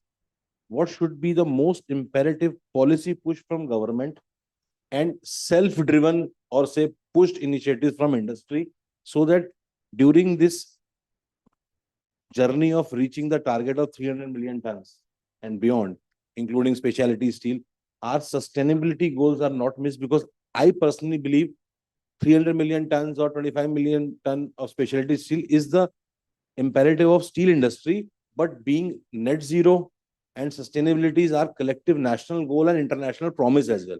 So what should be the way that we don't miss it? And when he was the steel secretary, the maximum push of PLI 2.0 and decarbonization initiative was taken by his ministry under his leadership. Thank you, Nirmala ji. In fact, couple of tools which are very critical in time to come have already been discussed.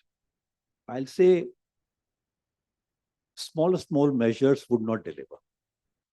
Like green steel, even our most ambitious target is making maybe 10 million tons of green steel. That is not going to make any dent at all. So we have to have something significant so that the bad name in terms of carbon emitting industry on steel, I mean, that is mitigated. And lot needs to be done. We are emitting 2.5 times more than a production per whatever we are producing of carbon dioxide. So what are the tools? So I'll say the most important is there ought to be, from the government side, government has to play a very, very important role. And I think if it also mandates that what kind of furnaces are going to be there, it will definitely transform everything. I think I'll say, because steel is an unregulated sector. So whether some element of regulation is required. Because what we see right now, whatever capacity is under construction, that also is primarily blast furnace based. So we are not focusing on EAF. So what I'm saying, what kind of tools are required? There is need for a carrot and stick policy. The most important tool in terms of this is, I'll say, which has already been launched under CCTS, Carbon Credit Trading System, and what we call the carbon markets. So at what price, and most important is at what price one carbon credit is traded, that is marketed. What is that price? Internationally, that price is around $100. So unless we have that kind of a benchmark for carbon credit, what does it mean? Like for instance, for a steel maker, Jindal Steel is contemplating biochar-based power generation units. So biochar-based the units can only be set up in those areas where biochar is available. So you have biochar there, and that would be quite distant from where the steel making capacity is there. Then the carbon credit is generated there, and you can use it wherever you want. Secondly, we are talking about CBAM. So what do we require? Then these carbon market, they have to be harmonized. So whatever we mean by a carbon in terms of carbon market, I mean, that is what the European also means then, so that it is tradable there as well. So that is number one. Second is about when we are giving a push to sustainability, government's procurement. Government procures around 30% of the entire steel, whatever is produced.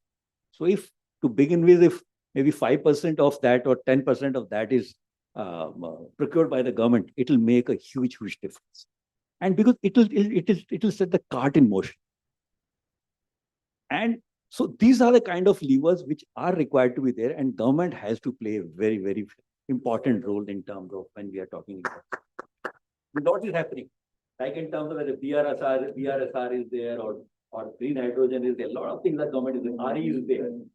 But in RE, one problem in RE is the RE curtailment, which means that we are producing and producing. There is no way that it is getting transmitted to the grid. So it is getting wasted or stored or transmitted. So carbon, this is the RE curtailment is another issue.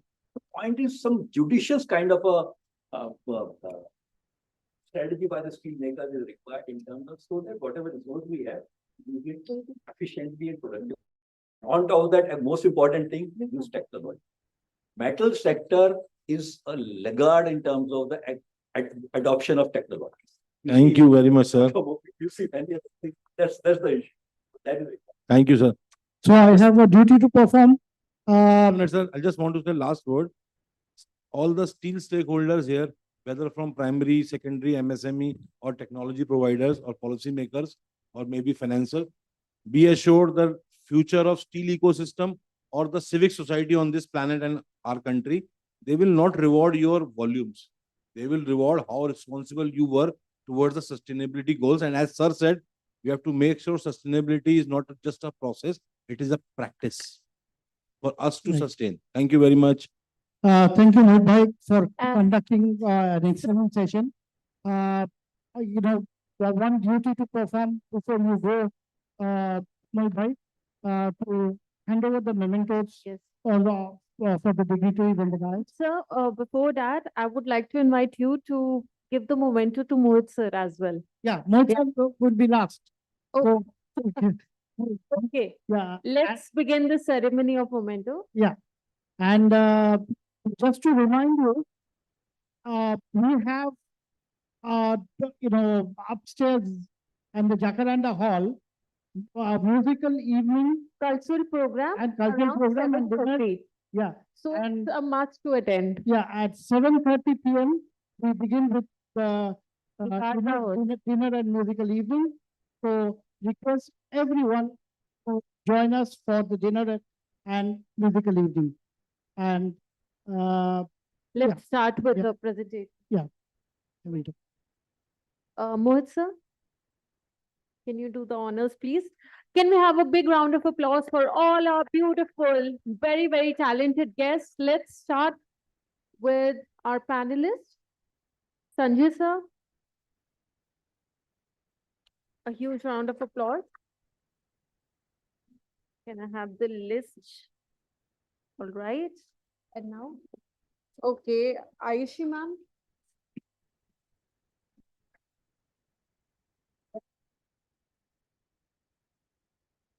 Saurabh sir.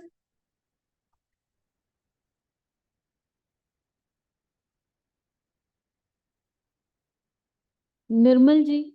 Nirmal sir.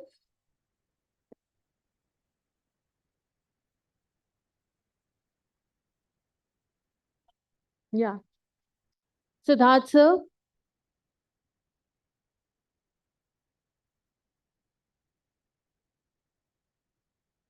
And now Srinivas sir.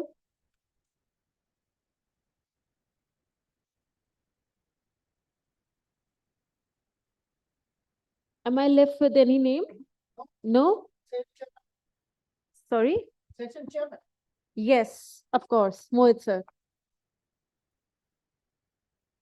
Thank you so much, sir, for conducting this session in such a graceful way and concluding it on the time. And now it's time for lunch, ladies and gentlemen.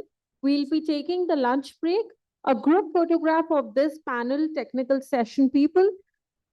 We are thanking all the sponsors for making this day turn into a beautiful reality, hearing out the beautiful minds, and it's a pleasure to always be the part of steel metallurgy events and conferences. We will be back with our last technical session after 3:10. Around 3:10 p.m. we will be starting for our last technical session.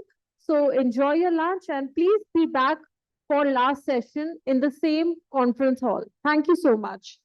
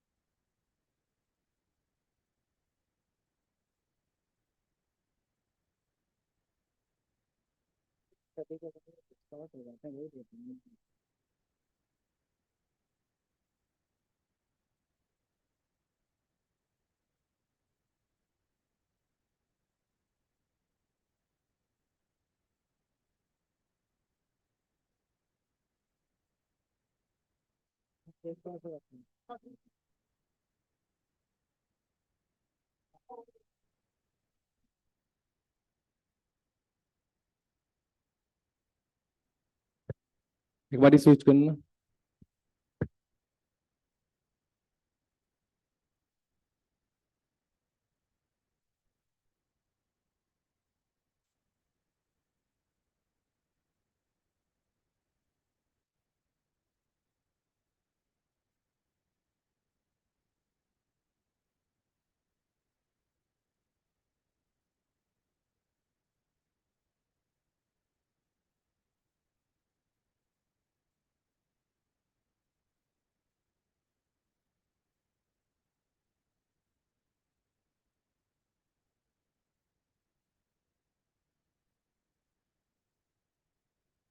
हाँ yes.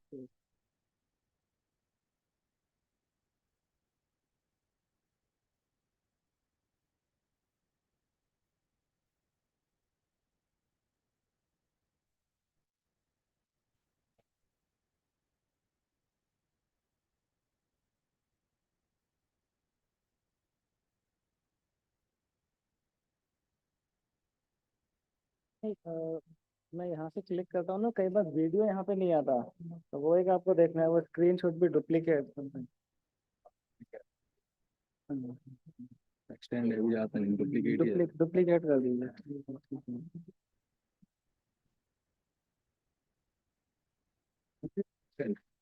ठीक है, इसे duplicate अगर video होगा तो वो video नहीं आता।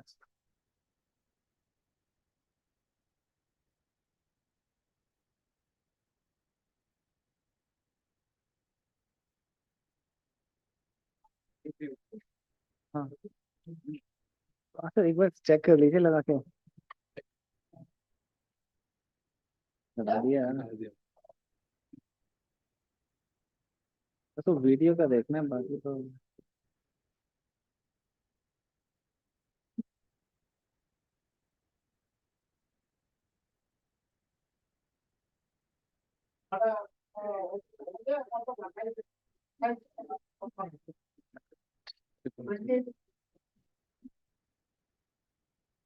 स्विच कर दो एक बार। ठीक है डन चलेगा।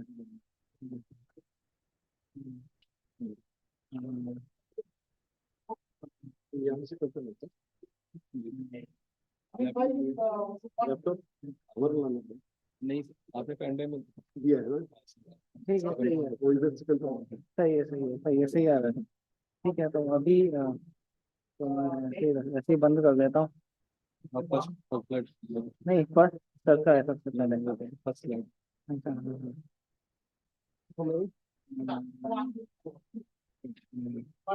नहीं पड़ेगा, मैं हटाता हूँ। और भी जगह है यहाँ रखने की लैपटॉप जी। सर ऑडियो भी है।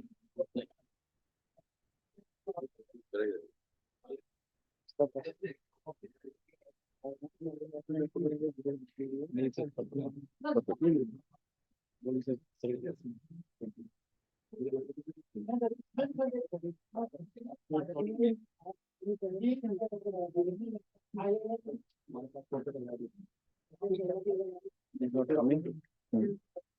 सर ये यूज की ये वहां पे लगा। ओके तो नेक्स्ट करना पड़ेगा, स्विच कर दो। नेक्स्ट करना पड़ेगा। ठीक है चलेगा। ओके सर आप इससे एक बार ट्राई कर लोगे मेरा।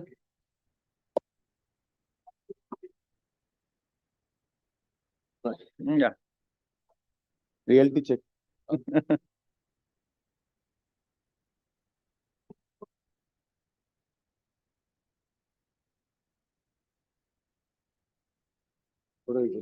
या okay done. PM I have to put it like And I have to put it down, huh?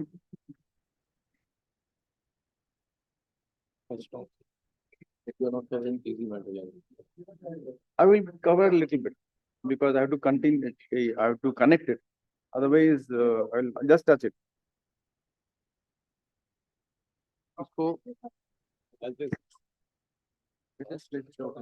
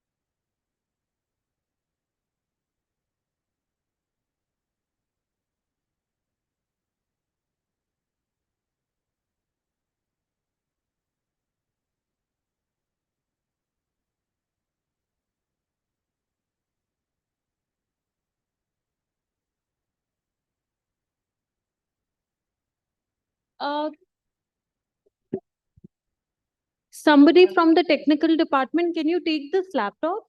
जिनका भी है?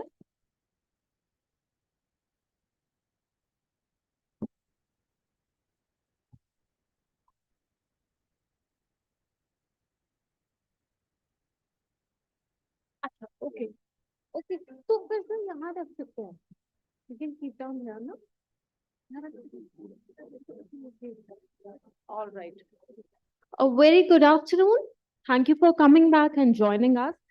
Now, I would like to first of all thank our gold sponsors, our platinum sponsor, title sponsor, steel sponsor, co-sponsor, and all over all these sponsors. Because of them, we are here and presenting this conference session in front of you.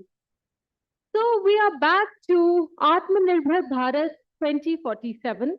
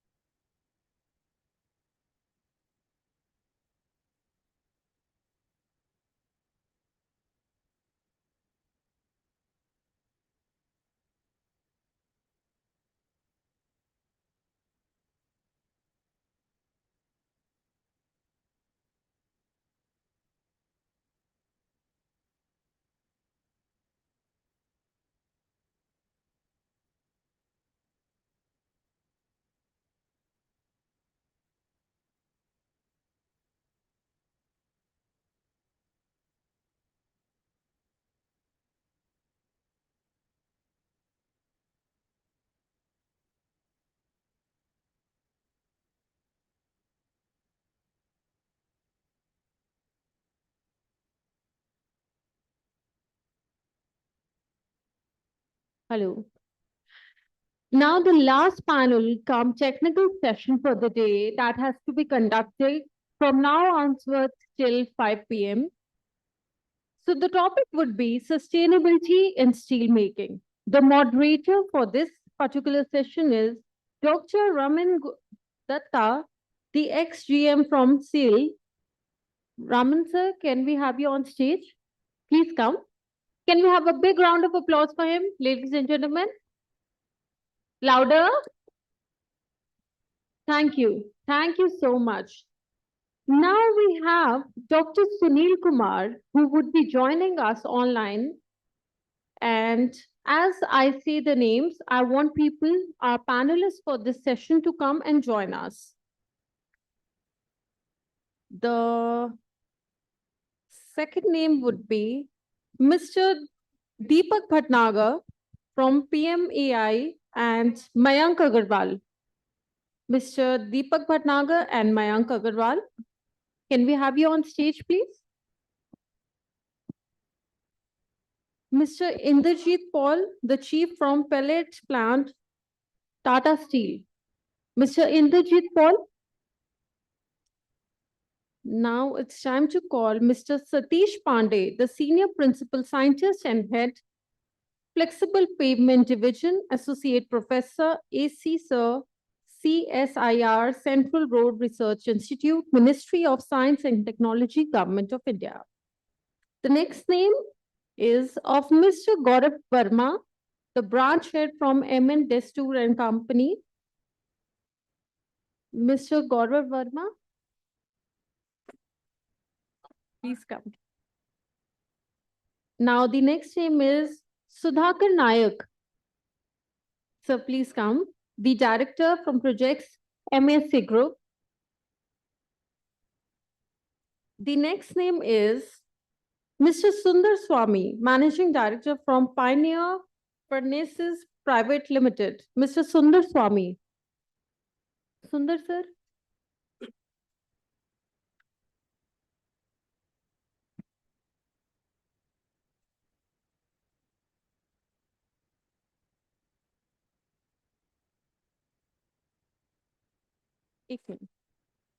Yeah.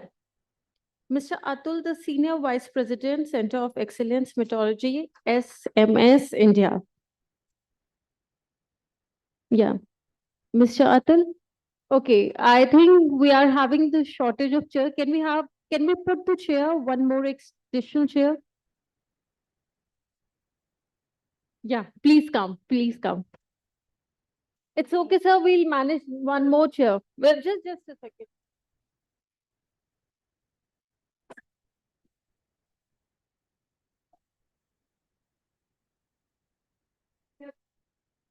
Somebody has to stand all the time. Yeah. No. You will not stand. I think we have the chair at the last. Yeah. But Gaurav sir, actually your session would be, his session would be first. Can you just, it's okay for you?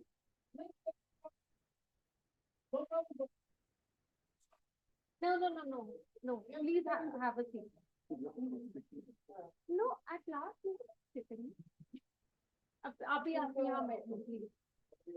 Really sorry for the inconvenience. Okay. Can we put one more chair on the top, please? Okay. Start. Yeah, okay.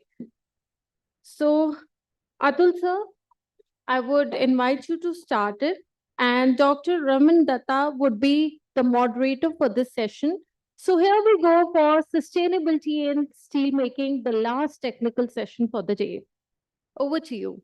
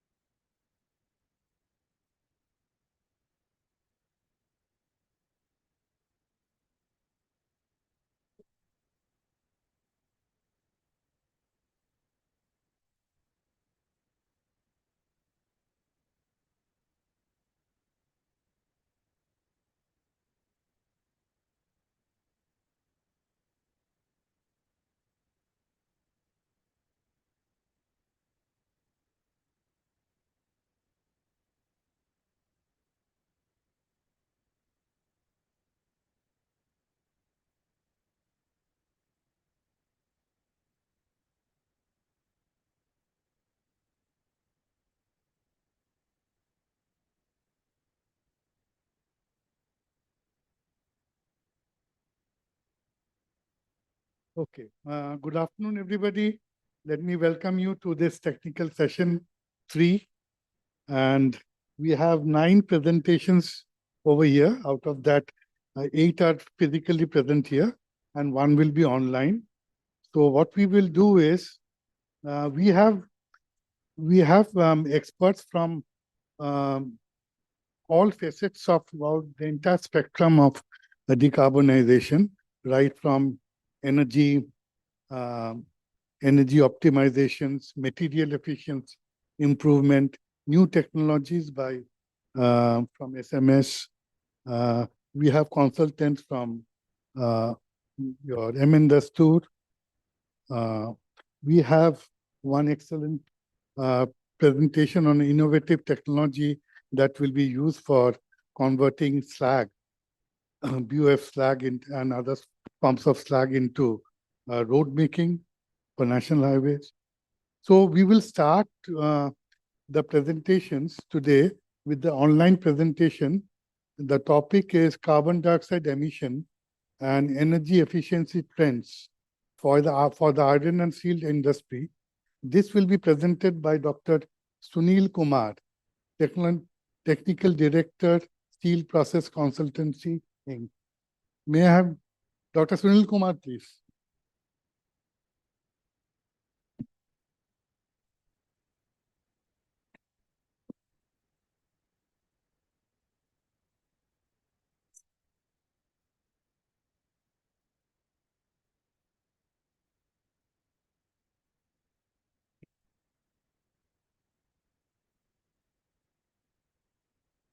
Ankit, are you there? Can we have the Zoom screen? Shubhanto, can you have Zoom?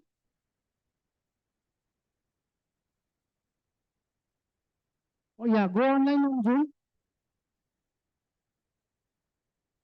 Dr. Sunil Kumar is there. Can you? Hello, can you hear me? Yeah, Ankit? Yeah, Dr. Sunil Kumar is here on Zoom, but he's also not online at the moment. No, I gave him a time of 3:15. Dr. Sunil Kumar is, I can see him. He's logged in. You have Sunil Kumar's WhatsApp number, so you can ask him to just log in. Yes, I'll write to him. Yeah. I have sent Dr. Sunil Kumar's number to you. Yes, I'll write to him. Dr. Sunil Kumar, are you there?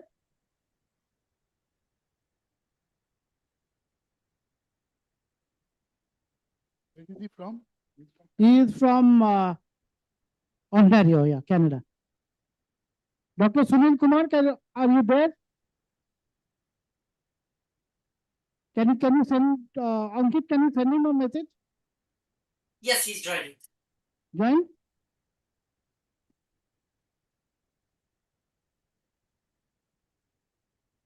Dr. Sunil Kumar, you are muted, Dr. Sunil Kumar. Yeah, Dr. Kumar, good afternoon. Good morning to you. Yeah. Good afternoon, everyone. Yeah, Dr. Sunil Kumar, good afternoon. And Yes. we are waiting for your presentation on carbon dioxide efficiency and energy Okay. efficiency trends. So over to you. You please take 10 to 12 minutes for your presentation. Sure. Thank you. All right. Okay. Thank you.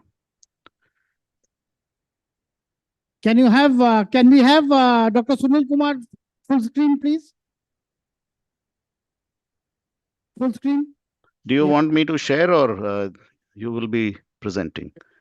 No, you can share the. I can share. Okay.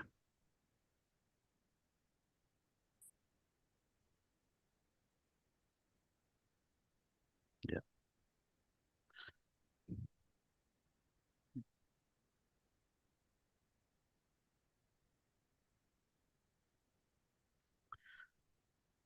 Okay, first of all, thank you for giving me an opportunity to present in this conference. I will be talking about CO2 emissions and energy efficiency. This is something which is based on the work that we have done over the last, I would say, uh, since 2008 or so, when climate change was a very hot topic, especially in the Australian, New Zealand, that area. Okay, so what I will do today is talk about these four major points. What are the climate change risks and how do we address them? What are the challenges for the steel companies?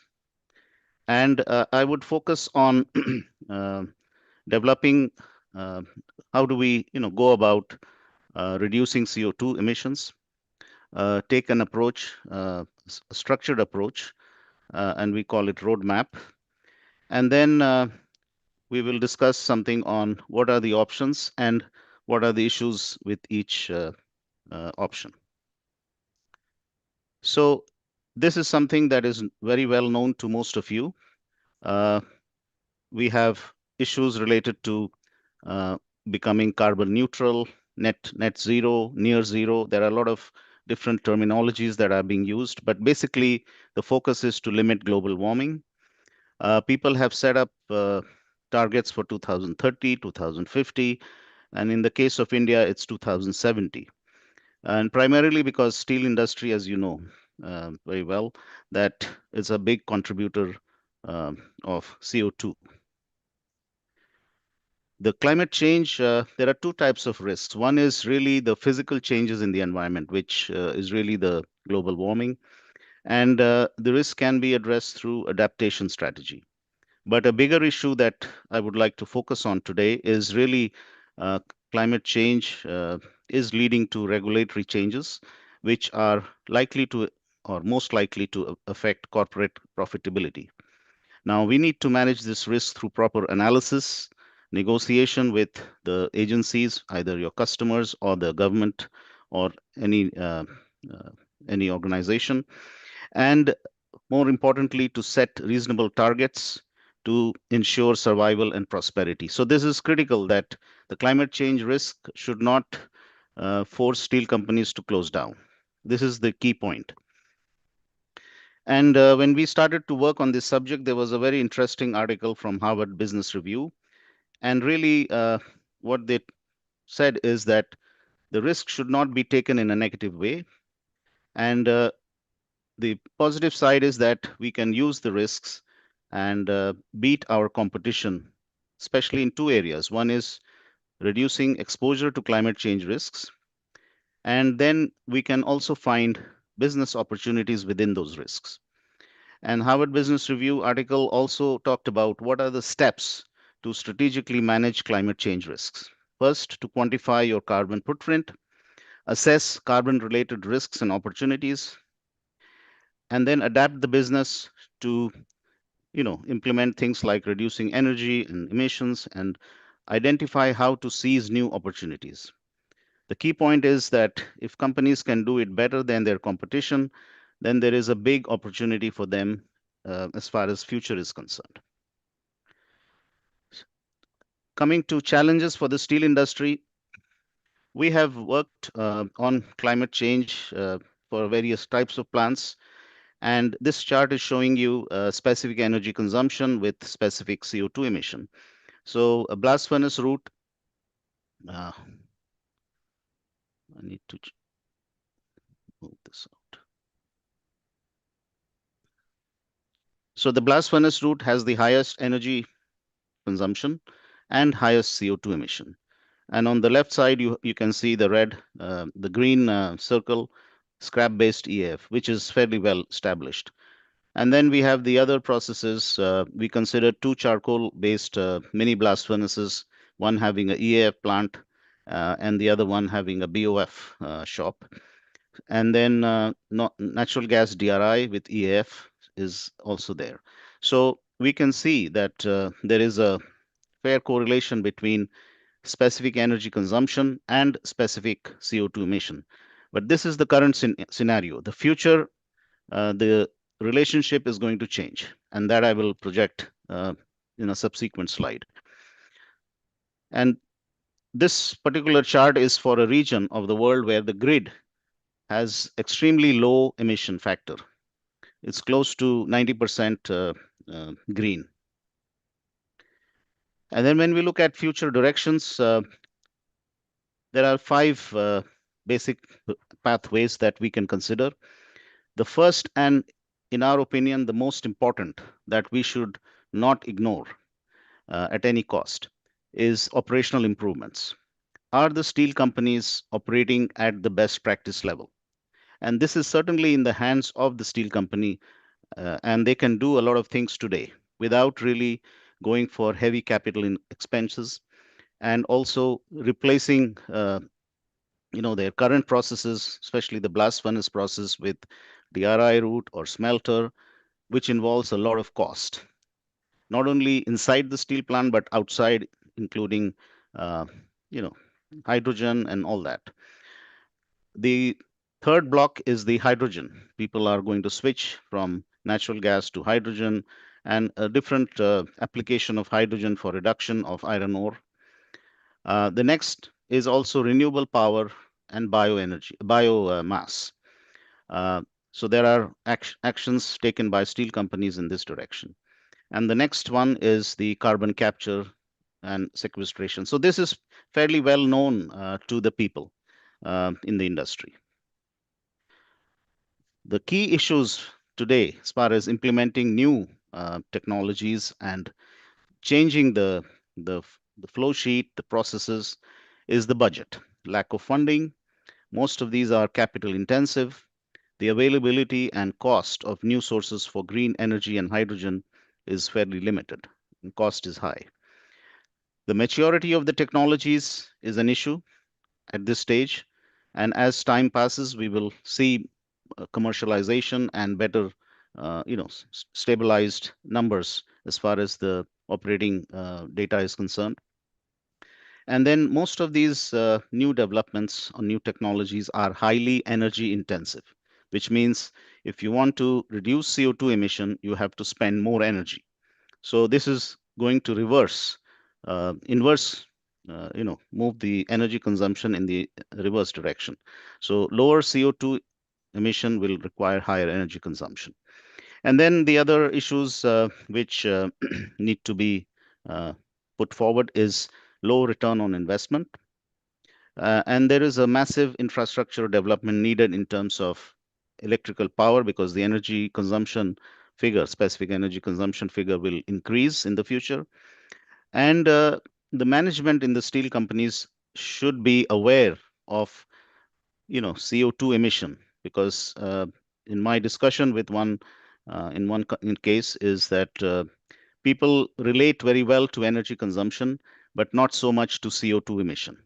So there has to be a good understanding, or something has to be done to improve the understanding of people in the plant or people in the steel companies, steel industry, on the CO2 emission, how it is calculated, what are the issues, and things like that. So going back to the Harvard Business Review. Dr. Sunil Kumar, we have got 2 yes, minutes to kindly 2-3 minutes. Okay. 2-3 So in the case of Harvard Business Review, they proposed a staged approach. So we have a 2-stage approach where we identify the opportunities and then look at basically following the 4 steps that they had mentioned. And we use the information from the plant. We apply skilled technical specialists in different areas. And then we do benchmarking of the operating practice to make sure that the steel plant in question is operating close to the best practice. And then we do techno-economic modeling, including CapEx, OpEx, and risks to generate what we call a marginal abatement curve. This is what the curve looks like, and this is showing you net cost of abatement in dollars per ton of CO2 abated, and this is the total CO2 abatement. So if you see the rectangle, the width is showing you how much carbon is removed, and the height is showing you what is the cost. So anything that is on the negative side is basically cost reduction. And anything on the right-hand side is really you have to invest. So depending on the cost of carbon, you can know from here which technologies, which initiatives will be cost reduction, will involve cost reduction, or which will require, and depending on the cost of carbon, certain technologies will become viable. And using that, we basically develop a roadmap to say, okay, what are the short-term projects that we can take? And in the first, let's say, 5 years, and in this case, you are showing 15% reduction. And this is an opportunity for most steel plants, which I believe are being captured, but may not be in a structured way. Then we have long term, you can see, medium term, 5 to 10 years, and then the long term, which basically focuses on heavy capital intensive technologies that we mentioned. And these are some details. So if you look at options, as I mentioned, implement changes, operational changes, major change in iron making, for example, major change in steel making and iron making, implement carbon capture, implement hydrogen-based initiatives, and biomass. And this is what the picture looks like. So if you look at all these options, you can see the various categories. There is a positive impact shown as green. 1, 2, 3 is basically low, medium, and high impact. And this shows that option 1, which has a relatively lower carbon emission, but it is very favorable as far as energy reduction, operating cost reduction, and capex. So this is something that steel plants should do immediately, and maybe most of them are doing, but the requirement is to do it in a structured way so that they can exploit the full benefit. The other technologies are not so attractive as of today. And this is something which we should look at, considering the baseline that I showed you, where in some cases, the new technologies are actually reducing CO2 on the x-axis, but energy consumption is going up 2 to 3 times. And that is something we should be prepared for. And one thing that emerges from this is that when you're looking at implementing these technologies, we also require infrastructure development. In the case of electrical power, somebody has to invest in electrical power, somebody has to invest in hydrogen, because the steel companies cannot actually invest in everything. So this is a key issue, because these three groups have to work in tandem to make the project successful. And basically, the technologies that we are talking about are very expensive, require significant energy, especially the hydrogen will require a lot of water consumption. Carbon capture and sequestration is also expensive, and it will definitely reduce CO2 to a large extent. But then not all streams are favorable for carbon capture, and this is something that needs attention. And of course, on the commercial side, funding, infrastructure development are critical pieces that need to happen in tandem with the implementation of the technologies. Thank you. Thank you very much. Thank you. Dr. Sunil Kumar, one Yes. question to you. Yeah. In your presentation, in one of the slides, you have shown that you have shown different types of process routes with the emission intensity. But in that, you have not mentioned about this coal-based DRI. No, we did not for this region. That this is from a previous work, so we did not evaluate that. But coal-based DRI will not be that attractive. It will be higher than. No, it is not attractive. But since you have not mentioned it, I was just curious to know. You have not mentioned it. We did not analyze coal-based because they did not have in that part. They did not have any coal-based DRI plant. In Canada, you mean? No. This is a region. I won't mention the region, but it is a region in South America. Okay. Yeah. Thank you very much. Thank you. Thank you.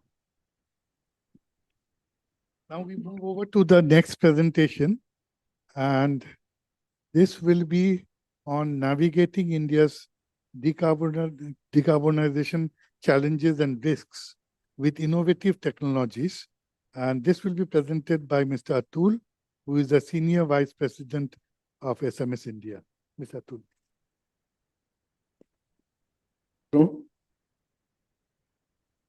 Can you please switch? Yeah, thank you.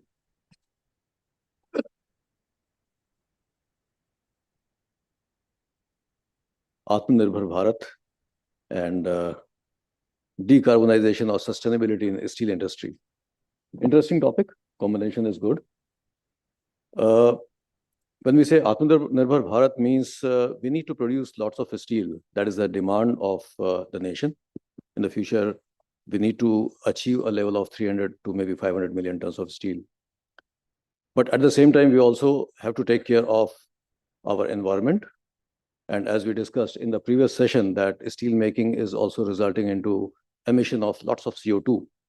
So the question is that on one hand, we have to set up steel plants, but on the other hand, we also have to take care of minimum emission of CO2s from these steel making facilities.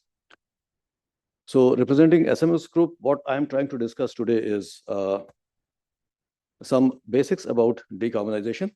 What are the knowledge needed? What are the constraints in the market?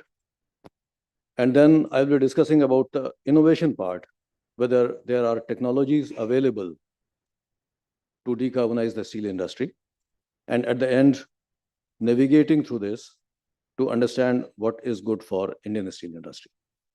If you can focus on the emerging technologies that are available with you, and what is the status of those technologies, and what is their potential of getting it implemented in the Indian scenario. That would be very interesting. Sure, that is perhaps the core of this presentation, and I'll be presenting mainly on the technologies available with us. Quickly, short about SMS Group and Atmanirbharta. We have 13,500 employees worldwide, but in India, we have 2,000 employees. We have 7 big workshops worldwide, out of which 2 are in India. It simply indicates that even SMS Group is supporting Atmanirbharta of Bharat.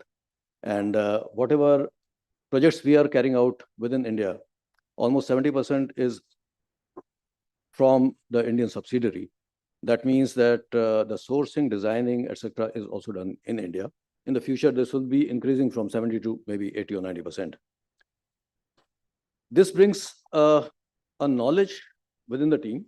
We understand what is needed to bridge the gap or make a bridge so that we can convert the green steel, gray steel to green steel.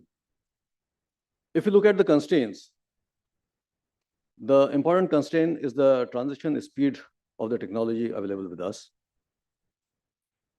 Another constraint is the availability of raw material, iron ore, and the quality of raw material. The third important would be green energy, whether energy is available from the renewable resources or green sources or not.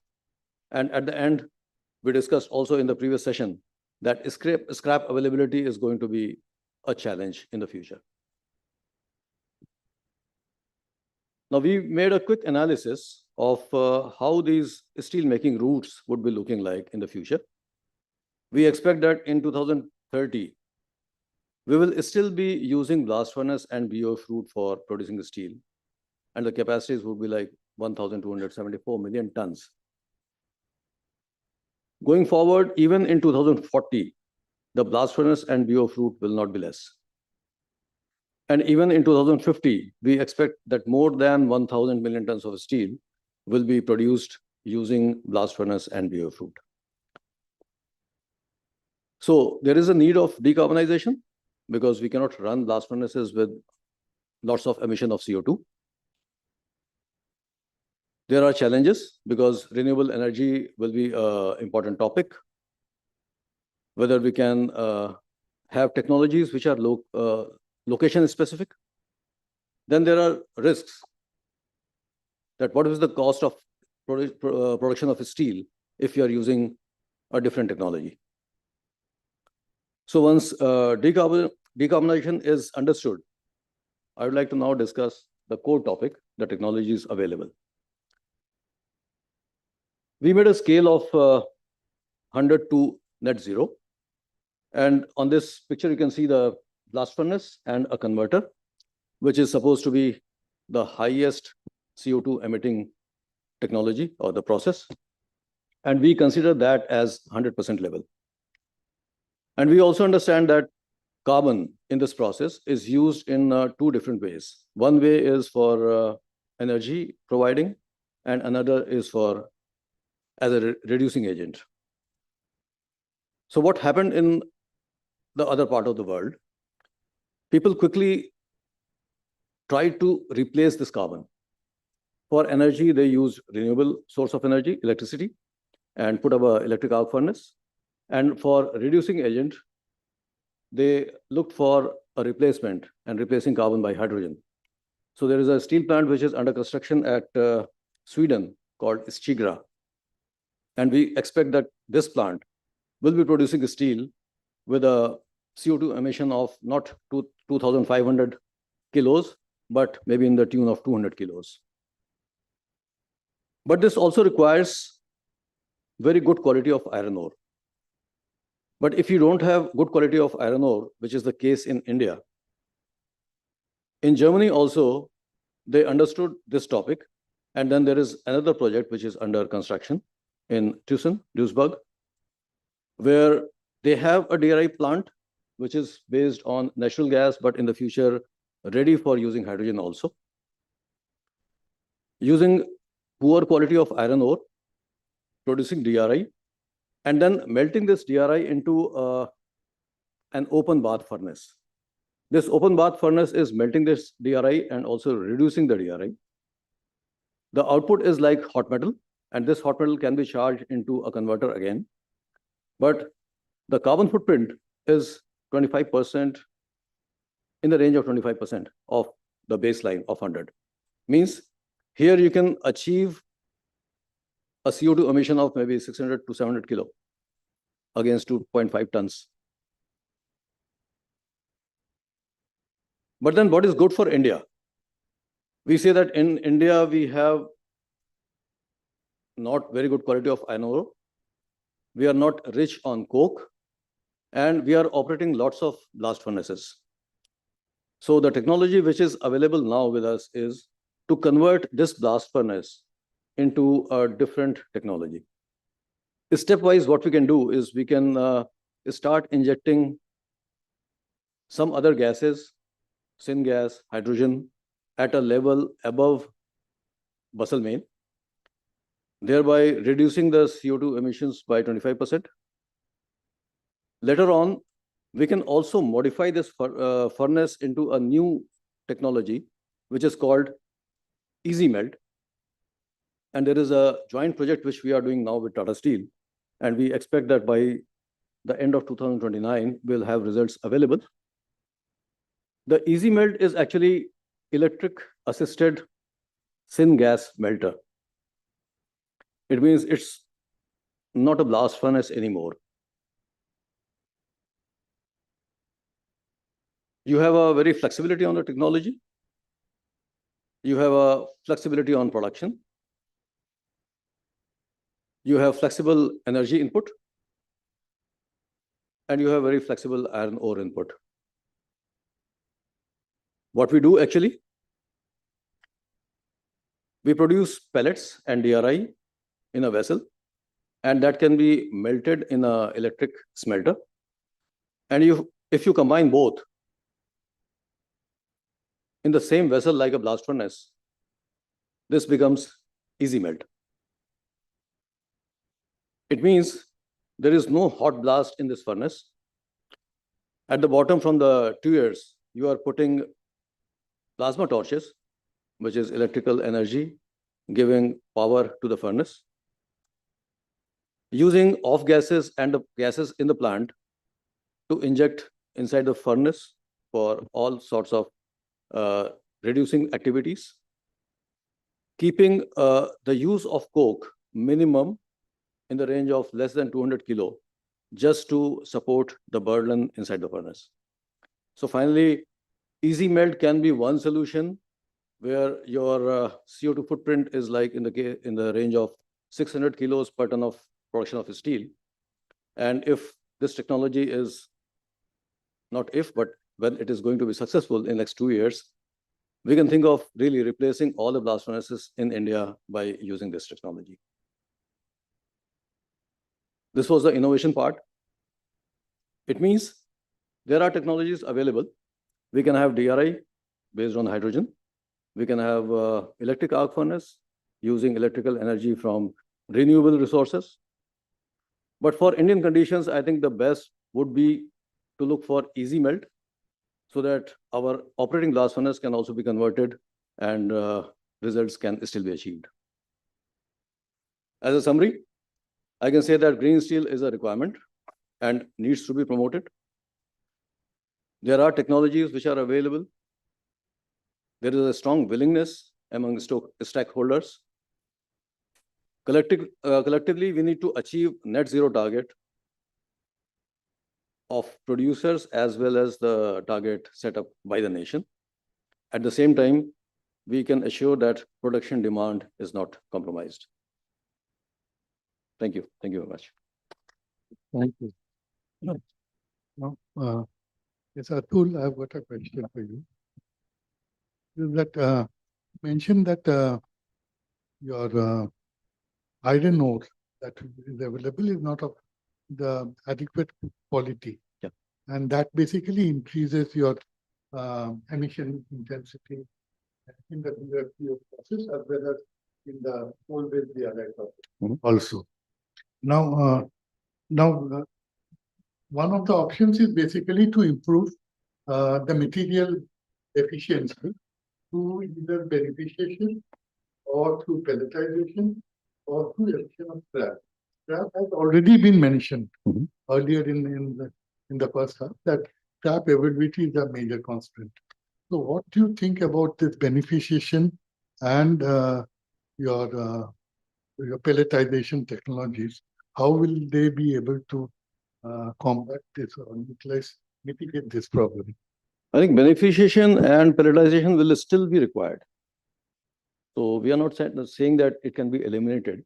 This will still be needed. But even after that, the iron ore, what you're getting, or pellets, what you're getting, that is not really very suitable for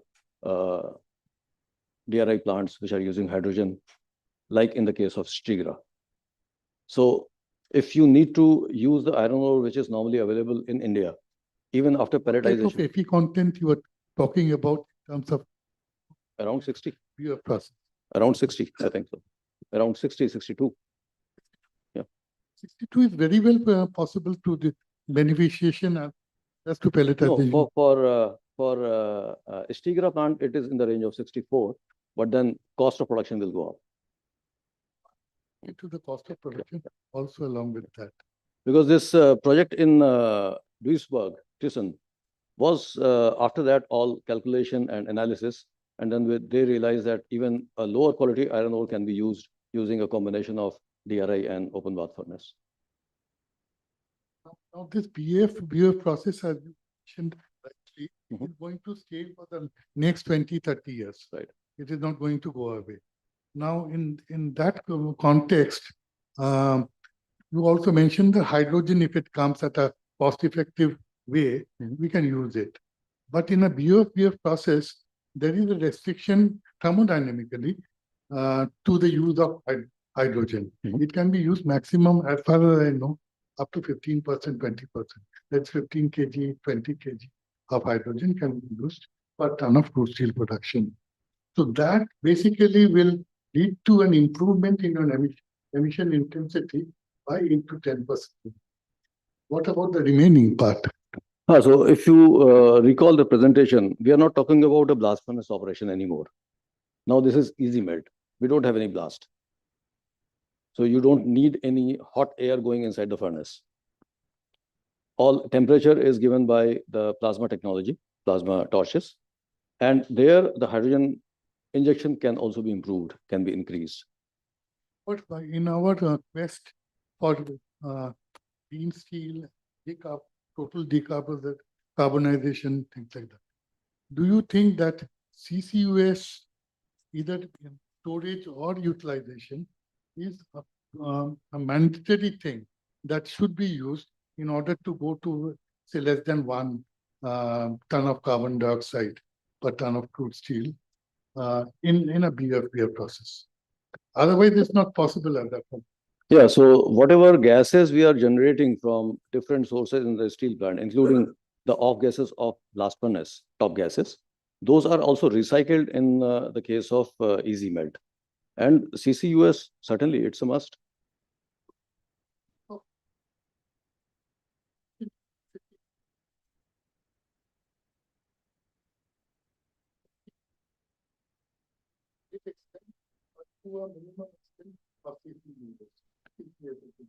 So the calculation what we have made and the parameters which we are trying to achieve in case of Tata Steel, when you are operating a blast furnace with BOF, and if the emission is like 2,500 kilos of CO2 per ton of steel, in case of easy melt, you will be achieving something in the range of 700 kilos.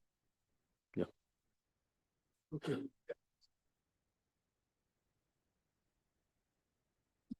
There is a new technology coming to change the mineralogy of Indian iron ore. What you said, some 50–60%.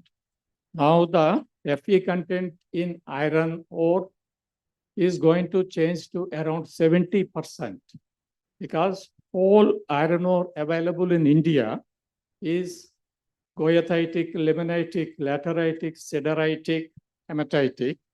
All of them will be now converted. New technologies come already. Test work is done in Bhubaneswar, IGMRC laboratory. AMNS has started. They have asked me to inaugurate. I have inaugurated them. And this is called reduction roasting process, where the mineralogy of iron ore is going to change. 100% pure goethite is 62.5%.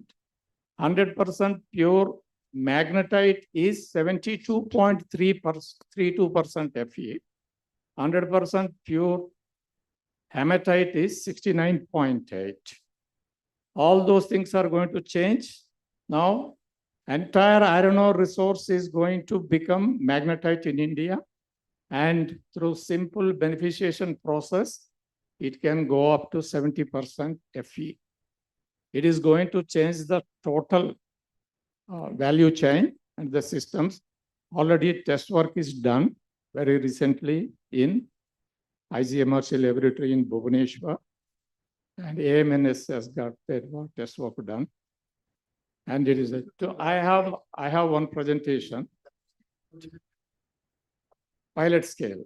It is in pilot scale. Lab scale was done long time ago. So if I am permitted, tomorrow I will do that presentation. That mineralogy, Indian iron ore mineralogy is different, but in some countries, like in US and Saudi Arabia, they have magnetite ore. That's why, yeah, I have already shared to, yeah, tomorrow. So actually, everybody is trying to improve whatever is possible. So in case this thing is happening, this will add to whatever advantage we are looking at finally. The mineralogy is different in India, in all the states. And the world best iron ore is available in Chhattisgarh, NMDC, Baladilla, but that is being exported to Japan. And Vizag steel plant, RINL, is getting less quality grade. That's why their slag rate in blast furnace, when I was carrying one assessment for Exim Award in 2000, almost 20 years ago, their slag rate has gone up to 425 kgs per ton of hot metal. However, world lowest slag rate is LCAP Sweden, 165 kgs per ton of hot metal, because that is magnetite. We can also bring down to 100 kgs. It is all possible. Okay, thank you, It's Mr. possible. Thank you. Technology is coming up, it is possible. So we'll move over to the next presentation now. And this presentation. Sir, so sorry to interrupt. Actually, Atul sir is in a hurry and he'll be leaving. So I request you to present him the memento, as he would be leaving. He has some other work also. So I request you to present the memento. Thank you so much, Atul sir, for your wonderful time. Can we have a big round of applause for him? And now we are proceeding towards the another panelist. Thank you. Move over to the next presentation. This will be on decarbonization of iron ore pellet manufacturing industry in India. And this will be by Mr. Deepak Bhatnagar, Secretary General PME. That's 100% pellet charge to blast furnace. You waste that. Yes. 100%. To our friend from Tata's, who is our pellet plant expert, he'll be very happy to hear that what Mr. Andy Rao said. So good afternoon, all of you, and really congratulate all of you that you've come and stayed after lunch. And I know you all know that today is World Environment Day, because it was mentioned earlier. And I saw the cartoon of the Amul girl, that small little girl with red polka dot frock. She says on World Environment Day, very nice thing, अर्थ में अनर्थ ना होने दो. समझ गए? अर्थ English वाला अर्थ, अनर्थ हिंदी वाला.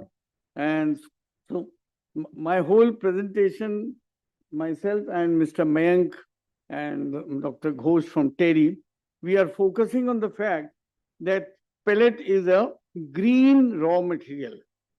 We talk about green steel, but abhi to green wale log kam hai, green steel hai. And I would like to say, because when I joined Bhilai Steel Plant 50 years ago, there was only sintering plant. So we thought all the fine ore goes into sintering.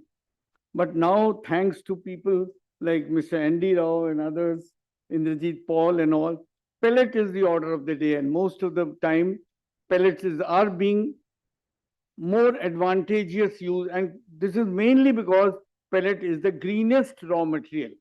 So I just want to start by saying that, Isaac Newton once said that we stand on the shoulders of stalwarts, and we stand on the shoulders of giants like Mr. Indrajit Paul, Andy Rao, my friends from SAIL, Ramen Datta. So we stand on their shoulder, and we have learned from them.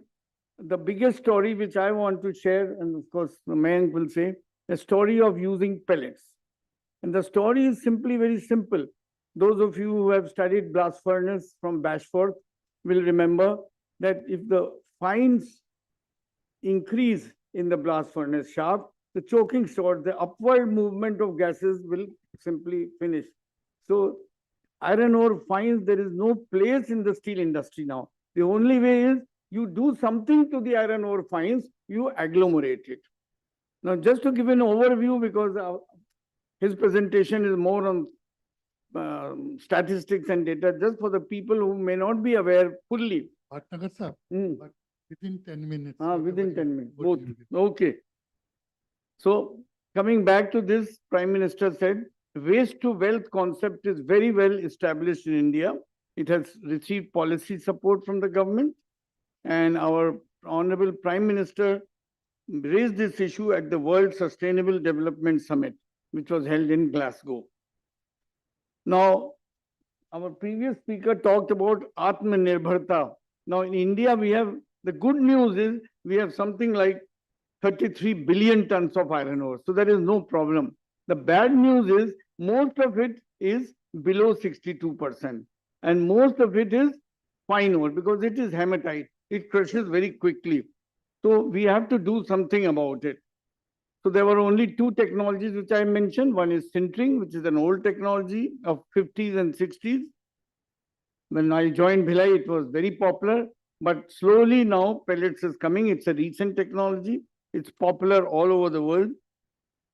Again, connecting it to environment, use of pellets leads to lower emissions, particularly particulate matter, lesser SOx, NOx, CO, CO2, etc. India's pellet industry, there's a lot of data on that. I won't repeat. It started right late 60s in Mandovi Pellets Limited, and then KIOCL. Some people like Mr. N.D. Rao, they started pellet plant all over the country, and now they are this thing. I would like to conclude my opening remarks by a very famous study carried out recently. It was, up to now, it has been not released by the government of India. I don't know what is the reason. It's a committee called Material Efficiency Committee by Mr. Anup Pujari. He was the chairman, and he is the formal secretary Mines. That study is a fantastic study. They looked into all aspects of sintering, pelletization. Two important facts which many people may not, because that report has yet not been officially released, I will say. But some data which, since Mayank and I were one of the authors, is that sinter making leads to 0.30 tons of carbon dioxide per ton of sinter.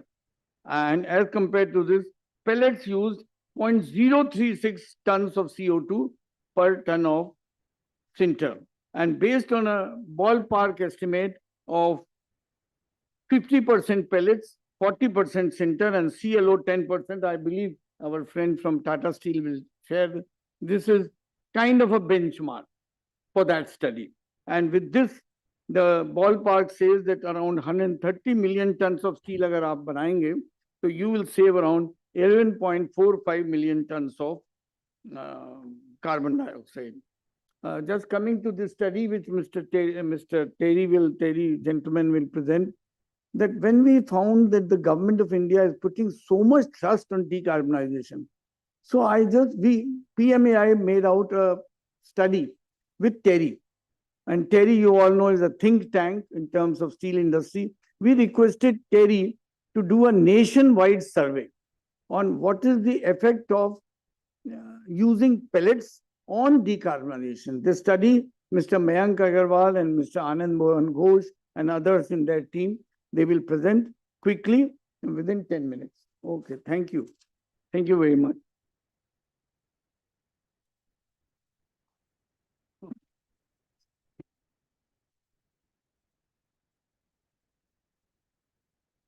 Thank you, Dr. Bhatnagar. Good afternoon, ladies and gentlemen. I'll not waste the time and will quickly go through the presentation, the findings of the study.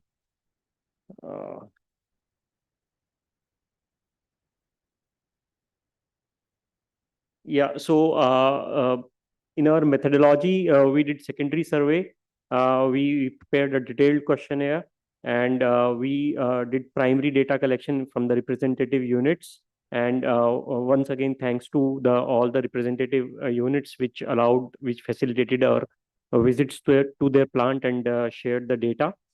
And we did data analysis, assessments, stakeholder consultations, and the global techno-economic benchmarks were reviewed for the study. So coming to the picture of iron ore in India, we have ample reserves. So Odisha leads in the reserves, both proven reserves as well as the remaining reserves, followed by Jharkhand and Chhattisgarh. And if we look at the quality, the most of our ore, approximately 70% of it, lies in medium to low grade ore. So that is the area that we need to focus on, and that's why pelletization is focus area these days. So if we see at the iron ore production, it is growing at the CAGR of 9% along with the steel industry, as primarily steel is produced through ore in India and scrap share is low. And if we see the production trend of iron ore lumps, it is declining gradually, and the fine share is increasing. So this again takes us towards the pelletization. So apart from pelletization, because industry is doing a bit of beneficiation also in the form of washing, and in some of the plants, enrichment of ore is taking place. So these are the process steps. I think we can skip this. We can cover that in detail. And moreover, this study is is available online, and one can go through this through the details anytime. So key performance indicators for beneficiation. Most of the energy consumed is in the form of electricity, and the emission intensity lies in the 9 to 16 kgs CO2 per ton of ore feed, and most of the energy goes to grinding. So this is the location of beneficiation plants in India. We can see the most of the beneficiation plant lies in Orissa, Chhattisgarh. Some of them are in Karnataka, Bellary region, and few of them are in West Bengal. And one particular case is in Rajasthan, Bhilwara, which is beneficiating magnetite ore. Then overview of pellet industry. Yes. Most of the units are captive in nature, which are producing ore for pellets for their own consumption, while some of them are merchant, and there are few units which use pellets for their own consumption as well as exporting them to other units.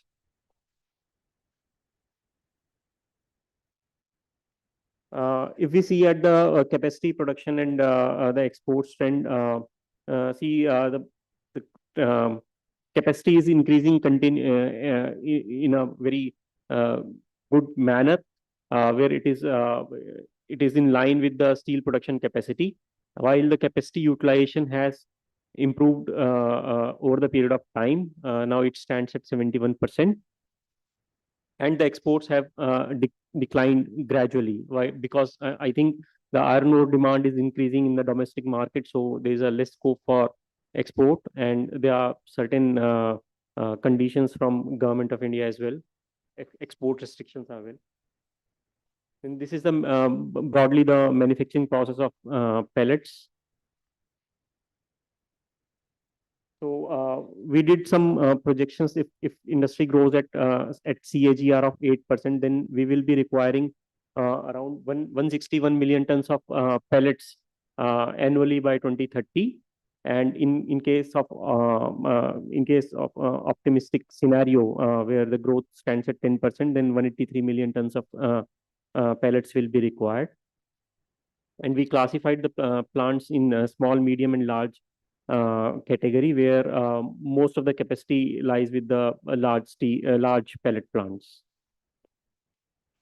And for the decarbonization, if we switch to renewable energy, then with the 10% energy replacement by electricity, around 6.4 billion units of electricity will be required if the industry grows at 8% CAGR. And pellet units, you can see, are scattered more as compared to the beneficiation units. So across the Chhattisgarh, Orissa, West Bengal, Jharkhand, Karnataka, and Maharashtra, you can see some of the units. So these are well present over the country. Key performance indicators of the pellets. So most of the energy is consumed, approximately 82% of it is consumed in the form of thermal energy, while 18% of it is consumed in the form of electrical energy. The total SCC stands in the range of 0.29 to 0.36 gigacal per ton of pellets. Straight grade technology has the least energy consumption, as we can see in the charts. And electricity consumption is also lower, while the circular pelletization technology, it is a very single plant with this technology present in India, and it is a single plant in the world which is producing through this technology. And I think it was ramping up, and with the improvement in capacity utilization, these parameters might have optimized, and the energy consumption might have reduced. So there are many benefits of using pellets. The most important is lean grade ores can be used in the pellets through the pellets in the steel industry, while the quality of ore, as I mentioned earlier, is depleting every day. And these have better performance parameters in both blast furnace as well as DRI units. These pellets have superior tumbling index and low abrasion index. They have high porosity. They have better properties in every terms when compared to sinter or lumps. So these are beneficial for iron making in all the respects. I think we can skip this. So pelletization have advantages over all the available products like sinter or the brackets in Indian scenario. So, but they have some disadvantages also, like green pellets have low strength, so they cannot be transported. Also, there is a slight possibility of swelling in the subsequent processes while manufacturing pellets. But anyways, even with these few disadvantages, pellets have all the advantages over the available options. So, what are the challenges and constraints for beneficiation and pellet industry? So, complex mineralogy of Indian ore have versatile ore in Indian conditions, as Rao sir also mentioned. The particle size is decreasing every day, and R&D is also required for the pellet manufacturing with all these ores, so that these can be homogenized. Then on the environmental side, tailings management is a very big challenge after beneficiation. For this, I think solutions are required. Reduction roasting could be one of the possibilities where maximum iron can be extracted from the tailings. And water consumption is again a challenge in the pelletization, because it is wet beneficiation or wet grinding that is used. Fossil fuel usage is again, I think it is in the R&D is in the nascent stages, and we can do something when other energy options are available, like electricity or green hydrogen. Can you conclude? Yeah. Okay. So apart from financial and policy level challenges, there are few things.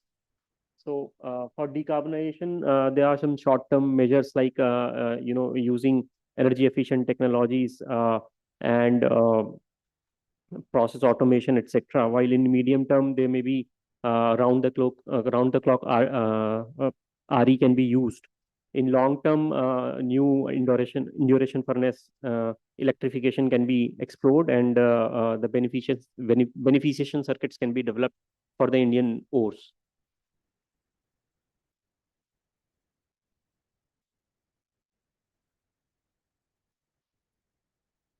So here is the action plan that government can do. They can assist in technical services, including energy audits, feasibility studies, and implementation assistance to smaller units, because some of the pellet plants are of less than 1 million ton per annum size also. CCTS scheme can incentivize the carbon reduction in pellet industry. PLI scheme for iron ore beneficiation will be helpful, and allocation of fund for R&D in pellet manufacturing will be also useful for the pellet industry. For industry, regular audits will be helpful in reducing the energy consumption, and some of the industries have also taken initiatives for reducing energy consumption. Then RE usage is also being taken up by industry. For R&D, there are pilots required on green hydrogen use and CBM in induration furnaces. Then reduction roasting process we have already talked about, and the innovative extractive processes such as bioleaching, hydrometallurgy, electrification of induration process, etc., can also be explored. Now, some of the initiatives taken by pellet manufacturers. Yep, just 2 more minutes, not more than that. Just 2 more minutes. Yeah, some of the initiatives by pellet manufacturers are after this study are by Shri Bajrang Power and Ispat in Raipur. They they are using renewable energy, utilization of Dolo charge for in-house SID. They are using electric line heaters for improved control and elimination of local combustion emissions. Furnace optimization they have done, and they have improved the furnace temperature profile also. So energy efficiency drives have also been used in their plants for better electricity management. From Hira Group Godavari and Hira Group Godavari Power and Ispat, they have switched from coal gas to natural gas. They are using solar power. They have switched to electric vehicles for their in-plant operations. They are exploring carbon capture and utilization with IIT Bombay in their plant. And they are also generating power from the waste flue gases for their internal consumption. For Lloyd Metals, they have switched from low sulfur heavy natural gas to LNG. They have installed hot air cooling fan. It is another form of furnace optimization. They have they are in process of installing advanced beneficiation plant for their BHQ unit, and they are also using EVs for their mining operations, including trucks and other mining equipment. So I'll conclude. Pelletization have lowest emissions among the agglomeration techniques. Pellets have approximately 35 to 40% lower emissions than the sinter in Indian case. Thermal energy accounts for 80 to 90% of the total pellet manufacturing. Energy efficiency, RE, and carbon sequestration have the potential to reduce emissions in the short and long term. Decarbonization measures for medium term include utilization of natural gas as a transition fuel. RE, RTC will be useful in long term. And in long term, R&D efforts will be required, and biomass biochar usage can be explored, and green hydrogen along with clean electrification will be helpful. Taxonomy of beneficiation may be necessary to define minimum percentage of ore enrichment, because it is a gray area. Like even if one is washing the ore and getting 1 to 1.5% enrichment, it is also called beneficiation. So that will be useful, taxonomy. And they have significant environmental advantages and resource benefits. Yeah. Thank you. Thank you very much, Mr. Agarwal. Thank you. We move over to the next presentation, and this will be by Tata Steel. Mr. Indrajit Paul will be making the presentation. He is the Chief Pellet Plant Officer, and his topic is decarbonization and energy efficiency in steel, Tata Steel's perspective.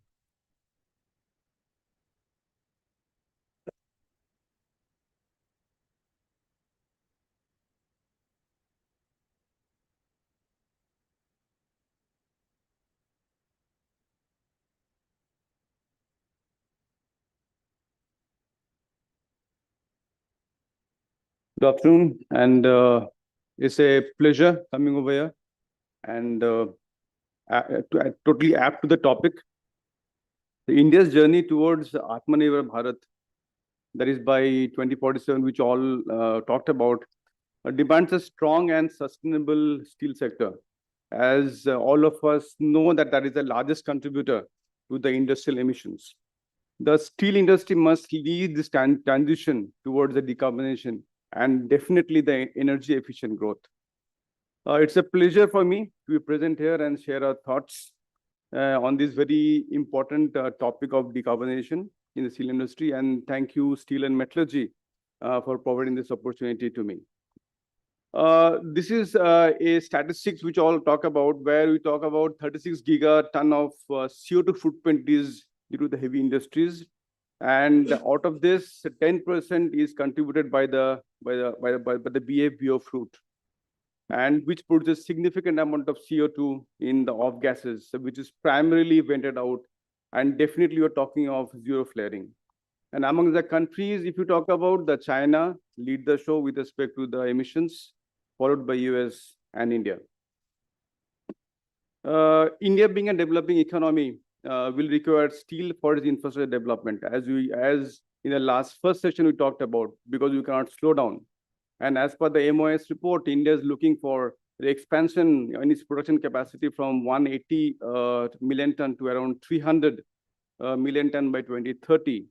And definitely it will be accompanied by reduction in CO2 emissions from 2.54 to 2.2. So it is an audacious task, both expansion accompanied by reduction in CO2. And Indian steel industry primarily uses carbon as a reductant, which generates CO2, and which definitely need to reduce, and which is the topic of today. And overall, we are going to be carbon neutral by 2070, and that's the goal. The primary reason for high CO2 footprint for Indian steel industry is because we are mostly overburdened with the BF and BOF route, and which accounts to roughly 70% of the entire world steel also. Therefore, through energy efficiency, through process transformation, to change in fuel composition, and definitely carbon management, the final goal of the decarbonization that we're talking about, and we hope that we can achieve that. We all know that blast furnace route fundamentally depends upon carbon. Why? To drive out the oxygen, and thus the dependency of carbon derived from the coke is just about obvious. Additionally, other inputs to the blast furnaces like the sintering and the pelletizing, which we talked about, they also use carbon for agglomeration. Also some amount of gaseous fuel are inputs into the form. You all know that blast furnace cannot use fines. Therefore, we need to agglomerate that. Thus, for decarbonization, the essentiality of process transformation that we talked about, just not energy saving efforts. These are typical iron and steel the work process, and where you talk about that we convert the iron ore in the form of pellets and sinter, along with the coke into hot metal in the blast furnaces. Then it refines into the into BOF, and finally through secondary metallurgy, and in fact it moves into the casts and the rolls into finished products. Out of this, 70 to 80%, as we talked about, is CO2 emissions in this integrated steel plant, mostly arise from the iron making scenario, that is sinter, pellets, and iron making the blast furnaces. Because fundamentally, blast furnace requires carbon for three reasons. We all talked about that it is a fuel that is required. We also talked about that it's a reductant, but possibly none of us talked about the very important aspect which carbon or the coke gives to blast furnaces is the support of the entire burden, which is most important. Tata Steel have an ambitious target of being net zero by 2045, and thereby aligning with the net zero target of India by 2070. To reach this goal, various process routes are on the evaluation, driving the decarbonization journey in Tata Steel. Led by, first is the energy efficiency, carbon direct avoidance, if you can, alternative iron making technology, which you talked about in the last presentation by Mr. Atul, carbon capture, utilization, and storage. We are also trying with fuel shift. Can we move into a green fuel, circular economy, and process incentivifications? So these are some of the levers which I brought to ground, that what are the actual actions that are being taken in Tata Steel, especially in the iron making areas, to improve the decarbonization. So on the energy efficiency lever, Tata Steel embarked on several projects. We talked about no flaring, 100% utilization of the blast furnace gas, coke oven gas, and the LD converter gases. We are trying to make our cooling towers more smart, to be more energy efficient. We are moving into in all big furnaces, we are having the top recovery turbines to recover energy. We talked about CDQs. All our coke oven gases, coke oven batteries are having CDQ with it, and also the micro turbines. We are trying to minimize waste at every step, because that is a leak in the system. And definitely we are also talking about and taking bold steps for new technologies on energy efficiency. Talking about some of the big projects that we have embarked upon to improve upon our energy efficiency is through waste heat utilization. The blast furnaces, all the big furnaces, more than 1 million ton blast furnaces that we have in Tata Steel, So those are designed or equipped with blast furnace stove waste heat recovery system. And fundamentally, it recovers the heat from the blast furnaces stoves and reutilizes by preheating the input to the stoves, that is the blast furnace gas and the combustion air.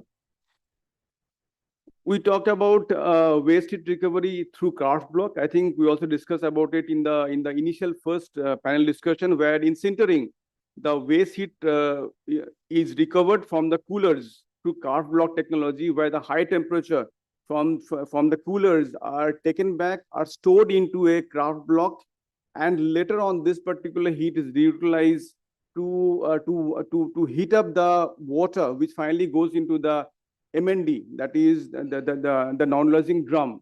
And it is said that the granulation improves, the sinter productivity improves, and the sinter quality also improves.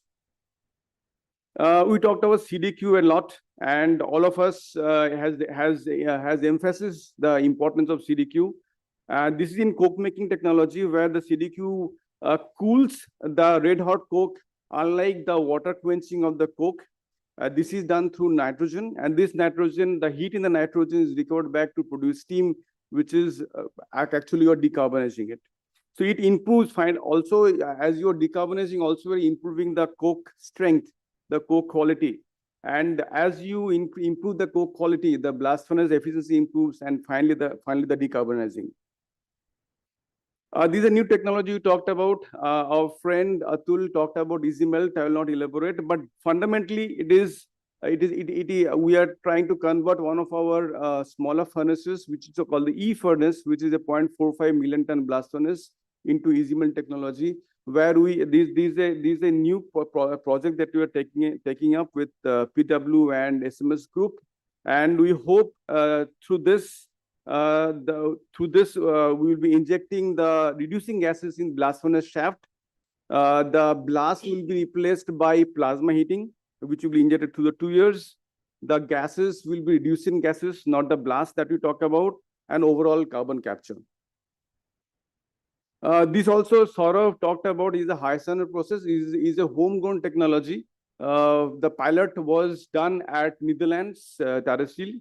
And we are putting up a project of high standard of a 0.8 million ton, which is in Jamshedpur. And fundamentally, this high standard technology is a innovative smelting and reduction process, and it represents a sustainable alternative to conventional blast furnaces. The high standard enables the use of non-coking coal. This is the fundamental of it. We are not using any sinter, we're not using any pellets, we're not using any coke. And because of this eliminates the energy intensive agglomerations, the coke making process. High standard has been discussed. Yeah, so I'm skipping it, but this is one of the project which is homegrown, and we are very much looking forward to this particular project. This is one initiative that we are talking about, because all the blast furnaces in Tata Steel are at a very high injection rates. And in efforts towards green fuel shift, the biochar, which is we are trying to replace the PCI, the pulverized coal injection, with biochar. And this will enable roughly 100 kg of per TCS of CO2 reduction, and definitely maintaining the overall blast furnace operability. It ensures high raceway adiabatic temperature, thus making the biochar as a very easy replacement for pulverized coal injection. This is a new technology that we have put up, or you can say it is the third agglomeration system. We had sintering, we are having pelletizing, and this is the briquetting that you're talking about. So this coal briquetting is a low energy agglomeration technology, which we are converting all talk about as solid waste. We are talking it as a co-products, and we are making it into a usable format for the usage in the blast furnaces. And this is a cost reduction enabler, improves the sinter and the blast furnace performance. Why? Because if it is not coal briquetted, then finally it will be routed through sintering, which will affect its permeability and its quality. This is one thing, one aspect of pelletizing, which Mr. Bhatnagar will be very energetic to listen about. That traditionally we know that sintering is a scavenger in an integrated steel plant. But in Jamshedpur and also in Kalinganagar, the big plants you have 6 million to 7 million ton. We are using pelletization also as a scavenger vis-a-vis the sintering unit, and we have seen that if you divert all the very ultra fine carbonaceous iron dust which is generated as a solid waste in the steel plant into pelletization, not in sintering, then overall there's a win-win situation on fuel rate, on sinter productivity, also on pellet efficiency and productivity and sinter fuel rate. So these are new things we have tried out for last three years, and we are pretty successful in it. Last but not the least, I have two more important points, which is called the process intensification lever, on which you are talking about that we will totally do away with lumpors because those are less reducible materials. Therefore, all the big furnaces will have 100% agglomerates. We will be having very high hot blast temperatures because fundamentally it will reduce the carbon rates. CDQs and the sinter-cooler waste recovery is the order of the day. We will be maximizing our process solid waste so that we use less and less amount of virgin raw materials. We will be minimizing the waste at every step. And also we are trying to put in natural gas and coke oven gas injection, both in pelletization and also in blast furnaces. This is the roadmap through digitalization, the efforts that we are putting in to improve decarbonizing. The pellet, the sinter, the coke, and the blast furnace operations are being integrated with respect to IROC, ISPOC, and ICP rock. And these are fundamental units where we are operating with a digital tuning with which we are optimizing the process. It is in the focus of autonomous operation. Advanced AI and ML-based technologies are being used. And overall, if I summarize the entire thing, so Tata Steel decarbonizing and energy efficiency strategy.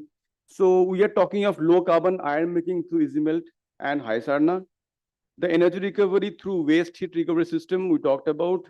The circular carbon utilization through maximization of the byproduct gases and solid waste recycling through briquetting. Energy recovery to reduce the emissions to improve the overall efficiency. The process intensification to improve the efficiency and lower carbon.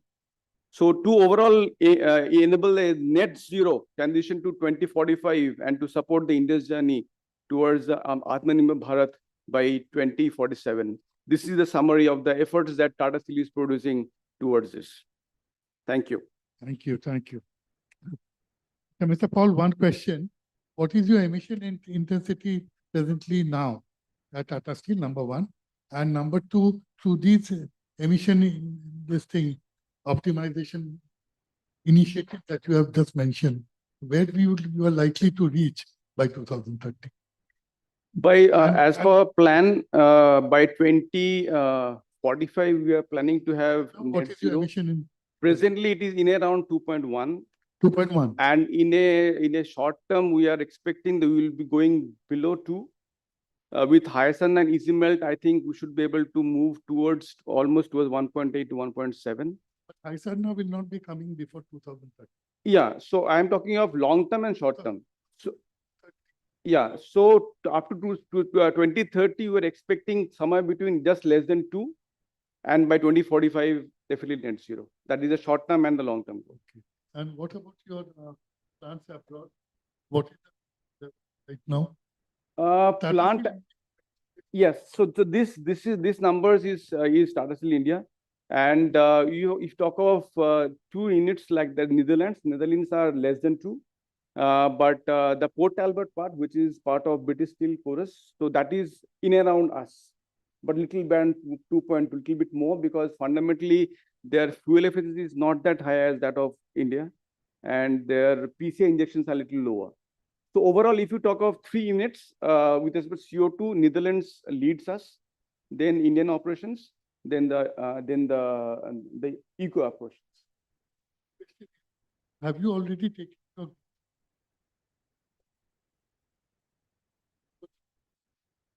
Yes. 2.2. Yes. We applied for it. Yeah. Got it? Yes. Okay. Thank you. Thank you. Next presentation will be on waste to wealth, basically. And this will be presented by Mr. Satish Pandey.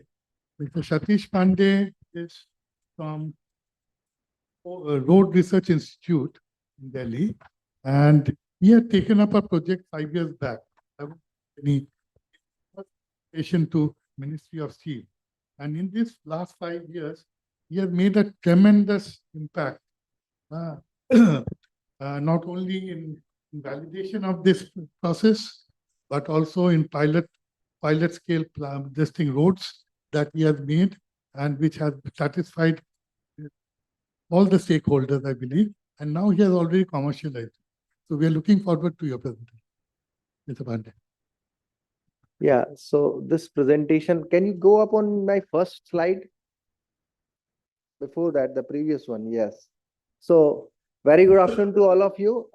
First of all, I would like to extend my sincere thanks to Mr. Datta for giving such a profound brief introduction of my work, which I carried out with the support of Ministry of Steel. So in 2020, as per the direction of Niti Aayog, the CSIR Central Road Research Institute has undertaken a major project, which is co-sponsored by the Tata Steel, ArcelorMittal, Nippon Steel, JSW Steel, and Rashtriya Ispat Nigam Limited, along with the Ministry of Steel, to develop the customized steel slag valorization process to convert different type of steel slag as processed steel slag aggregate, and subsequently to develop the technology for its utilization in road construction.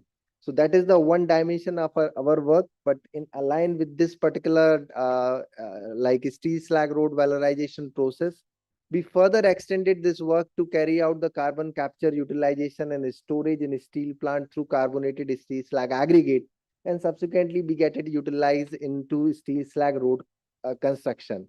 So one of the major challenge in any of the CCUS story or process is the long-term storage. So the long-term storage comes through the steel slag road direction. So you may have the carbonated material, but how you will store this CO2 or where you will inject this material, like the captured CO2 in the geological strata, it's a very costly process. So, but with the help of the steel slag road technology, we can store this carbonated slag for a long time, and this CO2 will remain in a permanently captured form.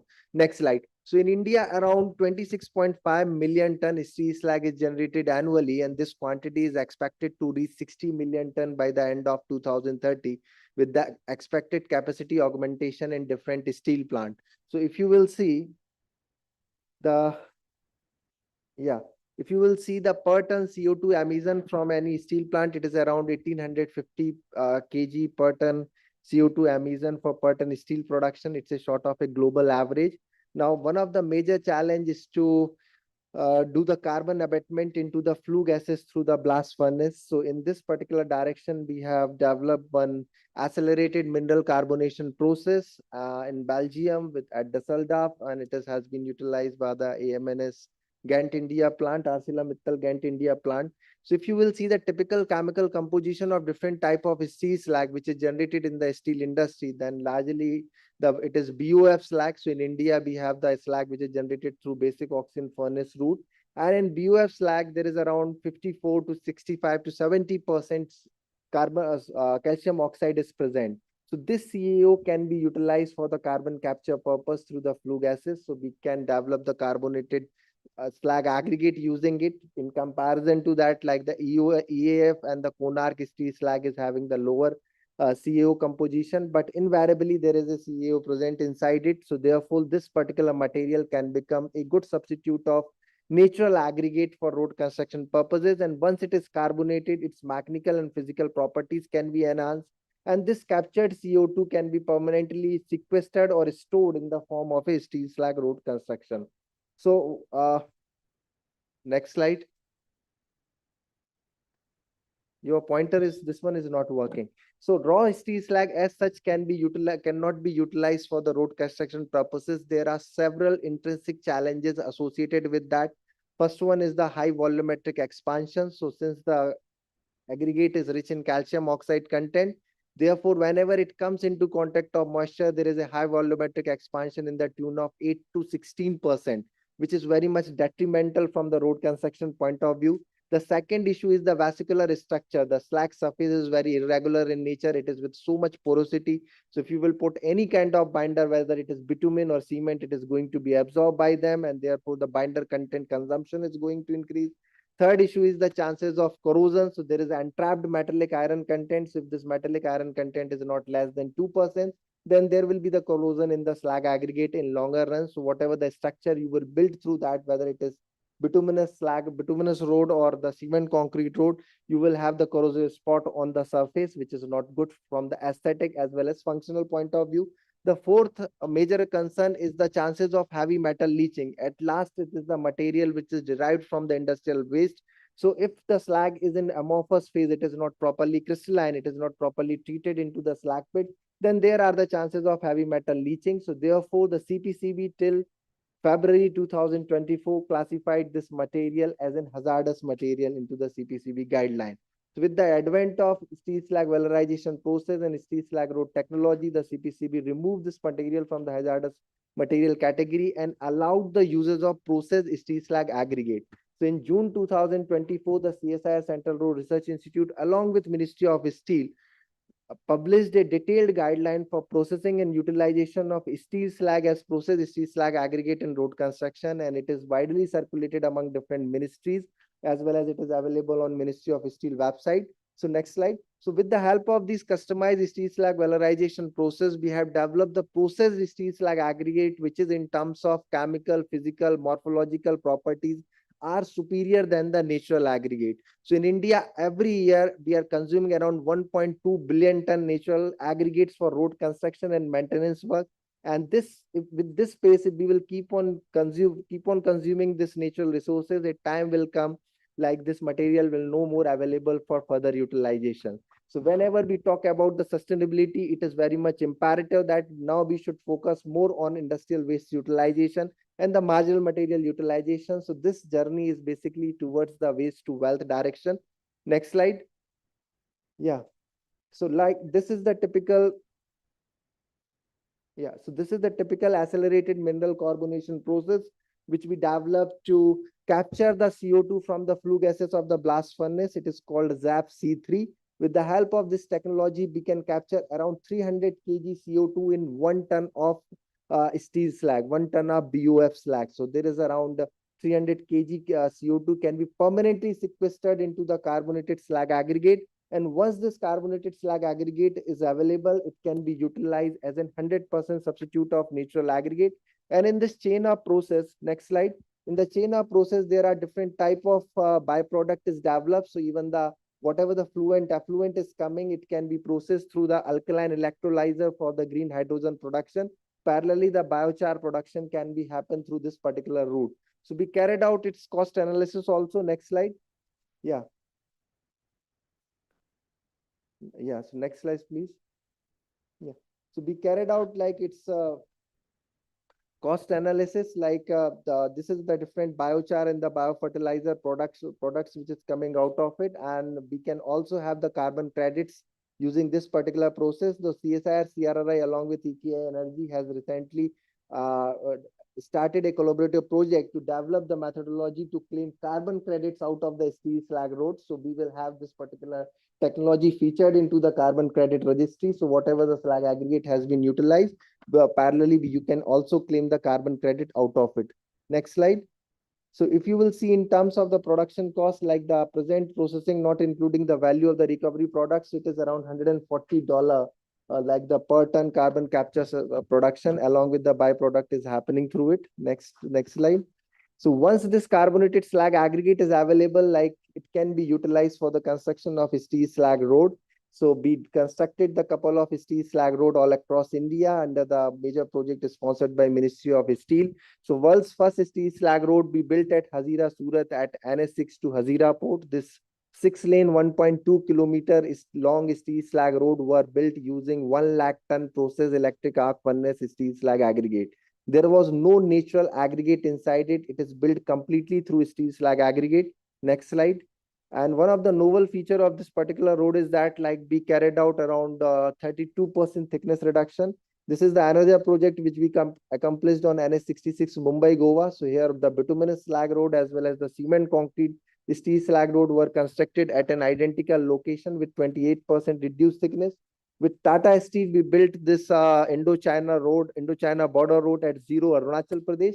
So at high rainfall, high altitude region where the conventional road could not last for 2 to 3 years, we built a steel slag road, and as per the study carried out by Border Road Organization, the minimum life expectancy is 12 years. So this project was completed in December 2022, and the road is still perfectly intact. Besides that, on NS33 Jamshedpur Ranchi, the 40-kilometer 6-lane road were constructed using steel slag aggregate alone. Honorable Prime Minister of India has also complimented our work, and through the Prime Minister official Twitter portal, he sent us a message as well as a written message is also received by the CSIR for the development of this technology. This is the glimpse of the NS33 Jamshedpur Ranchi section, the 6-lane steel slag road construction there. Next slide, please. So this is the overall glimpse. So till now, around 280 kilometer lean steel slag road has been constructed all across India. So Gujarat, Maharashtra, Karnataka, Andhra Pradesh, Jharkhand, Arunachal Pradesh, and Chhattisgarh is now Chhattisgarh is the latest one, which is going to have the another longest steel slag road. So it is going to be inaugurated in last week of June. So with the Jindal Steel, we are constructing that. Next slide, please. So it's just a 2-minute video play. Please play it on, which will give you an idea about the quantum of work we have done in this particular area. Can you please play this video? Yes.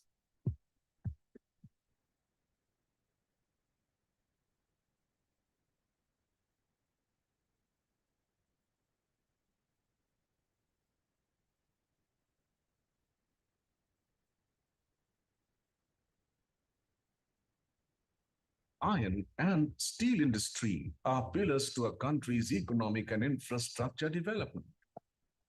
India produces about 110 million tons of steel annually and poised to achieve 300 million tons steel production by 2030.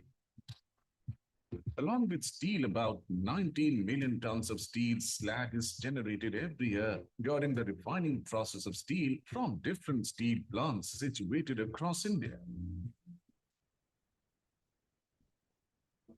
For every ton of steel produced, about 20% steel slag is generated. Most of the slag are dumped in the nearby areas of steel plants, which becomes the source of water, air, and land pollution. Steel slag, which is rich in iron content, can become the source of good quality steel slag aggregates for potential utilization as substitute of natural aggregates in road construction. In India, Surat has become the first city in the country to get a processed steel slag road built as part of a joint venture project between CSIR, Central Road Research Institute, CRRI, Union Ministry of Steel, Government Think Tank, Niti Aayog, and ArcelorMittal Nippon Steel India at Hazira, Gujarat. जब हम infrastructure की बात करते हैं तो अधिकतर लोगों के मन में पहली तस्वीर सड़कों या फ्लाईओवर की हो जाती। ट्रांसपोर्ट इंफ्रास्ट्रक्चर के विकास पर आज भारत जितना काम कर रहा है उतना पहले कभी नहीं। And I believe that we must look at alternative forms of steel making, such as making steel from steel scrap, such as the example that we have seen of the 6-lane highway that was built with steel slag in Surat in Gujarat, the first of its kind in the world. And that happens only in India, made in India, ladies and gentlemen. Maybe India is now today formally entered into an era of steel roads, from concrete roads to steel roads. I think a matter of great celebration. We have in the past pioneered in several new initiatives, one of which was the steel slag road technology, where we utilized the waste steel slag in road construction, highway construction, very effectively, and made it much more durable, in a way meeting the circular economy principle from waste to wealth. जो road का निर्माण हो रहा है धातु मन से slag से कॉस्ट वाइज भी अगर देखिएगा 32% 34% कम अभी है और आगे अगर और रिसर्च होगा तो 40% तक पहुंच जाए। इसकी जो ताकत है उसकी शक्ति है वो भी जो हमारे और रोड बनाए जाते हैं उससे बेटर है। I would like to congratulate CRRI for developing this innovative solution for utilization of processed steel slag in the construction of a steel slag road. Research has shown the possibility of using steel slag in road infrastructures in order to promote the objectives set out by the Sustainable Development Goals to promote the circular economy and sustainable infrastructure. Next.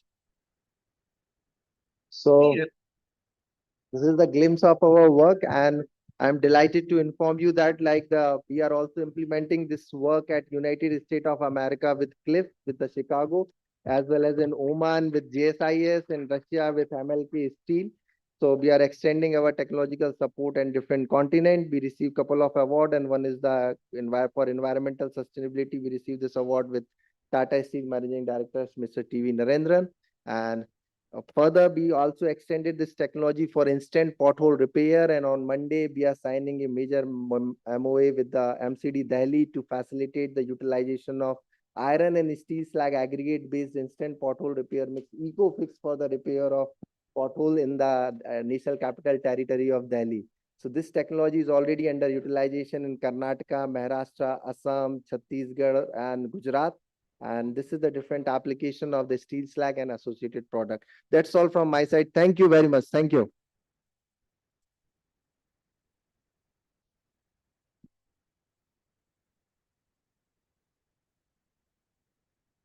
Okay, before you leave, can we have a memento for him? Thank you so much, sir, for your precious time.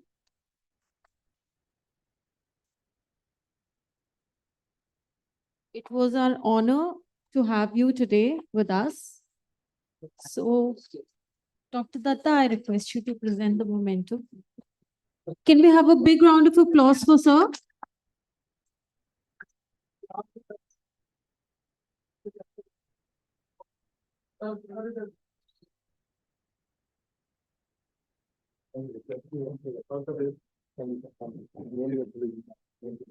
Thank you so much, sir. Thank you. Okay, one of the most important decarbonization lever is CCUS. And on this subject, we'll have our next presentation, Decarbonizing Steel Sector through CCUS, Mr. Gaurav Verma. And Gaurav sir, before you come on stage, there's a very important announcement. Sir, with your due permission, can I do the announcement? Okay. So around 7:30, there's a wonderful dinner and a beautiful party, or you can say a beautiful cultural program has been organized at Chakranta Hall. So Mukherjee sir have requested each one of you to be the part of it, as it's a very special request from his side to be the part of the dinner ceremony and a cultural program. It's a very special request from his side. Okay, so sorry to interrupt, and now you can continue. Thank you so much. Mr. Gaurav Verma is the branch head of M.N. Dastu Company.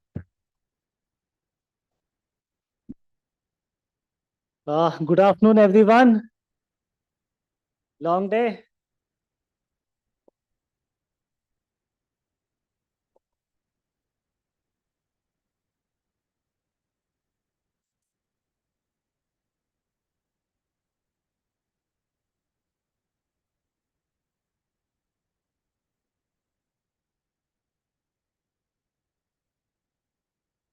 So to start with, I would like to thank everyone, plus CO2 as well. Because of this carbon dioxide, we all people are here. So can you see this picture? There are a number of balls. Actually, the weight of this, each ball is 1 ton of CO2. And this is a representation of CO2 a city like Manhattan is accumulating every day. So in that regards, while appreciating CO2, I must say CO2 is a very intelligent molecule, odorless, colorless, and it travels without visa.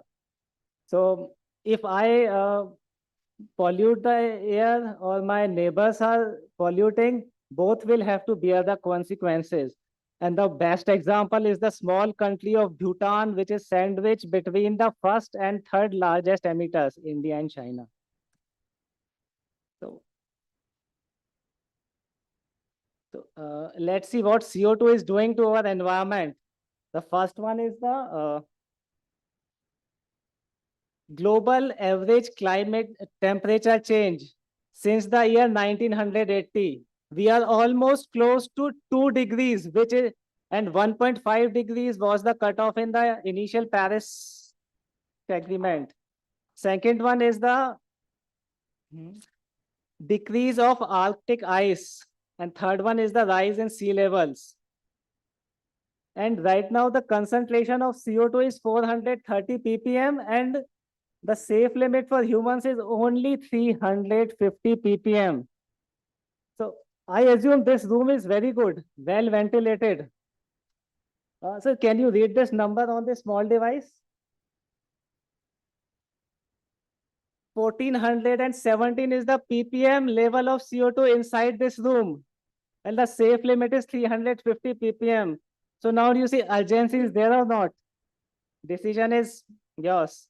And while we are in steel industry, 7 to 9%, we are partner in crime in this problem.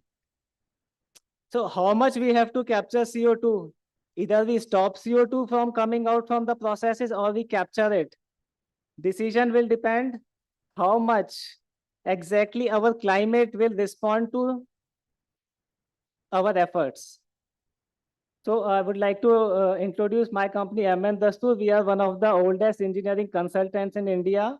We are in the business from the year 1955. And we can proudly say perhaps there won't be any steel plant in India which doesn't have the footprints of Dastur. And along with this, we are very much active for the cause of environment by CCUS. We have prepared the policy deployment report for Niti Aayog, which was the mother document to kickstart the CCUS discussions and initiatives in India 3 years back. And along with this, Dastur is also very much in the cause of coal gasification, which is the most important thing in the self-reliance of our country. We all are aware about this, so I won't take too much time here. The emission levels in different process parameters in the steel plant. And majority of the steel expansion is coming from blast furnace and BOF route. We shouldn't have any dilemma or confusion about that. And this will be the mainstay. Since carbon is there, blast furnace will be there. We need steel, blast furnace will be there. EAF is an alternative, but availability of scrap is a constraint. How much scrap we'll be able to generate or how much scrap we'll be able to import, given the fact that every country is now trying to limit the export of scrap from their respective countries. And third one is a natural gas-based DRI process, but the availability of natural gas, even if we get the natural gas, it won't be less than $12 MMBTU. First of all, small 50% of our natural gas is being imported, 60% of our LPG is being imported, and oil, we all know, 90%. So we are a growing country. We cannot stop industrialization. We have to take care of the environment as well, along with the catering to the growing needs of our economy, dreams of young population. And in this regard, but we have to decarbonize as well. India, we still are a middle income level country. If we have to face the consequences of climate temperature increase, probably we won't be having the means and efforts to take care of that, which many rich countries are having. So first, in this regards, optimization of the process efficiency, fuel engineering, input makes optimization in the entire steel making business, starting from iron making to steel making. But these all process have a limitation because we are targeting the efficiency loss, not the main culprit, which is the coal. So from our studies, these two process efficiency and fuel engineering can, yes, it will definitely impact the emissions. It will reduce the emissions, but to an extent of 10 to 15%. But if I can't do beyond this, but still I have to decarbonize. So then transition phase, carbon capture, utilization and storage. If I can't stop, I have to capture it somehow. And with CCUS integrated in our steel plants, almost 70% CO2 emissions can be addressed. I will still operate my blast furnaces. We have to look in a pragmatic way. In our country, most of the facilities are new, be it steel plants, cement plants, power plants. They have to operate for at least 20, 25, 30, 35 years before they will reach the era where they can be decommissioned. Am I right, Indrajit? Exactly. So we have to run our industries, but simultaneously we have to take care of emissions part. And finally, till the time we have an option, either I have a magic wand, I do a magic, then all the carbon related industries disappear, and they are replaced by some wonder molecules, one of which is hydrogen. So by that time, this becomes a mainframe of our operations. We have to do with something. And for that carbon capture, yes, we need to start thinking of keeping provision of carbon capture. And in this regard, I will integrate CO2 capture, so emissions will be brought down up to the level of 0.6 to 0.7 tons of CO2 per ton of crude steel. And this is not a new concept. Al Riyadh CCUS facility is operating, and they are running a plant of 800,000 tons of CO2 capture every year. This CO2 is being captured from their existing DRI plant. And on the top, you can see the present capacity of CO2 capture, 64 million tons. It is not a new concept. It has been in operation for the last 40 to 50 odd years. Second one, the initiative in China, Baotou Iron Steel Group. In the first phase, they are operating a 500,000 tons per annum CO2 capture facility from the blast furnace and flue gases. And see what they are doing and how they are utilizing the CO2. CO2 is being mineralized with steel slag to make carbonates. And because of that, 0.21 to 0.4 tons of CO2 per ton of slag is getting sequestrated. And for this, they are not doing any rocket science, just using the steel slag. My friend Satish has left, probably it would have been interest to him. And after that, they are thinking of using CO2 in making ammonium bicarbonate to the extent of 200 tons per year. Simple solutions. CO2 is being integrated in the process itself. Second is Petrobras Santos facility in Brazil. Their capacity is over 10 million tons of CO2 sequestration per year. Till date, they have done over 65 million tons of CO2 capture. Third one is Great Synfuels plant in North Dakota. Over 40 million tons of CO2 sequestered till date. This is a coal gasification based plants making perhaps hell lot of chemicals. I'll just show the video.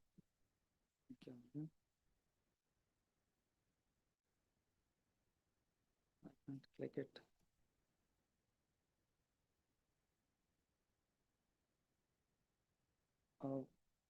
I said, video is not coming.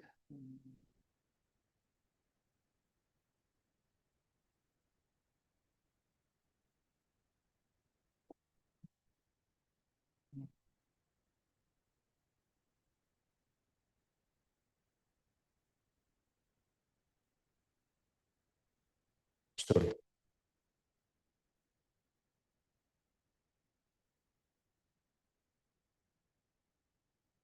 Whole story makes perfect sense. So, this is the Emirates steel plant operating CCUS. Collected CO2 at just over atmospheric pressure is transferred to the newly built compression and dehydration facility. First, the CO2 stream is processed through a low-pressure compression train. This includes an integrally geared gas compressor, gas scrubbers for water knockout, and heat exchangers for aftercooling. Following the sixth stage, the CO2 gas, now at 40 bar, is dehydrated through a molecular sieve dehydration package to reduce the water content to less than 20 pounds per million standard cubic feet. Dehydration of the CO2 stream is essential to avoid any free water dropout and corrosion. The dry CO2 gas stream is now compressed to 238 bar through the high-pressure compression tray, which include costs of long-distance pipeline transport. The dense-phase CO2 intercarbon steel pipeline was designed and installed in accordance with the industry's best practices for remote operation and monitoring. On receipt, the CO2 is injected into the oil reservoir, where it's used for enhanced oil recovery, EOR. EOR requires that the CO2 is injected deep underground into the oil-bearing layers. Here, the CO2 forms a miscible solution with the oil in the rocks while maintaining reservoir pressure and therefore stimulating additional oil production. The produced oil is recovered via traditional surface facilities. The CO2 is separated and re-injected to the market, contributing to a sustainable economy. And through energy. So argument is that most of the time I come across the argument that CO2 capture will add some capex to my operating facility. Yes, it definitely will, because we are adding something. But utilization avenues like this will bring the revenue streams on the table, and which will make the process sustainable and in many cases profitable as well, because this ecosystem is very well running in all the other Emirates steel facilities. So we most of the time see CO2 capture as one part only, but CO2 capture is not. It is an entire. It includes all the facilities and process steps from technology selection, CO2 capture. CO2 capture is only one part of the facilities. After that, we have to process the CO2, clean the CO2, compress it, transport it, and then we have to use it either for enhanced oil recovery or underground sequestration, or go for CO2 based value added products like methanol, construction aggregates, chemicals. The entire value chain is open. We only have to integrate this.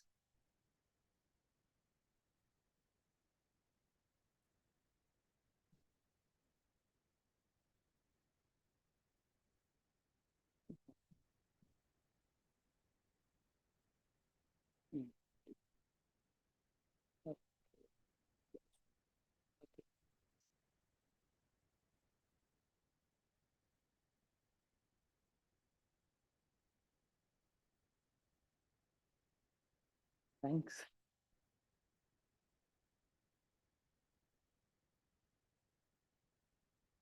So the solution which may conclude. Yes, the solution which may be good for steel may not be good for power. So we'll have to analyze our solutions accordingly.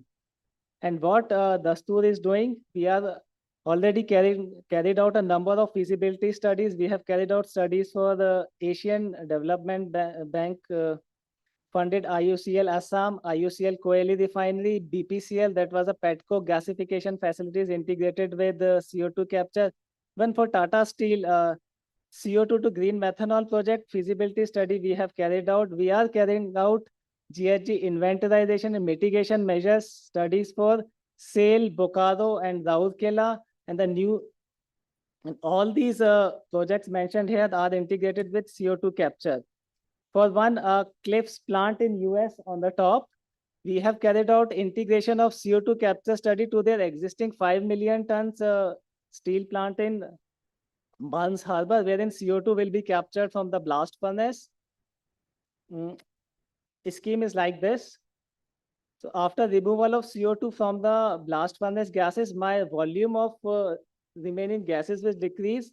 And by enrichment of that remaining gas, we'll be generating a delta of electricity with almost zero extra investment. That is almost 20 to 21 megawatts of electricity. And the CO2 will be used for enhanced oil recovery, which will again bring additional revenue streams for the plant. So we need to look to integrate water gas shift reaction, because this can produce high quality steam. Removal of CO2 from the steam will lower the footprint of downstream equipments, which will a savings in the capex. provide the flexibility in operation. COO can be entirely converted to CO2, and it will create the value by bringing new product streams online. This is the status of CO2. As of now, 233 million tons of CO2 capture study is in various phases of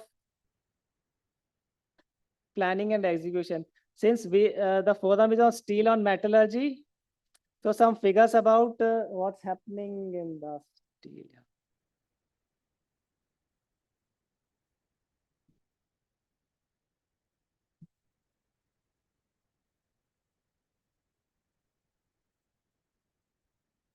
As of now, in the steel sector, 14.5 million tons of CCUS capacity is at various stages of planning, and overall, the number comes around of almost around 2,500 million tons of carbon capture capacity is being integrated in various facilities.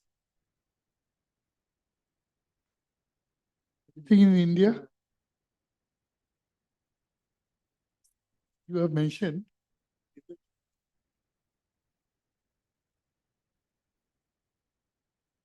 Yes. In India, JSPL Angul is already running 1 million tons of CO2 capture plant. In their, what is the status of that? it is running successfully. running? Yes, it is running. It is coal gasification based DRI plant. They are running the facilities.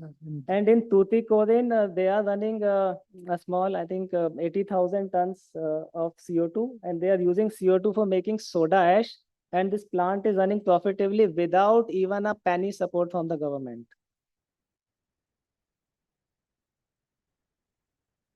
The major challenge is if it is so successful. Answer is this. Since CCUS is a system which requires substantial amount of investment plus a confirmed supply of CO2. So such type of CO2 can be provided by some anchoring plant, which can be a steel plant, which can be a power plant, which can be a refinery. And the ecosystem will be developed like once you have CO2, let's say 60 or 70% of CO2 is confirmed by one steel plant, then rest of the ancillary industries or industries which are nearby this steel plant can use the infrastructure on a pay-to-use basis to inject their amount of CO2 in the infrastructure. So it will become the revenues for all the stakeholders. So we have to make this system viable by this hubs and cluster model. And this is not just the theory, this is in practice. Humber in UK is working on this concept wherein a natural gas fired plant will act as an anchor facility. This will be integrated with CCUS. And now integrated with CCUS, my power is clean, and this clean power is being used for generate hydrogen. Hydrogen will in turn decarbonize all the industries in this region, be it a steel plant, be it automobiles, be it other industries like fertilizer, and in the end, captured CO2 will be sequestrated under North Sea. So problem is not the CO2, problem is not fossils, problem is the CO2. You remove CO2 from the fossils, my system will be clean. Investments in CCUS on the top as compared to any other renewable or clean energies. Most of the investments are going to carbon capture utilization and storage, but we cannot deny the involved risk. We need to have offtakes. I can produce a green steel perfectly. I can produce a green steel, but who will pay for it? Will you pay? Or small government has incentives like plus minus 5 to 10% for SMEs and MSMEs. Why not green steel or green products can be included into that? So with that, thank you so much. Thank you. You have a question? Krishna Kumar.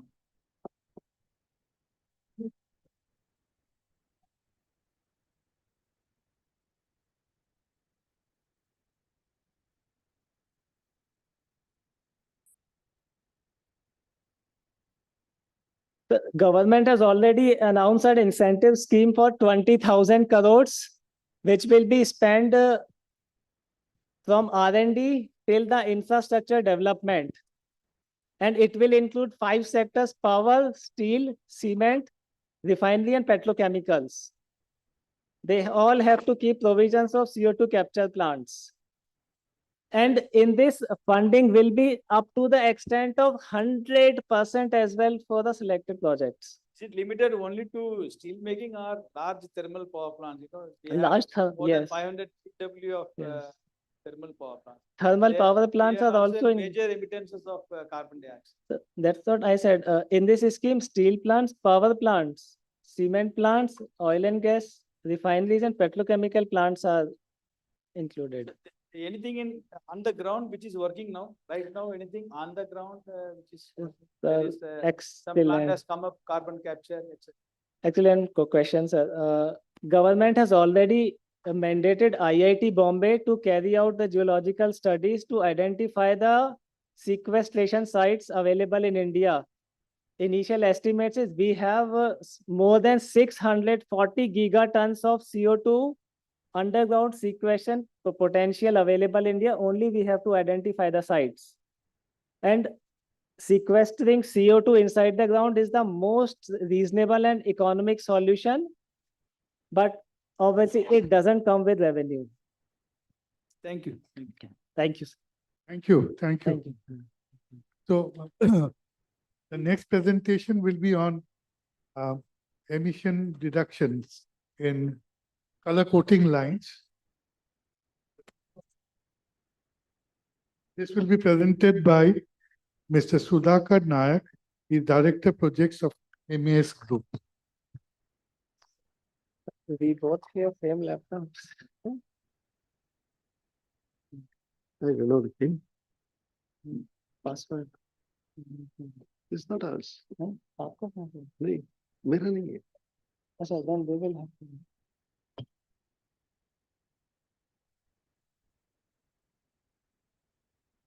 This will be shown here. Any, switch on the presentation. No, it's here. Okay. Good evening, everybody. Since morning, we are hearing a lot about making steel and blast furnaces, DRIs, and all those stuff.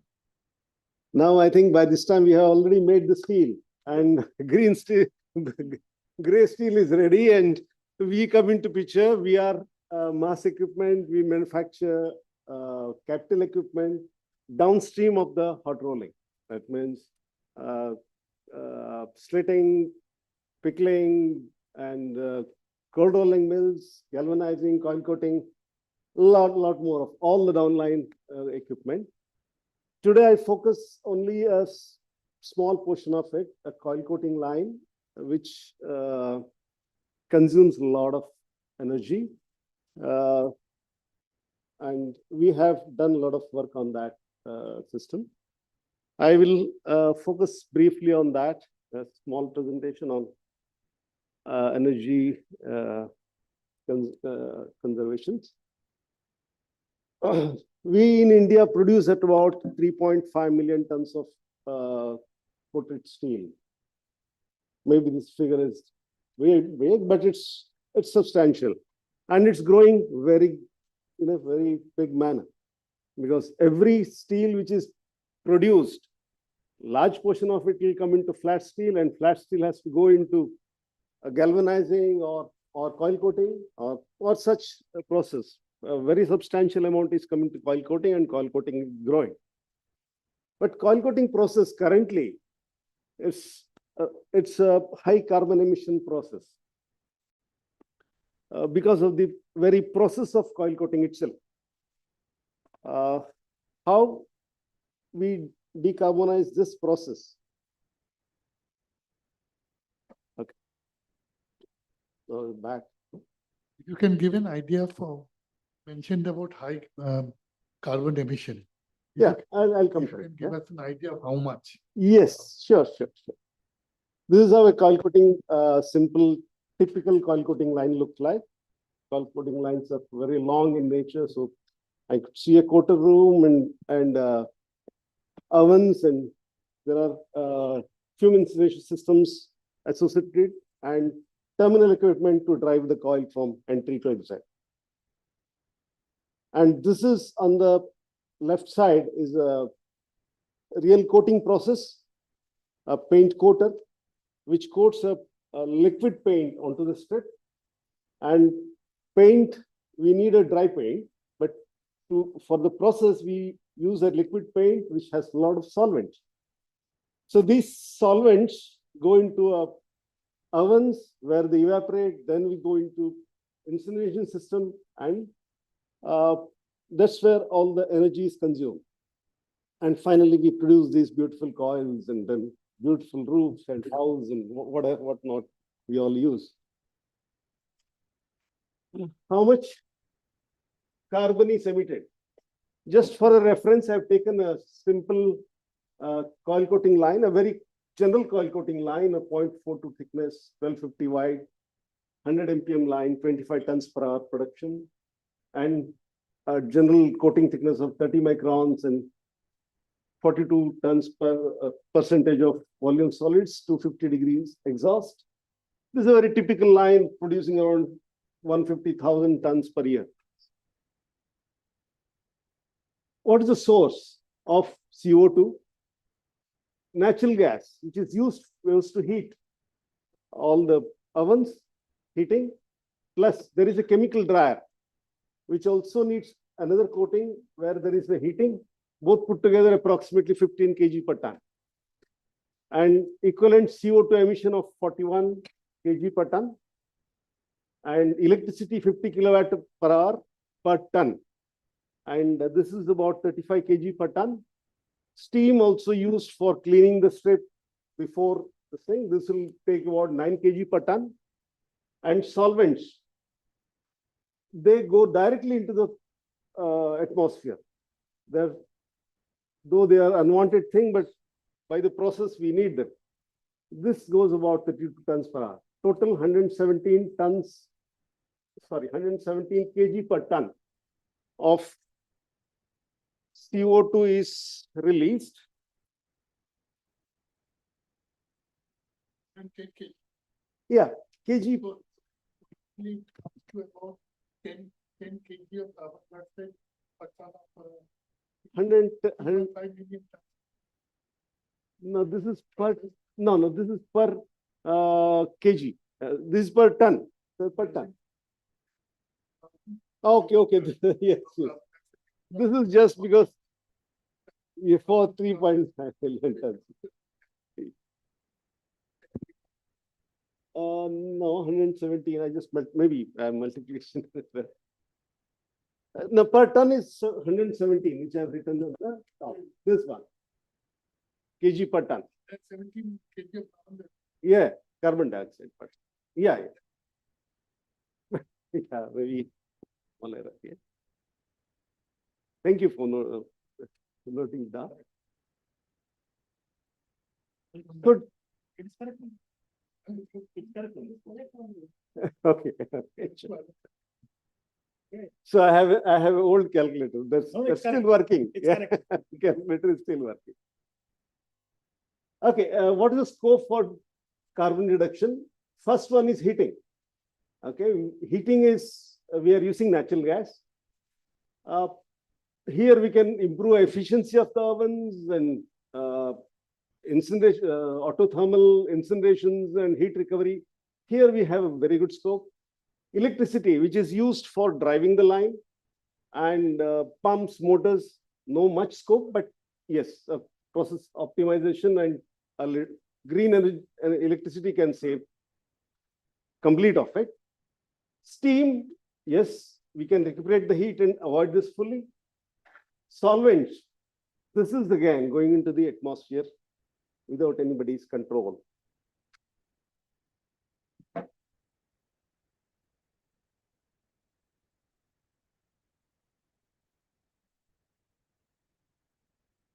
Why we need additional heat?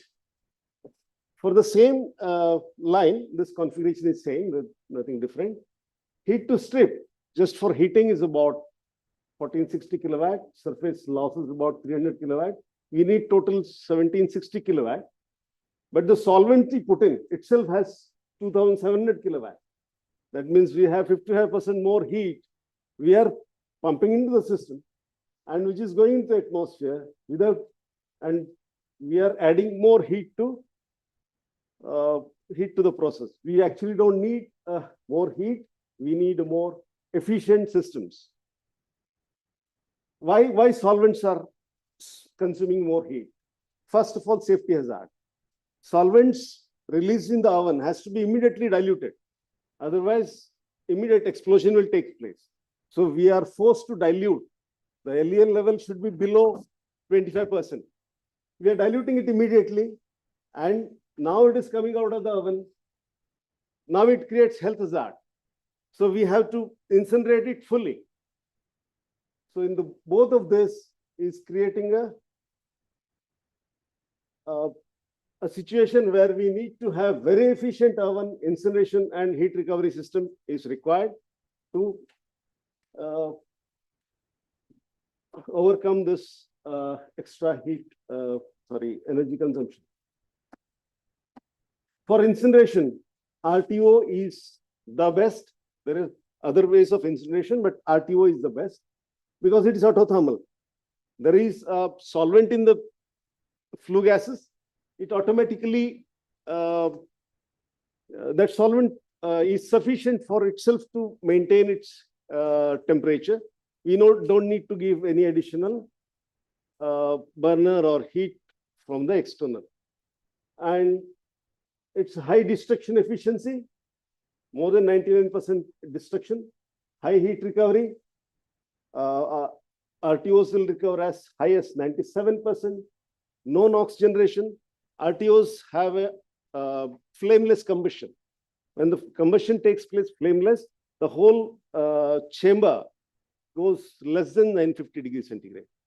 And NOx generation takes place at a very high temperature where there is a big flame and then flame temperature goes high. So this is the no NOx generation. Fresh air systems, the extracted fumes we pass through the incineration and exhaust. So it decreases the chances of explosions. So high efficiency system, we first high efficiency oven. Ovens play an important role. Unless the heat transfer rate is very high, oven takes a higher temperature. So we need a high efficiency oven and autothermal high efficiency RTO, which gives approximately 500 degree temperature solvents out, cleaned gas, which will be taken through a heat exchanger where we recover heat by heating the makeup air. This is a very high efficiency heat exchanger. We have achieved up to 80 to 85% efficiency.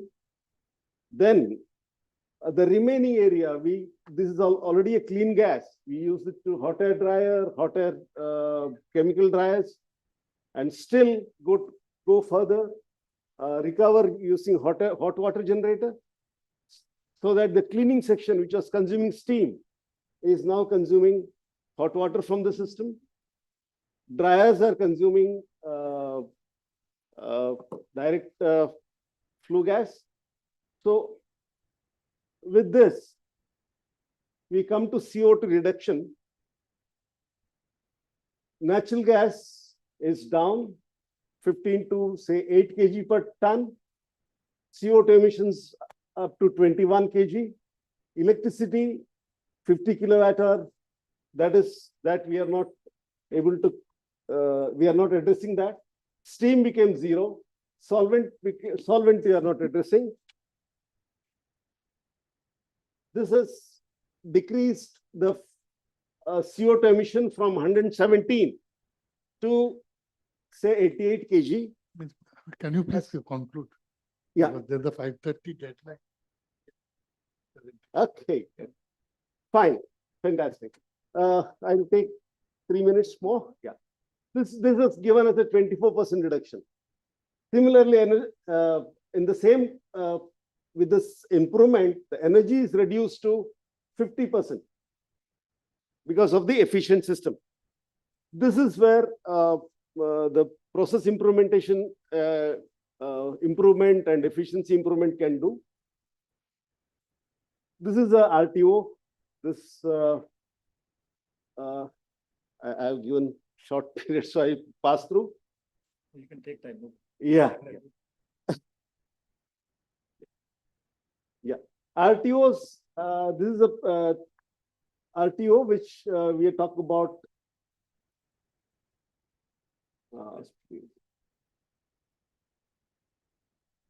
It's just good. That's animation is not taking. It's okay. Fine. RTO is a this RTO shows 3 canister RTO. Canister 1, 2, 3. This is a regenerative thermal oxidizer. The blue color on the right side shows the fumes coming in.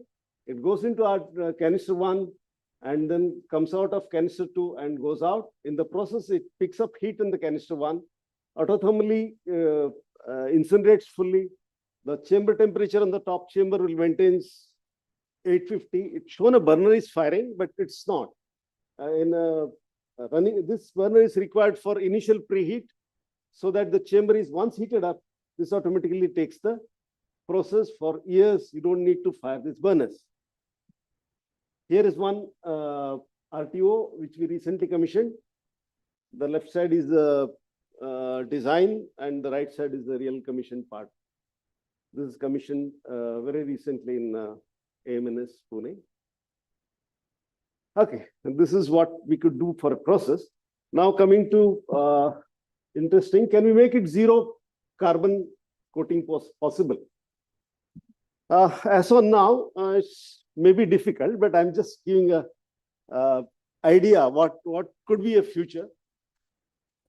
We are talking about green energy. If we get green energy, can we do it? Electrical system, yes. Steam, yes. Heating, yes. Solvent, no. This is required for a process. It has to go to air. Can we recycle the solvents? Technology, yes. In the various other places, solvent recovery is very common. We can recover up to 80% of clean solvents and 10% of maybe sludge. Another 10% maybe going into atmosphere. That also can be clearly incinerated and going. The concept system is this: electric oven, green energy.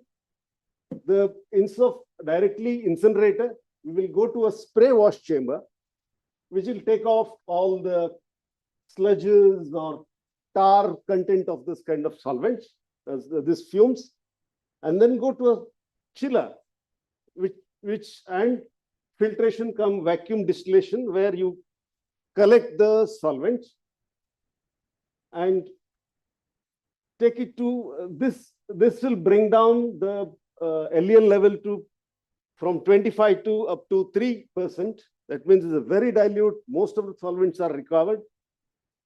Now, slightly preheat this chamber, just 10 degrees, and then take it to a rotary concentrator. This is a zeolite-based concentration wheel, readily available in the market for recovering, for concentrating the solvents from very low solvents which cannot be self-combustible. This will take off. 90% of the air will be filtered and going directly to atmosphere. Remaining 10% will collect all the remaining solvents, and that become rich, so that can be sent to a RTO, and it will be a very small RTO, mini RTO, and that can incinerate that portion and going out. What is the outcome?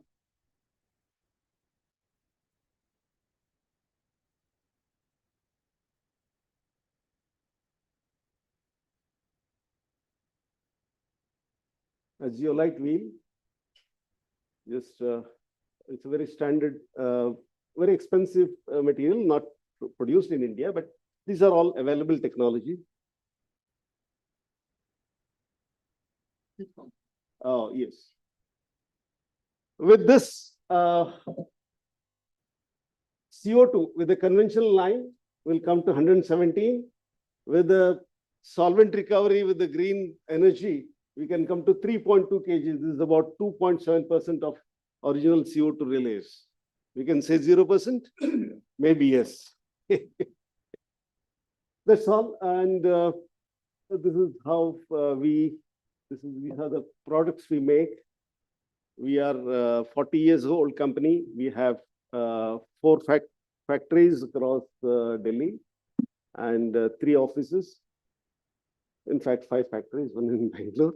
And producing all these lines I mentioned earlier, right from the slitters, pickling, cold rolling, galvanizing, color coating lines, electrolyte cleaning lines, cut to length lines, rewinding lines, tension leveling, skin pass mills, VCR mills, electrostatic oilers, which I said this is import substitution. We are making ourselves. Welders import substitution. Stitches, coaters. Yes, we have started making coaters long back. Thermal equipments, furnaces, ovens, dryers, incinerators, RTOs. Upgrade of existing lines, latest technology to match the latest technology. Terminal equipments, mandrels, uncoilers, recoilers, bridles, whatnot, everything we do. And that's for today. Thank you. Thank you very much. Thank you very much. We are at the end of this technical session, and I would like to thank on behalf of myself and all of you for the 7 excellent presentations today.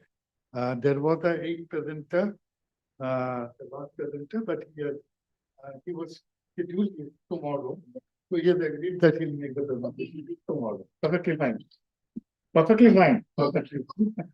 So thank you again. Thank you for your patient hearing. Thank you, sir, for your cooperation. As you understood, because I think many of them are sleeping. All right. So now you need a cup of tea, as we have arranged the tea and coffee outside. So before we conclude, we want to give a big round of applause for all the brilliant panelists. Wonderful, insightful session. Exactly. Audience, clap for yourself. I would like to request Raman sir to please do the memento ceremony. Can we have memento for each one of them?